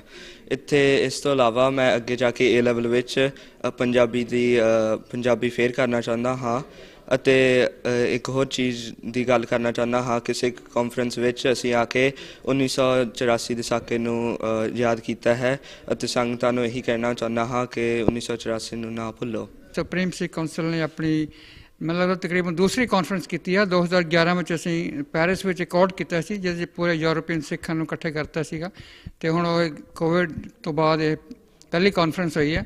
ਬੜੇ ਸ਼ਲਾਘਾਯੋਗ ਕੰਮ ਹੈ ਜਿਹਨਾਂ ਸੱਜਣਾਂ ਨੇ ਧਿਆਨ ਦੇ ਕੇ ਇਹਨੂੰ ਡਿਜ਼ਾਈਨ ਕਰਕੇ ਇੰਪਲੀਮੈਂਟ ਕਰਕੇ ਉਹਨਾਂ ਦਾ ਬਹੁਤ ਬਹੁਤ ਧੰਨਵਾਦ। ਇਹ 'ਚੋਂ ਇੱਕੋ ਹੀ ਮੈਸੇਜ ਨਿਕਲਦਾ ਹੈ ਕਿ ਅਸੀਂ ਸਾਰੇ ਸਿੱਖ ਹਾਂ, ਸਿੱਖੀ ਬਣੇ ਰਹੀਏ ਔਰ ਸਿੱਖੀ 'ਚ ਕਮਾਈ ਕਰੀਏ ਤਾਂ ਕਿ ਸਾਡਾ ਵੀ ਭਲਾ ਹੋਵੇ, ਆਲੇ ਦੁਆਲੇ ਸਾਡੇ ਟੱਬਰ ਦਾ, ਸਾਡੇ ਪਿੰਡ ਦਾ, ਸਾਡੇ ਸ਼ਹਿਰ ਦਾ, ਸਾਡੇ ਮੁਲਕ ਦਾ, ਸਾਰਿਆਂ ਦਾ ਭਲਾ ਹੋਵੇ। ਉਹਦਾ ਸਿਰਫ ਇਹੀ ਹੈ ਕਿ ਆਪਾਂ ਜੇ ਸਾਰੇ ਅਗਰੀ ਕਰੀਏ ਜਾਂ ਕਰਦੇ ਹਾਂ ਕਿ ਅਸੀਂ ਸਾਰੇ ਸਿੱਖ ਹਾਂ, ਸਾਡਾ ਗੁਰੂ ਇੱਕ ਹੈ, ਸਾਡਾ ਗ੍ਰੰਥ ਇੱਕ ਹੈ, ਸਾਡਾ ਪੰਥ ਇੱਕ ਹੈ, ਅਤੇ ਜੀਵਨ ਹੀ ਮਿਲਿਆ ਹੈ। ਜਪਜੀ ਸਾਹਿਬ ਬਿਲਕੁਲ ਕਲੀਅਰ ਦੱਸਦੇ ਹਨ ਕਿ ਪਹਿਲਾਂ ਸਾਨੂੰ ਪਤਾ ਲੱਗਦਾ ਕਿ ਅਸੀਂ ਇੱਥੇ ਕਿਉਂ ਆਏ ਹਾਂ, ਫਿਰ ਅਸੀਂ ਉਹ 'ਚ ਗਿਆਨ ਲੈਂਦੇ ਹਾਂ, ਫਿਰ ਅਸੀਂ ਉਹ 'ਚ ਉੱਦਮ ਕਰਦੇ ਹਾਂ, ਅਤੇ ਉਸ ਤੋਂ ਬਾਅਦ ਅਸੀਂ ਫਿਰ ਜਨਮਾਂ ਸਫਲ ਕਰਦੇ ਹਾਂ ਤਾਂ ਕਿ ਅਸੀਂ ਸਾਡਾ ਜਨਮ ਮਰਨ ਉਹ ਖਤਮ ਹੋ ਜਾਏ, ਜਿਹੜਾ ਵੱਡਾ ਦੁੱਖ ਹੈਗਾ। ਸੋ ਕਿਰਪਾ ਕਰਕੇ ਸਾਰਿਆਂ ਨੂੰ ਸੁਨੇਹਾ ਇਹੀ ਹੈ ਕਿ ਆਪਾਂ ਆਪਣੇ ਘਰਾਂ ਦੇ ਵਿੱਚ ਸਿੱਖੀ ਕਮਾਈਏ, ਸਿੱਖੀ ਦੇ ਜੋ ਗੁਣ ਹਨ, ਅਕਾਲ ਪੁਰਖ ਦੇ ਜੋ ਗੁਣ ਹਨ, ਉਹ ਆਪਣੀ ਜ਼ਿੰਦਗੀ 'ਚ ਲਾਗੂ ਕਰੀਏ। ਅੱਜ ਬਹੁਤ ਸੋਹਣਾ ਉਦਮ ਕੀਤਾ ਸੀ ਕੌਂਸਲ ਨੇ, ਬਲਦੇਵ ਸਿੰਘ ਹੋਣਾ ਨੇ, ਕੰਦੋੜਾ ਸਾਹਿਬ ਨੇ, ਉਹਨਾਂ ਸਾਥੀਆਂ ਨੇ, ਅਤੇ ਵੱਡਾ ਉਦਮ ਸੀ ਇਹਨਾਂ ਦਾ। ਅਤੇ ਕਾਫੀ ਗੁਰਦੁਆਰਾ ਸਾਹਿਬ ਨੇ ਉਹਦੇ ਵਿੱਚ ਆਪਣਾ ਯੋਗਦਾਨ ਪਾਇਆ ਹੈਗਾ। ਬਹੁਤ ਸਾਰੇ ਬੁਲਾਰੇ ਵੀ ਆਏ ਹੈਗੇ ਆ। ਭਾਵੇਂ ਜੋੜ ਹੋਣੀ ਬਹੁਤ ਸੋਹਣਾ ਮੈਸੇਜ ਸੀ ਉਹਨਾਂ ਦਾ 40-45 ਮਿੰਟ ਦਾ। ਮੈਂ ਤਾਂ ਸਿੰਪਲ ਜਿਹੀਆਂ ਬੇਨਤੀ ਕਰਦਾ ਹੁੰਦਾ, ਮੈਂ ਧੰਨਵਾਦ ਕਰਦਾ ਇਹਨਾਂ ਦੇ ਉਦਮ ਦਾ। ਇੱਕ ਗੱਲ ਮੈਂ ਥੋੜ੍ਹੀ ਕਰਾਂ ਵੀ ਇਹ ਜਿਹੜੀ ਸਿੱਖ ਕੌਂਸਲ ਬਣੀ ਹੈ ਐਸੇ ਮਿਊਜ਼ੀਅਮ ਵਿੱਚ ਮੈਨੂੰ ਬਣਾਈ ਸੀ। 2-3 ਗਰੁੱਪ ਸੀਗੇ ਇਕੱਠੇ ਕਰਕੇ ਮੈਨੂੰ ਥੋੜ੍ਹਾ ਜਿਹਾ ਯੋਗਦਾਨ ਪਾਉਣਾ ਪਿਆ ਸੀਗਾ, ਅਤੇ ਬਹੁਤ ਸੋਹਣੀ ਚੱਲ ਰਹੀ ਆ। ਅਸੀਂ ਤਾਂ ਸਾਰੇ ਪੰਥ ਨੂੰ ਬੇਨਤੀ ਜ਼ਿਆਦਾ ਇਹੀ ਕਰੀਦੀ ਹੈਗੀ ਆ। ਬੱਚਿਆਂ ਨੇ ਬਹੁਤ ਸੋਹਣੇ ਖਿਆਲ ਦਿੱਤੇ ਆ, ਅਤੇ ਜਿਹੜੇ ਨਾ ਕੰਮ ਕਰੰਟ 'ਤੇ ਕਰਨ ਵਾਲੇ ਉੱਧਰ ਕੋਈ ਬਹੁਤ ਧਿਆਨ ਨਹੀਂ ਦੇ ਰਿਹਾ ਹੈਗਾ। ਪਹਿਲੀ ਤਾਂ ਗੱਲ ਹੈਗੀ ਹੈ ਮੈਸੇਜ ਆਉਣਾ ਚਾਹੀਦਾ, ਸਟਰੋਂਗ ਜਾਣਾ ਚਾਹੀਦਾ। ਸਾਡੀ ਡਿਸਕਸ਼ਨ ਹੋਈ ਸੀ ਇਹਨਾਂ ਨਾਲ ਵੀ ਗੁਰੂਡਮ ਦੇ ਪੈਰਾਂ 'ਚ ਨਾ ਕੋਈ ਬੈਠੇ। ਵੋਟਾਂ ਲੈਣੀਆਂ ਮਜਬੂਰੀ ਆ, ਇੱਥੇ ਵੀ ਲੋਕਾਂ ਮਜਬੂਰੀ ਆ, ਇੰਡੀਆ ਵੀ ਮਜਬੂਰੀ ਹੈਗੀ ਆ। ਜਿਹੜੇ ਨਾ ਪੈਰਾਂ 'ਚ ਬਹਿੰਦੇ ਆ ਉਹ ਸਿੱਖੀ ਨੂੰ ਕਲੰਕਿਤ ਕਰ ਰਹੇ ਲੋਕ। ਆਪਣਾ ਤਾਂ ਪੱਠਾ ਦਾ ਬਹਿ ਹੀ ਰਿਹਾ, ਉਹਨਾਂ ਦਾ ਕੌਮ ਦਾ ਬਿਠਾ ਰਹੇ ਆ। ਉਹਨਾਂ ਨੂੰ ਕਦੀ ਵੀ ਸਭ ਦੀਆਂ ਖੁਸ਼ੀਆਂ ਨਹੀਂ ਮਿਲਣੀਆਂ ਹੈਗੀਆਂ। ਅਤੇ ਮੇਰੀ ਬਹੁਤ ਸਾਰੇ ਆਲਰੇਡੀ ਲੀਡਰਾਂ ਦੇ ਨਾਲ ਮੈਂ ਇਹ ਗੱਲਾਂ ਕੀਤੀਆਂ, ਸਟਰੋਂਗ ਮੈਸੇਜ ਦਿੱਤੇ ਆ ਮੈਂ ਜਿੰਨੇ ਦੇ ਸਕਦਾ ਸੀਗਾ, ਪਰ ਬਹੁਤੇ ਗੁੱਸੇ ਵੀ ਨਹੀਂ ਹੋਏ। ਬਹੁਤਿਆਂ ਨੇ ਕਹਿ ਦਿੱਤਾ ਵੀ ਅੱਜ ਤੋਂ ਬਾਅਦ ਅਸੀਂ ਨਹੀਂ ਬੈਠਾਂਗੇ। ਇਹ ਅਕਾਲ ਤਖ਼ਤ ਤੋਂ ਮੈਸੇਜ ਆਉਣਾ ਚਾਹੀਦਾ। ਮੈਂ ਇਹ ਚਾਹੁੰਦਾ ਸੀ ਉੱਥੋਂ ਹੀ ਮੈਸੇਜ ਆਉਣਾ ਚਾਹੀਦਾ, ਨਹੀਂ ਤਾਂ ਜੋ ਕੁਛ ਹੋ ਰਿਹਾ ਬਿਲਕੁਲ ਹੋ ਰਿਹਾ। ਦੂਜੀ ਮੈਂ ਜ਼ਿਆਦਾ ਗੱਲ ਕਰਦਾ ਹੁੰਦਾ, ਇੰਡੀਆ ਦੇ ਵਿੱਚ ਪੰਜਾਬ ਪ੍ਰਚਾਰ ਬਿਲਕੁਲ ਹੈ ਨਹੀਂ। ਸਾਰੇ ਤੁਸੀਂ ਜਾਓਗੇ ਇੱਦਾਂ ਲੱਗਦਾ ਇਹ ਕ੍ਰਿਸਚੀਅਨ ਸਟੇਟ ਬਣ ਗਈ ਆ।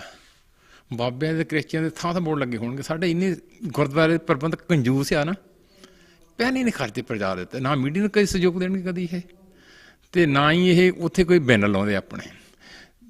ਮੈਨੂੰ ਸ਼ਰਮ ਵਾਲਾ ਪੰਜਾਬ ਜਾਂਦੇ ਨੇ। ਮੈਂ ਇੱਕ ਦੋ ਵਾਰੀ ਕਈ ਨਾਂ ਵੀ ਲੈ ਸਕਦਾ ਲੀਡਰਾਂ ਦਾ, ਛੋਟੇ ਪ੍ਰਧਾਨ ਵੀ ਰਹਿ ਚੁੱਕੇ ਆ ਉਹ। ਬਿਹਾਰ ਕੇ 50,000 ਰੱਖਿਆ, ਮੈਂ ਕਿਹਾ ਚੱਕ ਆਪਣੇ ਇਲਾਕੇ ਬੋਰਡ ਹੀ ਲਾ ਲਾ, ਸ਼ਰਮ ਆਉਣ ਡਈ ਆ। ਤੁਸੀਂ ਕਮੇਟੀ ਦੇ ਪ੍ਰਧਾਨ ਰਹੇ, ਹੁਣ ਤੁਹਾਡੇ ਇਲਾਕੇ 'ਚ ਇਹਨਾਂ ਦੇ ਬੋਰਡ ਲੱਗੇ ਹੁਣ। ਵਾਹਿਗੁਰੂ ਜੀ ਕਾ ਖਾਲਸਾ, ਵਾਹਿਗੁਰੂ ਜੀ ਕੀ ਫਤਿਹ। ਦਾਸ ਇਹ ਬੇਨਤੀ ਕਰੂਗਾ ਕਿਉਂਕਿ ਸਾਰੇ ਸਿੰਘਾਂ ਦੇ ਵਿਚਾਰ ਹਨ ਕਿ ਜਿਹੜੇ ਨੌਜਵਾਨ ਸਿੰਘ ਹਨ ਉਹ ਗੁਰੂ ਘਰਾਂ ਦੇ ਨਾਲ ਥੋੜ੍ਹਾ ਘੱਟ ਜੁੜਦੇ ਹਨ, ਪਰ ਨਹੀਂ, ਐਸੀ ਗੱਲ ਨਹੀਂ। ਨੌਜਵਾਨ ਸਿੰਘ ਜਿਹੜੇ ਜਦੋਂ ਉਹਨਾਂ ਬੱਚਿਆਂ ਨੂੰ ਪ੍ਰੇਮ ਦੇ ਨਾਲ ਆਪਾਂ ਲਿਆਉਂਦੇ ਹਾਂ ਅਤੇ ਉਹ ਬਹੁਤ ਵਧੀਆ ਤਰੀਕੇ ਦੇ ਨਾਲ ਜੁੜਦੇ ਹਨ। ਹਾਂ, ਇਹ ਗੱਲ ਜ਼ਰੂਰ ਹੈ ਕਿ ਜਦੋਂ ਉਹਨਾਂ ਦੇ ਕੋਲ ਕੋਈ ਇੱਧਰਲੀ ਉੱਧਰਲੀ ਸੋਸ਼ਲ ਮੀਡੀਆ ਦਾ ਜਿਹੜੇ ਝੂਠਾ ਪ੍ਰਚਾਰ ਆ, ਜਦੋਂ ਉਹ ਆਉਂਦਾ ਉਹਦੇ ਮਗਰ ਲੱਗ ਕੇ ਕਈ ਵਾਰੀ ਉਹ ਗੁੰਮਰਾਹ ਹੁੰਦੇ ਆ। ਪਰ ਜਦੋਂ ਤੁਸੀਂ ਉਹਨਾਂ ਨੂੰ ਪਿਆਰ ਦੇ ਨਾਲ ਸਮਝਾਉਂਦੇ ਕਿ ਸਾਡਾ ਧਰਮ ਕੀ ਆ, ਅਸਲੀ ਕੀ ਹੈਗੀ ਆ, ਫਿਰ ਉਹ ਜ਼ਰੂਰ ਜੁੜਦੇ ਹਨ ਔਰ ਬੜੇ ਪਿਆਰ ਦੇ ਨਾਲ ਸੇਵਾ ਕਰਦੇ ਹਨ।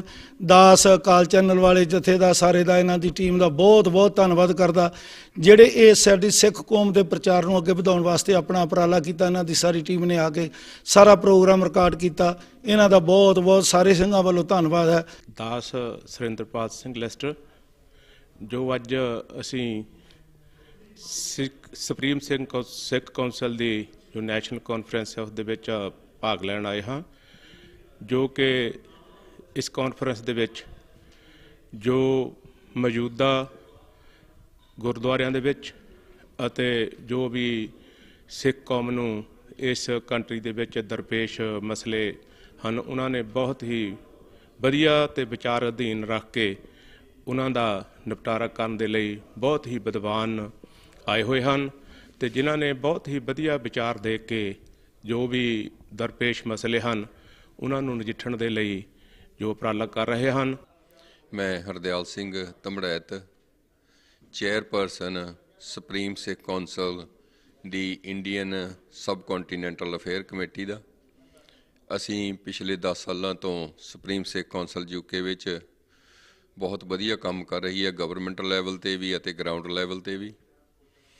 ਅਤੇ ਸੁਪਰੀਮ ਸਿੱਖ ਕੌਂਸਲ ਸਿੱਖ ਮੁੱਦਿਆਂ ਨੂੰ, ਭਾਵੇਂ ਉਹ ਭਾਰਤ ਦੇ ਕਿਸੇ ਵੀ ਹਿੱਸੇ ਵਿੱਚ ਹੋਵੇ, ਇੰਡੀਅਨ ਸਬ ਕੰਟੀਨੈਂਟਲ ਕਮੇਟੀ ਸਿੱਖਾਂ ਦੇ ਹਰ ਮਸਲੇ ਨੂੰ ਹਰ ਲੈਵਲ 'ਤੇ ਆਪਣੇ ਹਿਸਾਬ ਦੇ ਨਾਲ ਉਹਨਾਂ ਨੂੰ ਡੀਲ ਕਰਦੀ ਹੈ। ਦਾਸ ਗੁਰਦੇਵ ਸਿੰਘ ਰਾਜ ਬੁਲਿਚ ਤੋਂ ਅੱਜ ਜੋ ਸਾਡੇ ਕਾਨਫਰੰਸ ਦਾ ਪ੍ਰੋਗਰਾਮ ਬਣਾਇਆ ਗਿਆ, ਉਹਦੇ 'ਚ ਬਹੁਤ ਸਾਰੇ ਬਾਹਰੋਂ ਜੋ ਬੁਲਾਰੇ ਵੀ ਅਤੇ ਜੋ ਅਚੀਵਮੈਂਟਸ ਹੋਈਆਂ ਉਹ ਵੀ ਦੱਸੀਆਂ ਗਈਆਂ। ਇਹਦੇ ਨਾਲ ਨਾਲ ਜਿਹੜਾ ਸੰਬੰਧ ਹੈ ਸਾਡੇ ਗੁਰਦੁਆਰਿਆਂ ਨਾਲ, ਉਹਦੇ 'ਚ ਕੀ ਤਰੁੱਟੀਆਂ ਜਾਂ ਹੋਰ ਕਿੰਨੇ ਮਸਲੇ ਆ, ਉਹਦੇ ਬਾਰੇ ਵੀ ਸਾਰਿਆਂ ਨੂੰ ਗੁਰਸਿੱਖਾਂ ਨੂੰ ਦੱਸਿਆ ਗਿਆ ਹੈ। ਪਰ ਨਾਲ ਨਾਲ ਅਸੀਂ ਸਾਰਿਆਂ ਲਈ ਬੇਨਤੀ ਕਰਦੇ ਹਾਂ, ਸਿੱਖ ਪੰਥ ਲਈ ਬਹੁਤ ਇਹ ਲੋੜ ਹੈ ਏਕਤਾ ਦੀ। ਸੋ ਆਪਾਂ ਰਲ ਕੇ ਜੋ ਕੰਮ ਇੱਧਰ ਉੱਧਰ ਕਰਨੇ ਚਾਹੀਦੇ ਆ।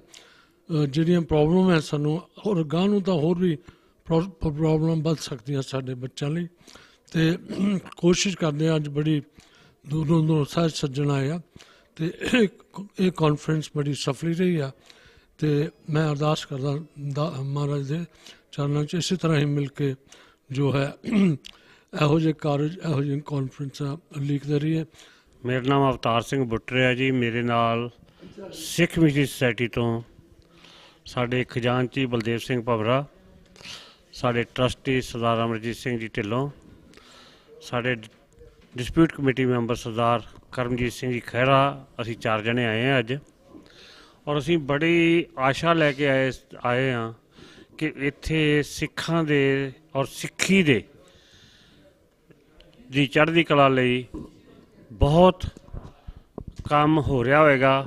ਔਰ ਵਿਚਾਰਾਂ ਠੀਕ ਨੇ, ਸਾਰੀਆਂ ਵਧੀਆ ਨੇ, ਪਰ ਜਿਹੜਾ ਸਾਡਾ ਆਈਡੀਆ ਹੈ ਜੇ ਉਹ ਇਹ ਆ ਕਿ ਸਾਡੇ ਕੋਲੇ, ਅਸੀਂ ਇਸ ਮੁਲਕ ਦੇ ਵਿੱਚ ਇੰਨੇ ਚਿਰ ਤੋਂ ਰਹਿ ਰਹੇ ਹਾਂ, ਸਾਡੇ ਕੋਲੇ ਗੁਰਦੁਆਰਿਆਂ ਦੇ ਵਿੱਚ ਇੱਕ ਵੀ, ਸਾਰੇ ਗੁਰਦੁਆਰਿਆਂ ਦਾ ਸੰਵਿਧਾਨ ਨਹੀਂ ਹੈਗਾ। ਸਾਰੇ, ਮੇਰੇ ਖਿਆਲ ਅਨੁਸਾਰ ਸਾਰੇ ਗੁਰਦੁਆਰਿਆਂ ਦਾ ਇੱਕ ਸੰਵਿਧਾਨ ਹੋਣਾ ਚਾਹੀਦਾ। ਮੇਰੇ ਖਿਆਲ ਅਨੁਸਾਰ ਸਿੱਖ ਕੌਂਸਲ ਵੀ ਇੱਕ ਹੋਣੀ ਚਾਹੀਦੀ ਆ। ਜੇ ਕੋਈ ਸਾਡੇ ਵਿੱਚ ਫਰਕ ਪੈਂਦਾ ਤਾਂ ਅਸੀਂ, ਗੁਰੂ ਸਾਡਾ ਸਮਰੱਥ ਆ, ਉਹਦੇ ਸਾਹਮਣੇ ਪਰਚੀਆਂ ਪਾ ਕੇ ਇਕੱਠੇ ਹੋ ਸਕਦੇ ਹਾਂ।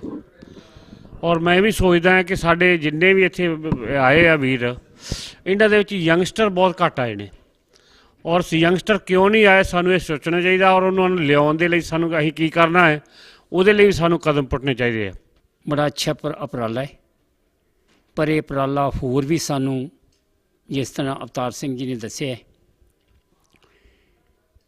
ਬੜਾ ਕਰਨ ਦੀ ਲੋੜ ਹੈ। ਕਿਉਂਕਿ ਸਾਡੇ ਗੁਰਦੁਆਰਿਆਂ ਦੇ ਜਿਹੜੇ ਸੰਵਿਧਾਨ ਹੈ, ਕੰਸਟੀਟਿਊਸ਼ਨ ਹੈ, ਹਰ ਗੁਰਦੁਆਰੇ ਦਾ ਮਰਜ਼ਾਦਾ, ਆਪਣੀ ਅਰਦਾਸ ਵੱਖਰੀ ਹੈ। ਜਿੰਨਾ ਚਿਰ ਸਿੱਖ ਦੀ ਇੱਕ ਅਰਦਾਸ ਨਹੀਂ, ਉਹਨਾਂ ਚਿਰ ਸਿੱਖੀ ਦੀ ਜਿਹੜੀ ਅਸੀਂ ਕਹਿੰਦੇ ਹਾਂ ਪ੍ਰਫੁੱਲਤਾ, ਉਹ ਅਧੂਰੀ ਰਹਿ ਰਹੀ ਹੈ। ਕਿਉਂਕਿ ਇੱਕ ਅਰਦਾਸ ਨਾਲ ਅਸੀਂ ਗੁਰੂ ਗ੍ਰੰਥ ਸਾਹਿਬ ਦੇ ਆਸ਼ੇ ਨਾਲ ਅਜੇ ਤੱਕ ਨਹੀਂ ਜੁੜੇ।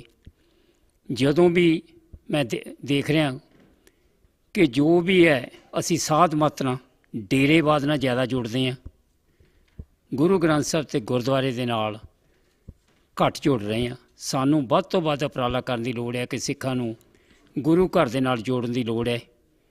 ਅੱਜ ਸਾਨੂੰ ਮੌਕਾ ਮਿਲਿਆ ਜੀ, ਸਿੱਖ ਨੈਸ਼ਨਲ ਜਿਹੜੀ ਕਾਨਫਰੰਸ ਚੱਲ ਰਹੀ ਆ ਡਰਬੀ ਦੇ ਵਿੱਚ, ਅਤੇ ਸੋ ਅਸੀਂ ਵੀ ਇਸ ਦੇ ਵਿੱਚ ਹਿੱਸਾ ਲਿਆ। ਅਤੇ ਇਸ ਦੇ ਵਿੱਚ ਜੋ ਕਿ ਵਿਚਾਰਾਂ ਚੱਲ ਰਹੀਆਂ ਨੇ, ਉਹ ਬੜੇ ਜਿਹੜੇ ਸੂਝਵਾਨ ਵਿਦਵਾਨ ਇੱਥੇ ਪਹੁੰਚੇ ਨੇ, ਅਤੇ ਉਹਨਾਂ ਨੇ ਜਿਹੜੀ ਕਿ ਗੁਰੂ ਨਾਨਕ ਪਾਤਸ਼ਾਹ ਦੀ ਜਿਹੜੀ ਫਿਲਾਸਫੀ ਆ ਉੱਤੇ ਗੱਲ ਕੀਤੀ। ਜੇ ਅਸੀਂ ਗੁਰੂ ਨਾਨਕ ਪਾਤਸ਼ਾਹ ਜੀ ਦੇ ਸਿਧਾਂਤ ਨੂੰ ਫੋਲੋ ਕਰ ਲਵਾਂਗੇ ਨਾ, ਕਿ ਜਿਹੜੇ ਉਹਨਾਂ ਨੇ ਸਾਨੂੰ ਮੇਨ 3 ਪਿਲਰ ਦਿੱਤੇ ਨੇ, ਨਾਮ ਜਪੋ, ਵੰਡ ਛਕੋ, ਕਿਰਤ ਕਰੋ, ਅਤੇ ਜੇ ਅਸੀਂ ਆਪਣੇ ਆਪ ਨੂੰ ਇਹ ਤਿੰਨੇ ਸਿਧਾਂਤ ਜਿਹੜੇ ਕਿ ਮੰਨ ਕੇ, ਅਤੇ ਜੇ ਅਸੀਂ ਆਪਣੇ ਆਪ ਨੂੰ ਪਿਓਰ ਖਾਲਸ ਬਣਾ ਲਵਾਂਗੇ, ਖਾਲਸਾ ਜਿਹੜਾ ਰਾਜ ਆ, ਜਾਂ ਜਿਹੜੀ ਅਸੀਂ ਸਾਡੀ ਇਸ ਵੇਲੇ ਖਾਲਿਸਤਾਨ ਦੀ ਮੰਗ ਆ, ਜਾਂ ਜਿਹੜੀਆਂ ਦੁਬਦਾਵਾਂ ਸਾਡੇ ਵਿੱਚ ਫਸੀਆਂ ਹੋਈਆਂ ਨੇ, ਜੋ ਅਸੀਂ ਕਿ ਇੱਕ ਦੂਜੇ 'ਤੇ ਕਿੰਤੂ ਪਰੰਤੂ ਕਰ ਰਹੇ ਹਾਂ, ਅਤੇ ਇਹ ਸਾਰਾ ਕੁਛ ਹੀ ਜਿਹੜਾ ਕਿ ਇਹ ਬਿਲਕੁਲ ਇੱਕ ਪਲ ਦੇ ਵਿੱਚ ਹੀ ਸੋਲਵ ਹੋ ਜਾਵੇਗਾ ਜੇ ਅਸੀਂ ਆਪਣੇ ਆਪ ਦੀ ਸੋਧ ਕਰ ਲਵਾਂਗੇ। ਸਿੱਖ ਪੰਥ ਨੂੰ ਅਤੇ ਸਿੱਖ ਕੌਮ ਨੂੰ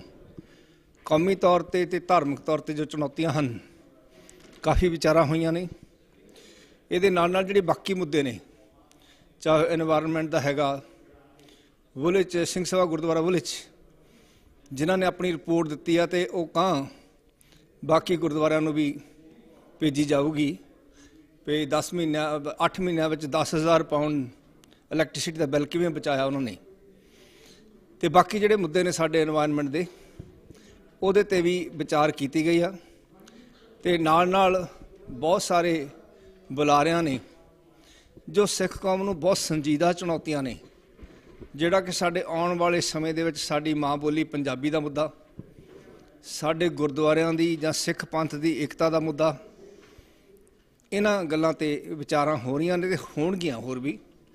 ਅਤੇ ਅਸੀਂ ਅਖਬਾਰਾਂ ਦੇ ਵਿੱਚ ਵੀ ਇਹਦੀ ਰਿਪੋਰਟਿੰਗ ਕਰ ਰਹੇ ਹਾਂ, ਤੇ ਸਾਨੂੰ ਖੁਸ਼ੀ ਹੁੰਦੀ ਹੈ ਅਕਾਲ ਚੈਨਲ ਤੇ ਕਿ ਅਸੀਂ ਆਪ ਸੰਗਤਾਂ ਦੇ ਅੱਜ ਰੂਬਰੂ ਹਾਂ। I'm Sharon Korjandu, representing the Yorkshire Asian Business Association and the Northern Asian Policy Think Tank.